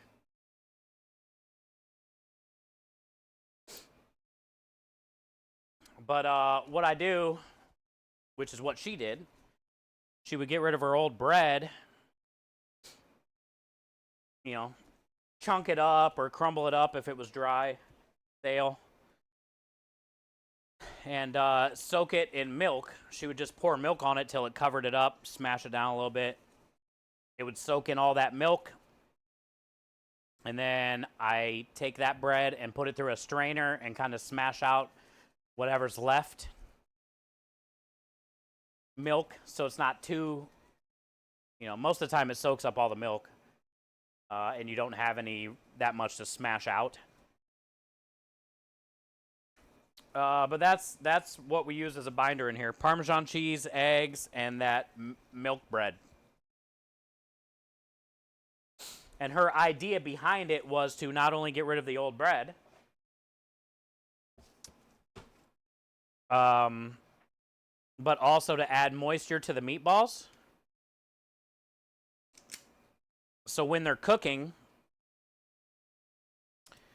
instead of like some dry breadcrumb,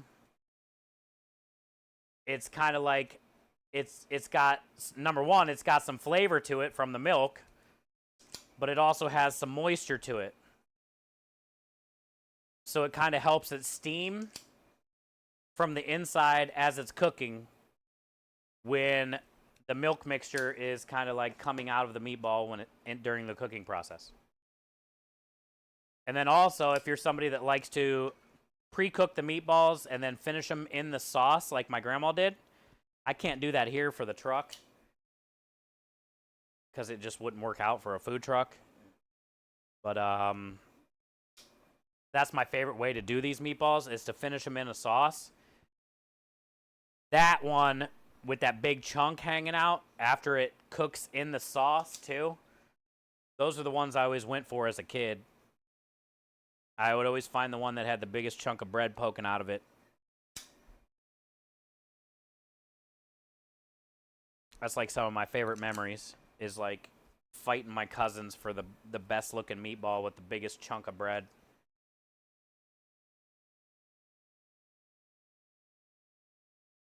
And since I was the oldest boy, I was the oldest grandson, I usually won.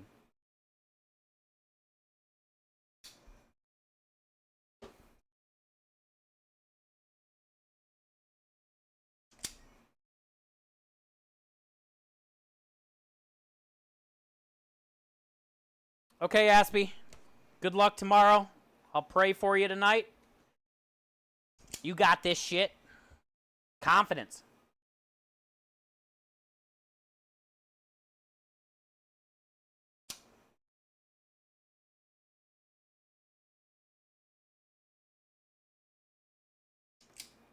Hi, Climber. We got a small ball. We got a half ball. It's the last one. I think we did around 30 pounds today. I don't know the exact amount, but...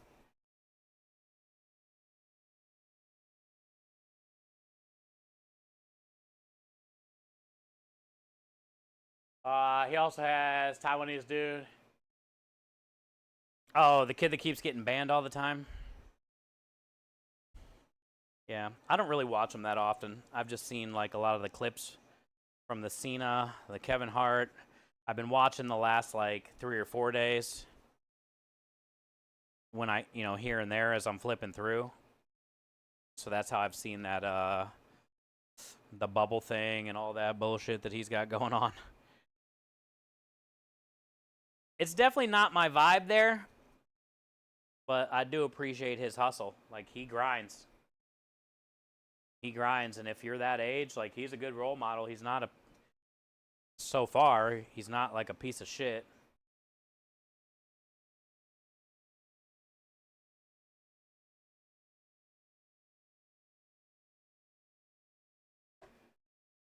Red sauce or spaghetti and a good meatball. Oh, really? Or Italian sausage? Well, then you are definitely in the right place.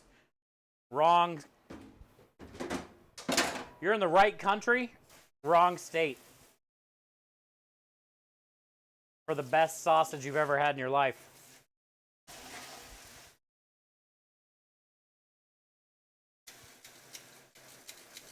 It might not be like the biggest sausage you've ever had in your life, but it's got probably some of the best flavor you've ever had.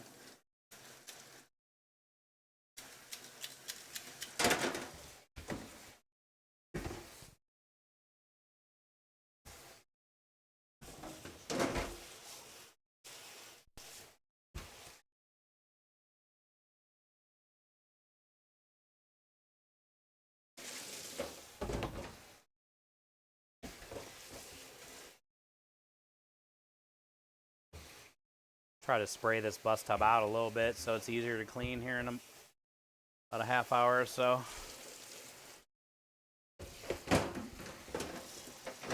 I got a bunch of nasty dishes tonight.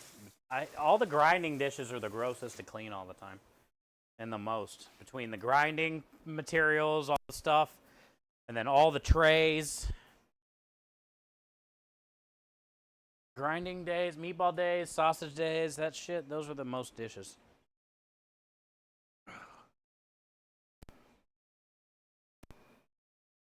Good news is, what is today? Saturday. Trash comes Monday.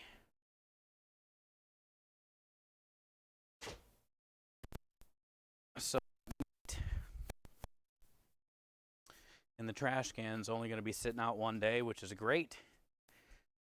Because, man, if it's a couple days that meat sits out in the trash can in Texas, that's gross. It gets gross out there.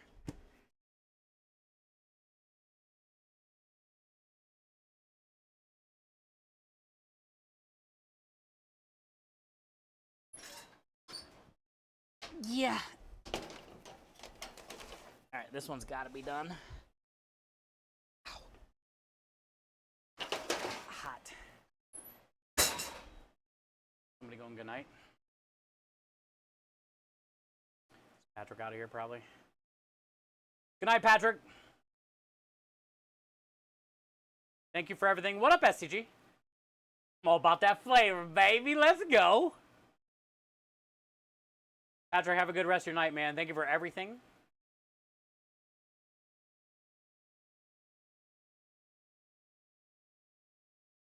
What did Rebel say? Size doesn't really matter anyway. Hey, that's what I wish there was more. I wish you were in my life a lot earlier than you have been.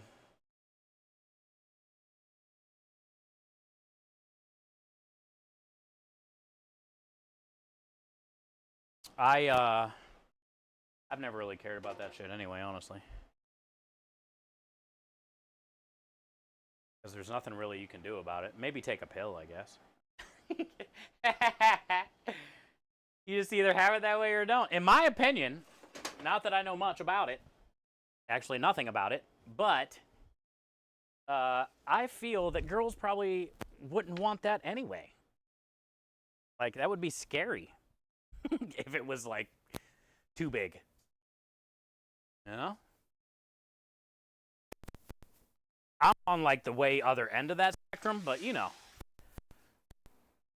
You just got to make the best of it.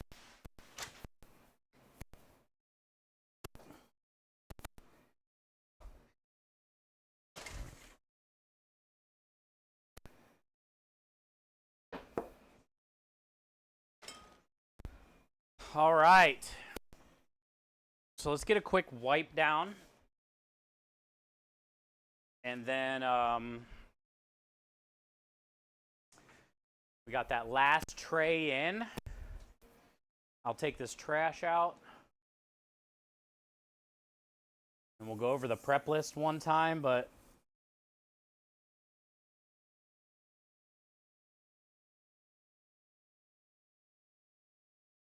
I think we're good. And then tomorrow we can work on the turducken meatballs. And like I said, I do have a, Prem and I got a 12 o'clock appointment.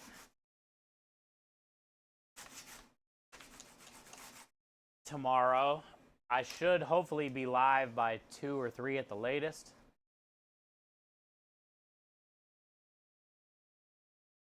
For their turducken meatballs. So if you guys want to come check on that tomorrow at some point, I would assume like 4 or 5 o'clock.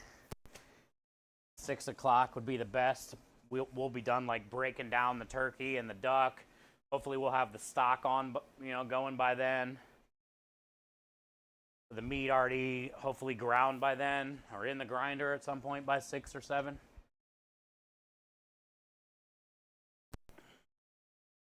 We'll see. I thought I seen a fly in here somewhere. See if I can find him.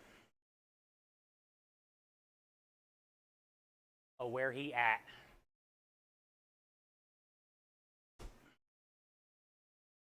I might have just batted his ass out of the air, but I doubt it.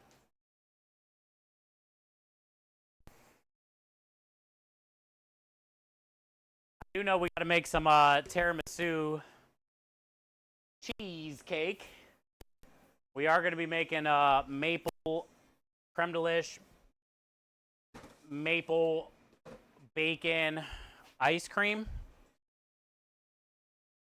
And I got this salty caramel Tennessee whiskey.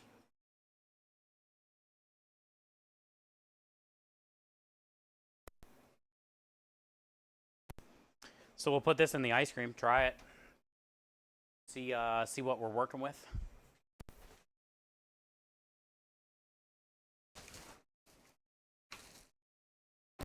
thing is heavy. It's got all that trim in there. Meat trim.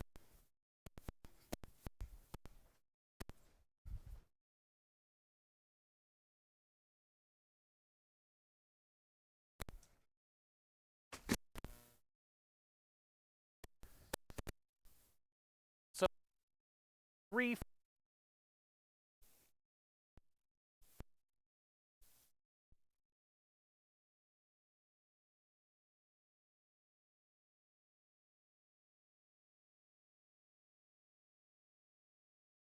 This had to be in the 30 range. But we still had some, so I wasn't like hurting. I just wanted to get them made because we do have a couple things coming up. Like at the end of this month, we have I'm gonna have to make meatballs probably one more time before the end of the month because we're going back to the deep roots here. And we did really good the last time we were at the deep roots. So this time we're going back with a different menu, a set menu. Nope. And it'll make it a lot easier for just Krem and I since we don't have Kyle anymore. Last time we were at Deep Roots, Kyle was there. And Krem got slammed. We got slammed. I think we did like 30-something tickets. So this time, I'm going to they're only going to get a couple choices. It's not going to be the build your own pasta menu. But we are going to need plenty of meatballs, plenty of sausage, chicken. Maybe not chicken. I don't know. I got to ask Krem what we put on the menu. I wish that one fly would chill out, dude. Wish it would just land somewhere. Oh, those are ready too. No more Kyle. Yep, no more Kyle. Can you do it where they pre-order? Well, no, because they never know who's going to be there. It's a vineyard / music venue.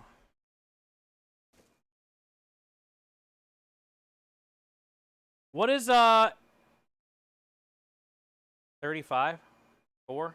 What's 4 times 7? 4 times 8? 32? 36? I think I do 32.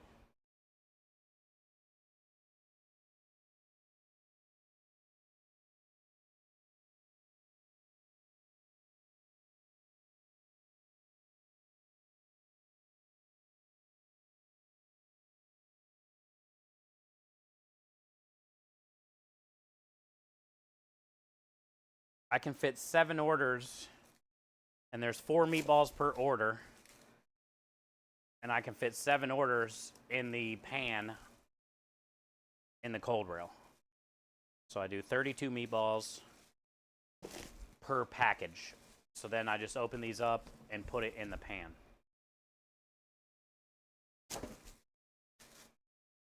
So each one of these are 32.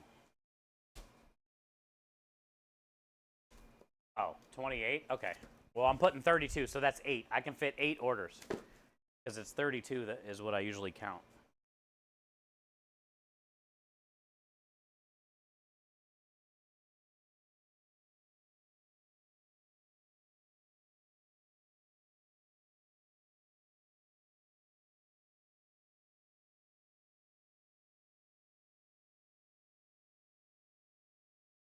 So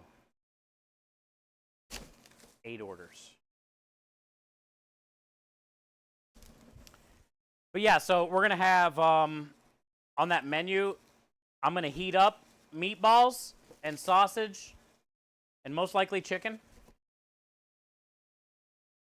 And last time we were there, we went through 4 packs of meatballs and 4 packs of sausage. So that's what I'm going to heat up and take with us. 4 and 4. And Their only choice is going to be spaghetti or penne or gluten-free. No fresh. It's just spaghetti, penne, gluten-free. And they either get pasta, they either get meatballs, sausage, or chicken. Oh, I did. Shit, I didn't even count that. But I did remember. I just remembered. Not I did remember. I just remembered.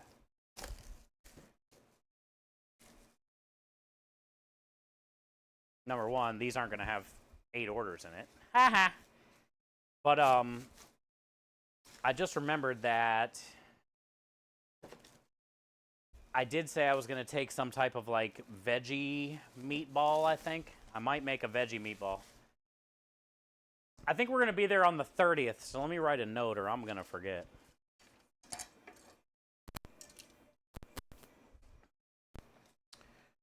Because I might knock out a... Because if I just take beef, chicken, and sausage, and I don't have the salad option anymore, right? The build your own pasta, so they can't get like a veggie pasta.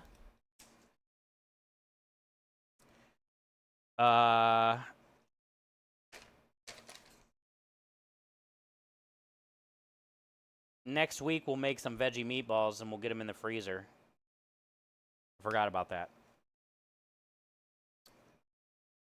Because their choice is going to be meatballs, chicken, sausage, marinara, herb and garlic butter, Sunday gravy, spaghetti penne, or meatball sub, or sausage and pepper sandwich. So they get 2 sandwich options. Meatball sub or sausage and pepper. They get 3 pasta options. Marinara, gravy, or garlic butter. And they get 3 pasta choices, spaghetti, penne, or gluten-free. And they get 3 meats, meatball, sausage, chicken. And that's going to be the whole menu. And if the meatballs and the sausage and the chicken are already warm, the spaghetti and the penne cook in less than 20 seconds, 30 seconds, because it's already cooked. I just got to heat it up. The sauces are already warm. All I have to do is drop the noodles. And I'm going to be doing it Olive Garden style, like I do the kids' pasta. To where I just drop the noodles in the to-go box, cover it with a ladle of sauce, and put on either the meatballs or the sausage. I'll have to cut the sausage if it's a pasta, but and cut the chicken. So it'll make it a lot easier for Krem and I. Everything will already be warm. I will bring like backups of cold meatballs and sausage and stuff. So if I do start running out of some of the stuff I already have warm, I can put some of those in the oven. I'll be firing the garlic bread in like groups of 10 probably. You know, I'll just fire 10 garlic bread at a time and make sure I always have some garlic bread sitting on the flat top warm. That's kind of what I'm thinking for there, is we'll just go in with the classic, basic, easy for us two to put it out. Still good food, but just like a lot less choices.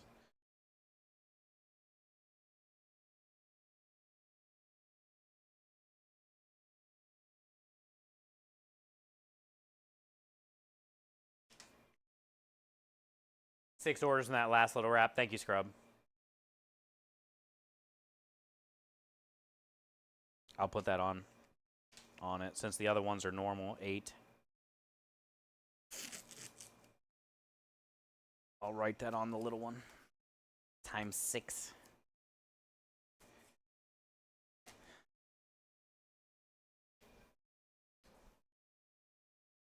So yeah, these probably weren't like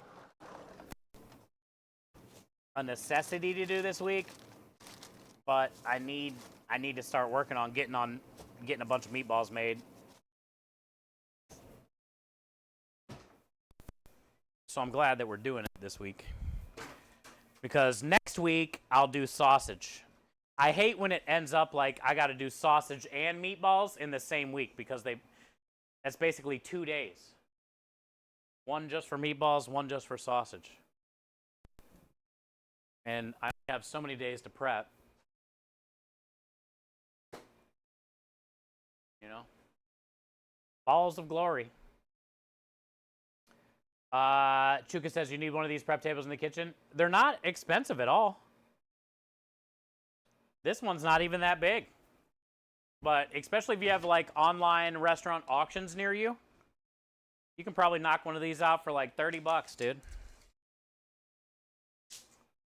5 feet. Also, this one has a backsplash, which is nice so the shit don't fall off. Some of them come with this or without.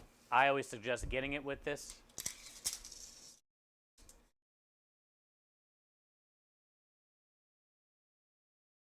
Two and a half feet. So 5 feet by 2.5. Bottom shelf, top shelf. Backsplash.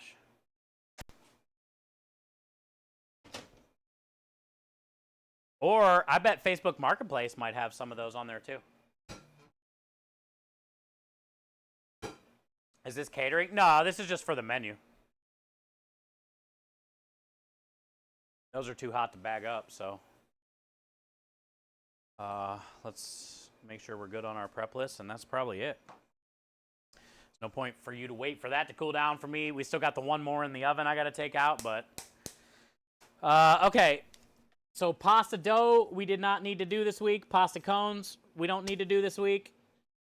Gravy, I'll be making tomorrow when we break down the turkey and the duck for the turducken meatballs. We'll be making those tomorrow. Meatballs are done.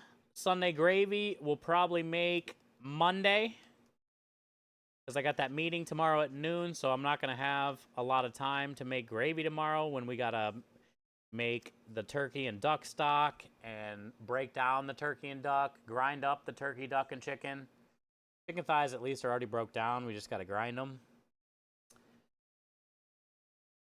We got to make the stuffing that are going to go in the turducken meatballs. Basically, that's probably all we're going to do tomorrow is just get the turducken meatballs done and the stock made for the gravy. We don't need to make the gravy, but we can make the stock and the meatballs. And that means Monday we can work on the bourbon, bacon, maple creme delish ice cream, the tiramisu, cook off some spaghetti and penne, just a little bit of each. Sunday gravy on Monday. And then Tuesday we can load the truck like normal, asparagus. We'll make the gravy out of the stock. We'll cook off Roma tomatoes. We'll get mushrooms cut. I'll cook those Wednesday. We should be golden.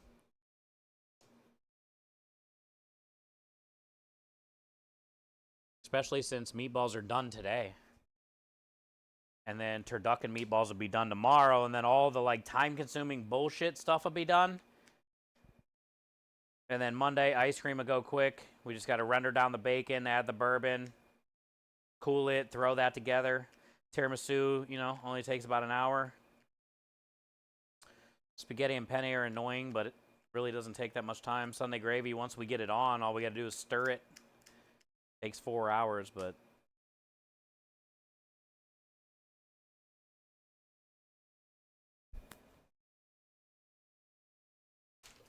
all in all, pretty solid. I'm falling out these chicken thighs for the meatballs. I got a 40-pound case, which is what I usually get. Oh, cool. They are good. But they only had a frozen case today. I always usually get fresh chicken thighs and then freeze them. The problem is they come in 10-pound bags, 4 of them in a case, and since they're frozen, they're all stuck together. And I don't have a cooler big enough, like a normal restaurant, to leave it in the case like this. So I gotta thaw them out enough to where I can get them separated, and they're not thawed out yet.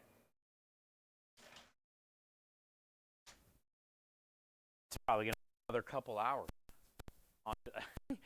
I think I'll be done doing dishes by 11, 10:30, 11 o'clock or something like that. I bet that chicken still ain't gonna be ready. Because I also don't want to thaw it all the way out and then refreeze it again. You know, I'm trying to thaw it just enough to where I can separate the bags. I got to keep one bag out anyway because we're going to be doing 10 pounds for the meatballs tomorrow. I don't know how much turkey we're going to get total. It's a 14-pound turkey, but after I cut it and trim it, I'm hoping we get 10 pounds of turkey, 10 pounds of chicken, and 4 or 5 pounds of duck. Is what I'm hoping for their turducken meatballs. And so that would be 10, 20, about 20 to 25 pounds of meatballs for the special.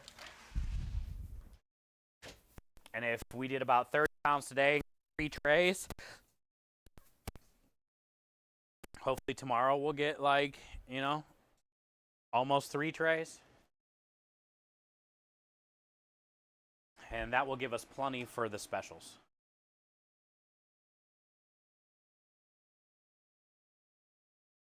What happened to the camera?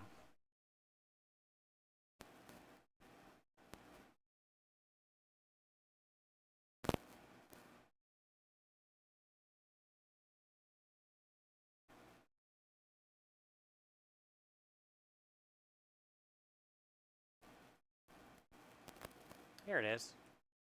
Must have went out. Where the hell did the camera go? Okay. Congrats on 16 tickets tonight. That was last night. All right. Oh, sorry. Trying to put my tablet on the Velcro. Plug it in before it dies. Oh, man.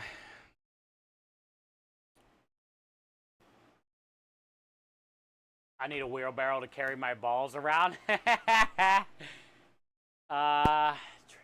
Turducken, what are you smoking? Hi, Triggs. Yeah, the plan is tomorrow we're going to be doing a turducken meatball special for this week. It is, I don't know, turducken's like a fun thing that comes around during Thanksgiving. A duck inside of a chicken inside of a turkey. A turducken. Instead of doing that, am going to grind it all up and make meatballs out of that. And I'm going to be making a traditional stuffing tomorrow with like the celery, the carrot, the onion, the garlic. And that's the breadcrumbs that we're going to be putting in the meatballs. It won't be breadcrumbs, it'll be stuffing. And then I'm going to save all the carcasses from the duck and the turkey. We're going to make a badass stock, and then we're going to make a badass gravy. And then we're going to sell turducken meatball sub with gravy and cheese on top. Or you can get the turducken meatballs on your pasta instead of the normal meatballs or the sausage or chicken or whatever. These are very nice.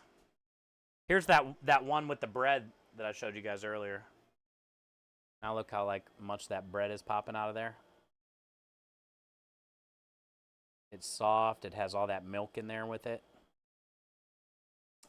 That would be the meatball that I would find when I was a kid at my grandma's.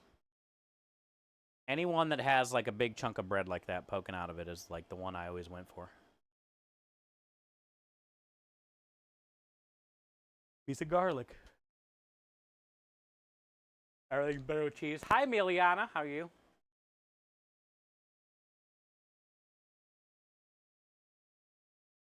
Are going to give it a light mix so it's not super blended together. What's that? The turducken? I don't think so. I don't want it to be like crumbly.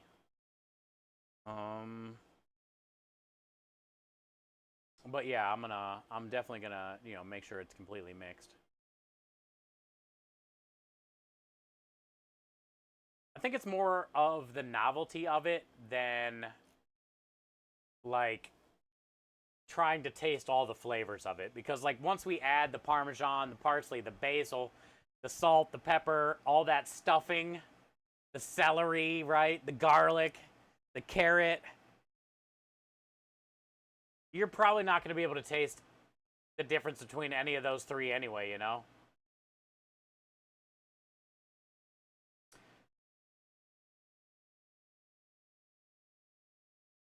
I do a lot of bread making. Interesting idea on the turducken meatballs. Well, thank you, Chuka. Also nice to meet you today. Friendsgiving. Ah, yeah. Yeah, we thought it would be a fun idea. Like, turducken is something that everybody, you know, kind of laughs about. Probably not too many people have ever attempted. So to put it in a meatball is a pretty cool idea. For sure. And that's cool you're doing a Friendsgiving.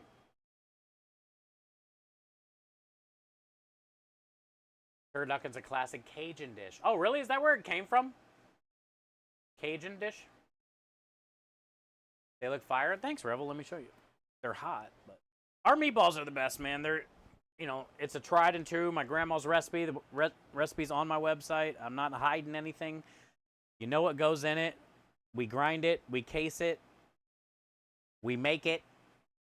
They're different. You're not going to find anything like this, you know, on an Italian truck here in Houston. Nobody else has these meatballs in the world. And I've been making these since I was a kid. And I just love them. I still prefer to have a tiny meatball wrapped in 2 more meatballs with parm wrapped between each layer. Like a tease blanket around each ball. Toss a meatball our way. ChefSteve330.tv, Emiliana. You can make them yourself. You can go to my YouTube, watch this VOD, or 2 weeks ago when we did them, or 2 weeks before that when we did them. It'll say meatballs on the title in the YouTube channel. If you have any questions on how we throw everything together, but you can also have them yourself. You don't have to grind the beef and the pork like I do. You can buy ground pork and beef. It's not going to be the same. But, you know. 20 minutes per ball, yeah. And we'd have to have, like, different size meatballs. But I see what you're saying. So, like, a small meatball. Put down the shredded cheese. Make the cheese blanket. Wrap it all up. Then, how would you do that? Because then you'd have to have raw meat.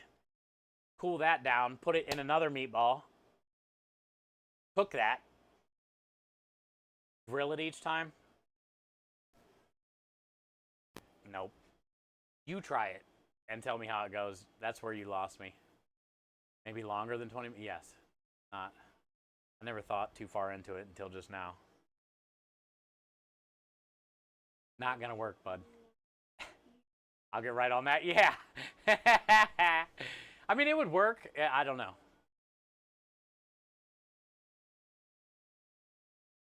Runs to YouTube. Yeah, YouTube is where all my VODs are. Let me show you real quick before we figure out who we're going to raid. Emiliana. Go to YouTube now.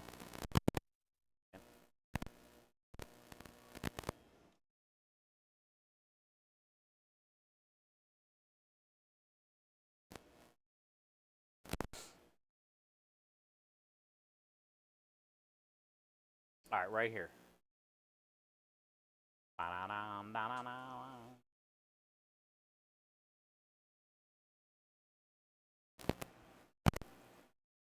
ChefSteve330.tv brings up, you know, the stream, our merch stuff, stickers, wall art. This also takes you to our apparel merch store, food truck websites.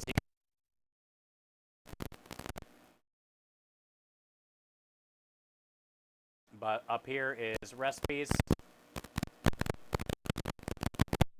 Thank you, Rebel. There they are. And it's not a 40-pound recipe like I did today. This is actually my grandma's real recipe because it has the veal or pork belly in it. I just do the pork and the beef. And you don't need to do pork loin. You can do pork shoulder. It doesn't really matter. I do pork and beef for the food truck, but my grandma always did the veal or pork belly with it.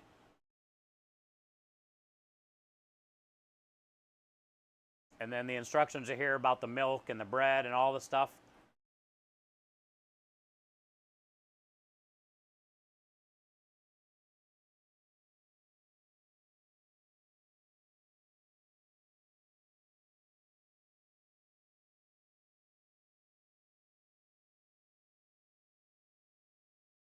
Oh, can't you see?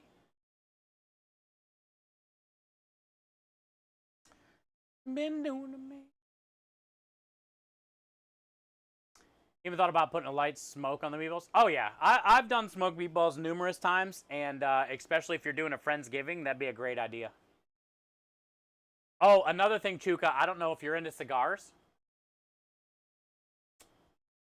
but might sound weird, but if you do a light smoke on the meatballs and you and your friends are into like smoking a cigar by a fire during Friendsgiving, drinking some bourbon, unwrapping a cigar and putting it in the smoker with your chips, with your meatballs, adds an interesting take to them. Not in a bad way. Cigar in the smoker? Yeah, I've done different homemade bratwurst, smoked sausages, and meatballs for different bourbon and cigar dinners at my restaurants, and it's a game changer. Tobacco smoked meatballs, especially if you're like pairing it with a bourbon or technically that cigar. Yeah, it's pretty cool. It's pretty cool. So there's just another little idea to throw into your head. Also, another thing you can do, Chuka, which most times I don't smoke the meatballs if I'm going to do something like that. I smoke the tomatoes for the marinara.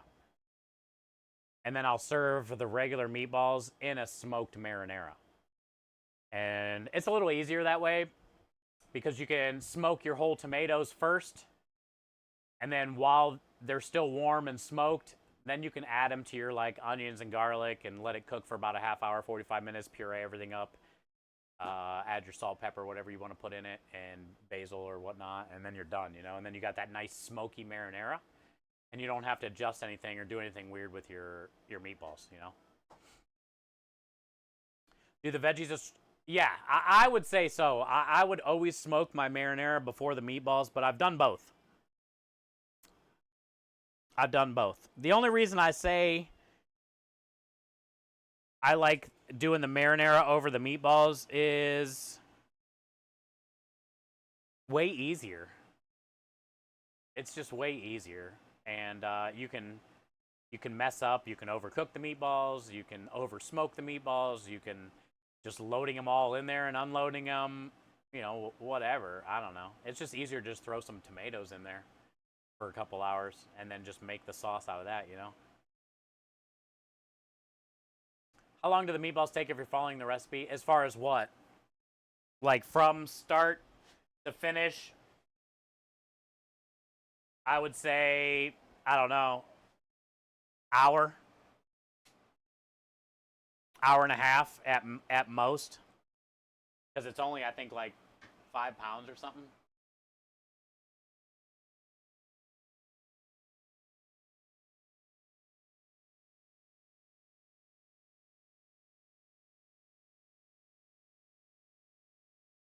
Always throwing. I've forgotten more ideas than I can even remember, but it's like when you guys start talking about shit is when I remember things, you know? So like the more like Chuka coming in and just being vocal instead of lurking is how I even remembered that I did tobacco smoked meatballs and sausages and stuff during bourbon dinners. I've done so much shit, man. I can't remember anything, honestly. I remember it, but we gotta like it has to like light bulb into my head somehow, and it usually happens with us just bullshitting. Yeah, pre-ground meat already, okie dokie. Like if you're not grinding the pork and grinding the beef, you're buying already ground up pork and beef. Quick, dude. Get all your mise en place done first. Cook your onions, your garlic, cool it down, puree it up, get your bread soaking in the milk before you even do any of that. Strain all that out. Remember, strain the onions and the garlic after you puree it so you get all the liquid out of that, all the liquid out of the milk. Add everything to your already ground meat. I mean, yeah, quick. Go pretty quick. Can't wait to get down there and munch. How come some provolone is ideal for cheese and meatball sandwich? I usually prefer sharp cheese in general. Just the way it melts, covers. It's also a very neutral cheese. Your sharp cheeses are very sharp. So it takes away from the meatball, the meat, the sauce. The true champion of the meatball sub is the meatball. So you covering up with like an extra sweet sauce or a fancy sauce or fancy cheese kind of take away from the fact of the meatball itself, Yeah, and provolone's a neutral cheese that melts great, and it's just a classic, Italian cheese. You don't find too many like sharp Italian cheeses, aged provolone, aged Parmesan, where you get like the little icy snowflake crystals on your tongue and that like real numb aged flavor. But that never goes on like a meatball sub, I like cheesy balls. Me too. I like the cheese balls. The bright orange cheese balls. I'll eat those till my fingers are covered. Do you like smoked cheeses? I do. It just depends. They have their place. I love smoked cheeses in mac and cheese. Probably the best. And grilled cheeses. That's probably my two favorite ways to have smoked cheese. Mac and cheese and grilled cheese. Cheese puffs or balls, which you prefer? Probably the balls. They're poppable. Cheese puffs are great, don't get me wrong, but like they're just awkward. Cheese balls, you can pop like 5 at a time. Cheese puffs, you'd be lucky to get 2 in there. Kind of it's like it's turtle heading out your mouth a little bit,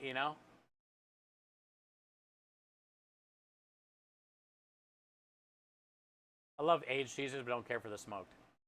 I like them both. It just, like you said, it's a preference. I like smoked over aged, honestly, because sometimes aged cheeses, if they're like 10-year, 7-year age, they're vibrant. It's like immediate numb tongue. I mean, it's good. I like the little crystals you get. It feels like you're eating on little snowflakes or something,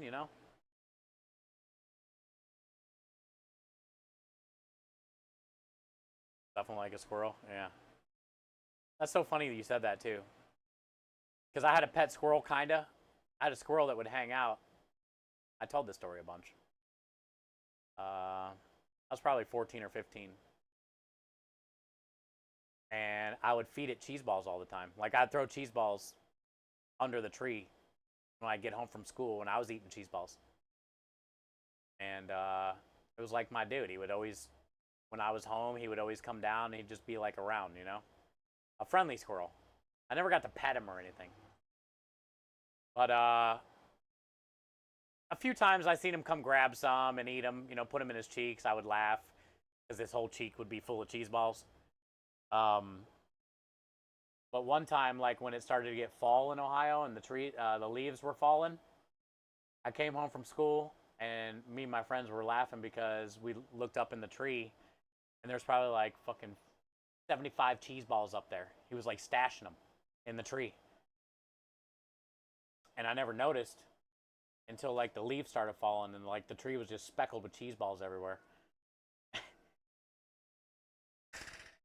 Which, you know, I was like at the time worried that my mom was going to fucking yell at me because she yells a lot. She's Italian. And I was like, oh man, my mom's going to kill me. There's so many cheese balls in that tree.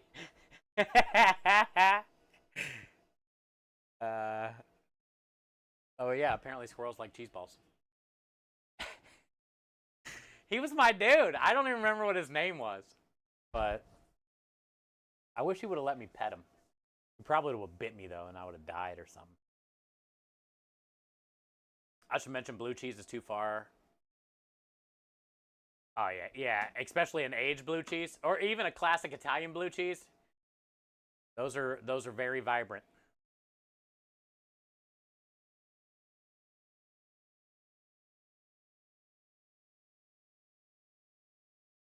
I was saving them.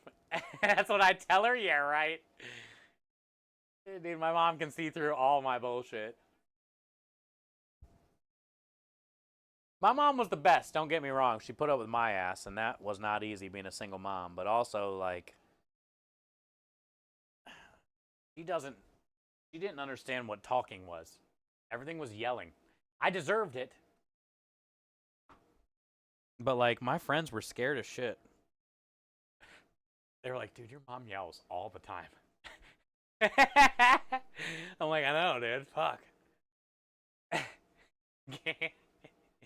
Even when I'm not in trouble, I feel like I'm in trouble. We talking about cheese? Not anymore. We were. Nith, have you ever seen this? I'll look it up before we go. I don't have a code anymore with them, but I'm telling you, bro, you like cheese? You like a badass company?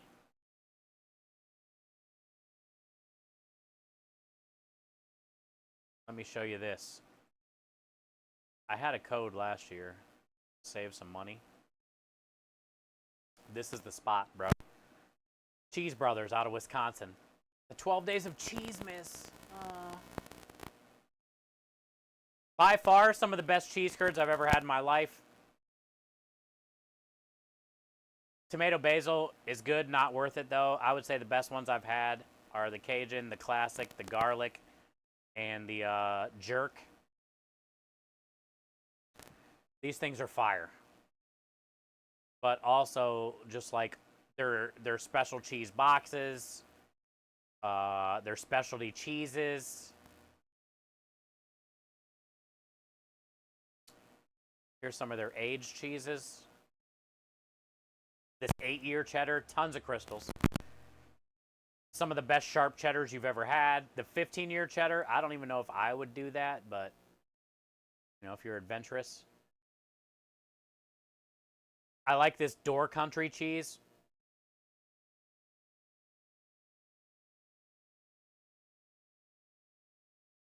Variety packs.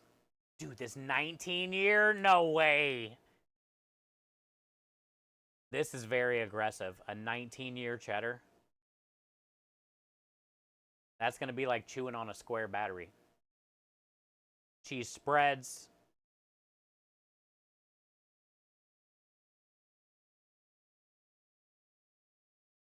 Oh, look at this. Spicy Gouda. Ooh, that sounds good. Green onion cheddar. This would be great in a mac and cheese. Green onion cheddar. I do like a horseradish cheddar.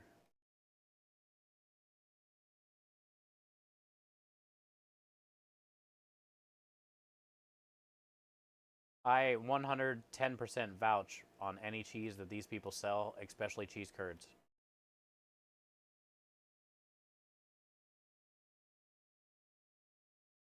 This Hatch Chili Bliss would be good. I like this kind of cheese. It reminds me of a cheese called halloumi. It's basically like homemade halloumi. And you can grill it. Sear it in a pan, grill it. Really good. Maybe do like a quartered chicken on top of it after you grill it or sear it.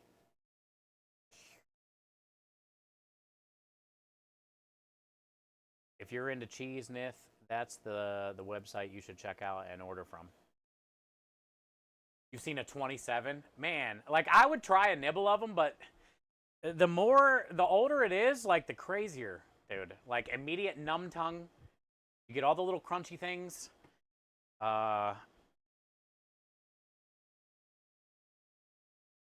know, you're not making like a grilled cheese with that. You're just like eating a little piece of that with like a fucking candied nut or something. Piece of meat. Cowgirl Creamery out of Oregon. I'll look it up so then like after stream I can check it out and save it or whatever. Thank you. Cheese Manufacturing Company. California. Petaluma, California.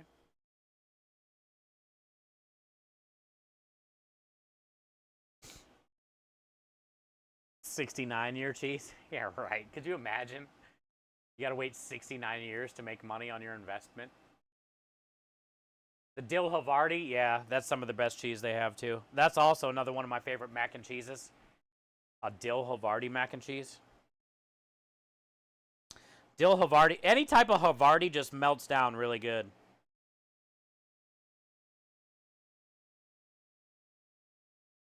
All right, who are we gonna go hang out with? Hi, Maxo Friendo. We just got done making about 300 meatballs.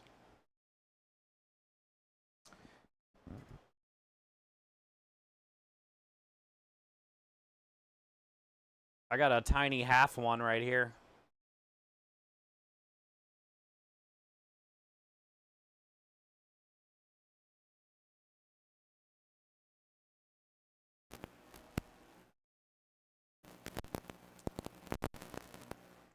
Good. Flavor is ridiculous.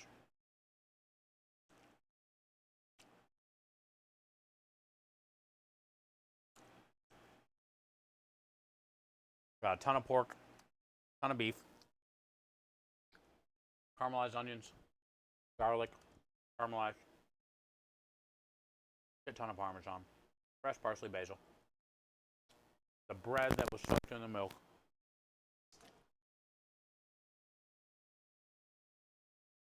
There ain't nothing like that, dude. That's so good. But yeah, now we're getting ready to go raid somebody.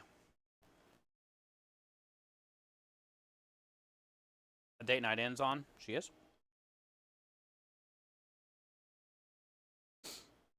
I'm hoping to be done by 11. Knock out all the dishes. Tray up the last couple trays of meatballs. Get them put away.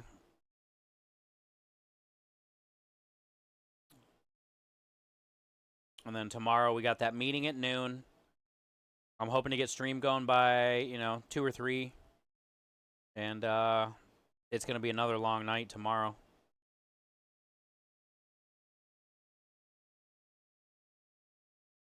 I kind of want to just go right into stack up, I guess. I mean, they're gaming.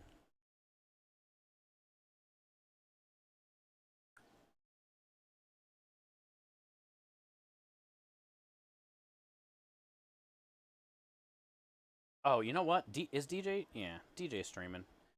Let's go right into DJ. She had a 67-month resub today, so.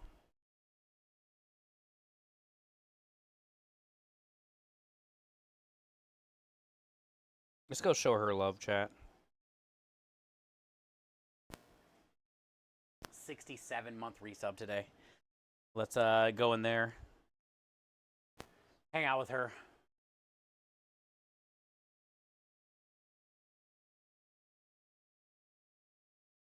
Yeah, not a lot going on for food and drink tonight, huh?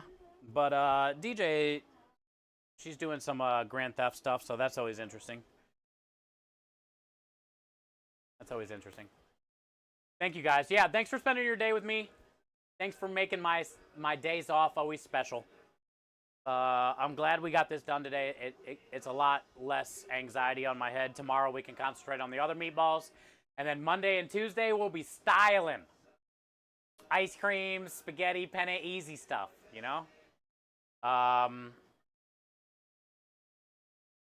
So yeah, let's do it again tomorrow. Thank you guys for everything you've done for me. We had an incredible week this week. Let's do it again next week. Let's go say hi to DJ. Let me turn it up. I love each and every one of you. Thank you for investing any type of time into this. Thank you for everything you do for me in this community and the kids and the veterans.